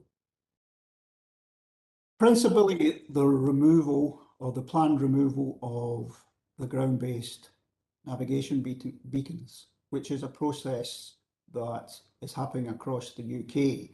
And that, the honest answer, that was one of the prime reasons to address this equipment was planned to go out of service, within the next few years. So we wanted to take the opportunity to have our airspace modernised as ahead of the removal of these navigation beacons. Thank you. If I can take you to page 5 then of the document. And you have the section which is headed Introduction there. And could I ask you to read just the second paragraph? Just, do you have it? I do, yes. Yeah. You wish me to read it, Mr. Brown? Yes, please. The proposal is to introduce a system of replicated and new RNAV1 standard instrument departures, (SIDS), RNP approaches, RNAV1 arrival transitions, and omnidirectional departures. This change is needed due to the removal of old navigational aids as part of the National Replacement Programme. The navigation aids that assist aircraft to fly in and out of Glasgow Prestwick Airport are due to be taken out of service in 2019. That's fine, thank you. You can stop there. So is that the confirmation in the document of the point you just put before the inquiry about why this was done? Yes, it is. And now, to what extent was there a change to the existing flight routes? There was very much a replication of the existing route structure. In fact, that was one of the sort of key roles as well, key objectives. Well, if we look at paragraph 3 of the introduction section, and the second line down, there's a new sentence which starts, where conventional. Would you like to just read that? Yep. Where conventional routes currently exist, our intention is to replicate them as closely as possible so that similar paths are flown. Thanks, that's fine. So again, is that confirmation in the opening section of this document of the point you have just put before the inquiry that it was about replicating the routes? Yes, it was, Mr. Brown. Thank you. Now, one of the issues which has arisen in the inquiry is the fact that there was no mention of any safety concerns in the air change proposal, and in particular no mention of safety concerns so far as clutter was concerned. What would you say in response to that? I think we were content that by the Therma radar had and has confirmed that the clutter associated with any wind farms below these flight paths could be addressed. And we're now in the position to confirm that we, from the Therma radar, that the wind farm below the flight path for the Turnberry transition has the wind farm has been mitigated with the Terma radar. So hope that confirms that we were comfortable that Terma would be able to deal with the clutter associated with any wind farms below any of our proposed flight paths. Thank you. And you mentioned the Turnberry transition. Just to be clear about this, would that be the transition which has been referred to in the inquiry so far as the Turnberry to Romeo transition? Yes, that's correct, Mr. Brown. Now, just one final point here. Just help us recall the time frame here. When did Terma start to be installed at the airport? Setting to work was early 2016. Early 2016? Sorry, contractual arrangements. Actual on-site where civil works commenced in autumn 2016. Right. And if we look at the first page of the document we've just looked at, the air change proposal, what date do we have on that? October 2017. So do we take from that that at the time you're preparing the air change proposal, the installation of Terma had already started? Yes, that's correct. And at the time you prepared this air change proposal, how long did you anticipate the Terma installation might take? We envisaged probably a further 2 years. An airspace change itself is quite a protracted process, so we were comfortable with the timescales that in terms of the Terma installation or the Terma optimization works, the delivery of Terma into service, we'd be able to address the flight, the Turnberry transition flight path issues in the long term. Okay, thank you very much, Mr. Thompson. I've got no further questions for you. Thank you, Mr. Brown. Thank you very much, Mr. Brown. I think we'll take a wee break there. Well, sir, can I? Mr. Brown. Sorry, sir. Sorry for cutting over you, but there's just a very practical point which arises at this point, which I should perhaps raise for discussion, and that is this, sir, that the list of documents, or the list of questions, sorry, for Terma has arrived, and the intention is that that should be discussed by the airports team tonight.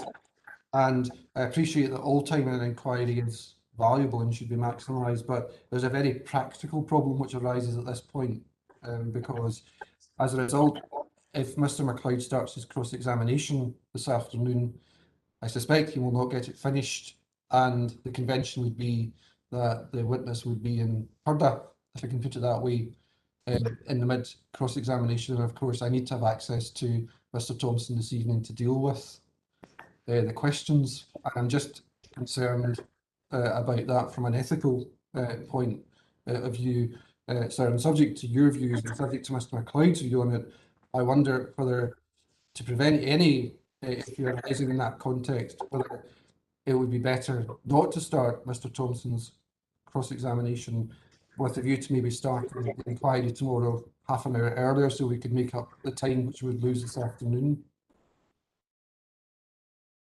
Mr. MacLeod, do you think that's the case, that your questions would extend beyond this afternoon? I've got quite a bit from Mr. Thompson. I mean, what I would say, kind of looking forward, is that there's obviously, there are a number of witnesses and there's quite a degree of overlap in the evidence that they give.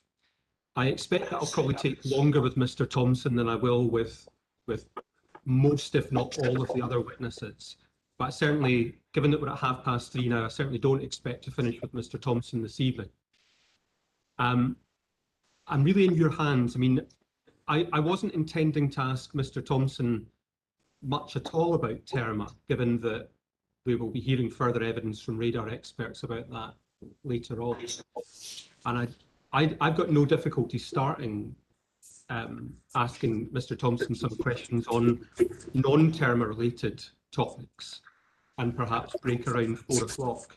And I trust Mr. Brown not to speak to Mr. Thompson about those aspects of the evidence. So I don't have a difficulty either way, but I'm really in your hands as to how you want to handle it.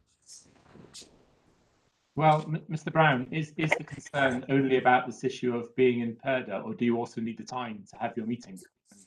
Well, there's also the question of needing the time to have the meeting, sir, and I would much rather deal with it with a straight bat and follow the, you know, if we didn't have to discuss the questions with Mr. Thompson tonight, I would have been quite happy not to, sorry, I would have been quite happy for Mr. Thompson to start his cross-examination and we'd go out overnight, and I just wouldn't speak to Mr. Thompson at all until tomorrow morning after his cross-examination had concluded. But I just don't know how far the discussion about these questions will go. I'm not seen that yet, and I would much rather just deal with it on a clean basis where we've not started the cross-examination, and then I don't feel constrained in anything.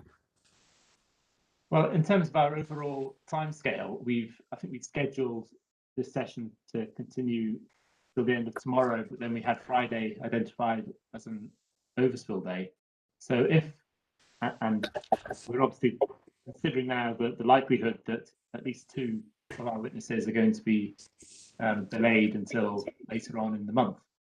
So if you're both confident that we definitely will still get through the witnesses that we're to hear this week, then I'm happy to stop now and come back tomorrow morning at 9:30.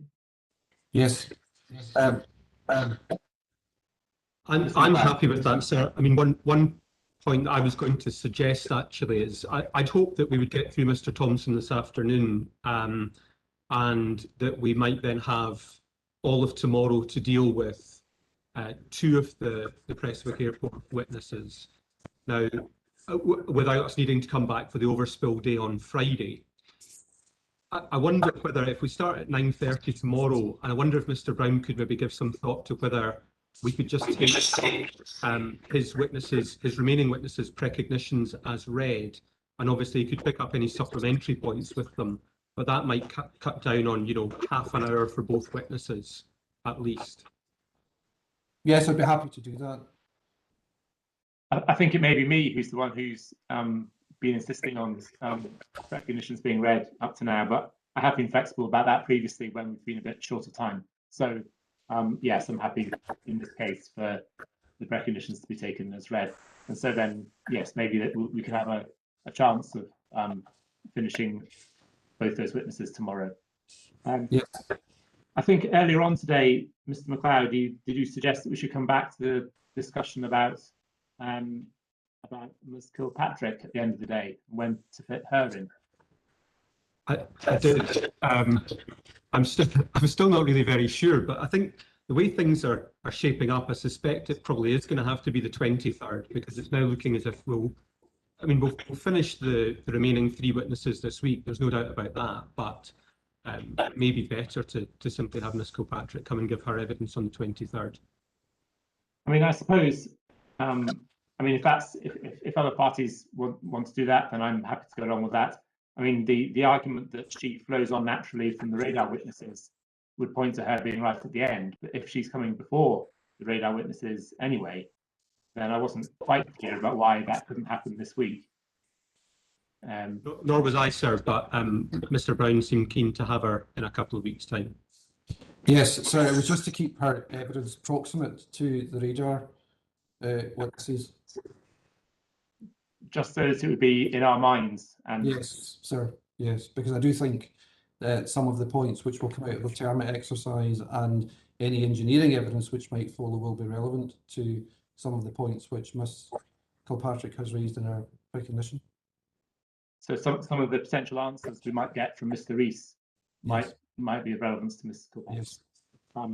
Very well then. Well, let's do that, and we'll hear Ms. Kilpatrick at least start her on the 23rd. Though, as has been said, we don't know how long the condition session will take, so it might be into the afternoon before we can start her. Thank you, sir. That's very helpful. That brings some certainty to bear now for this week.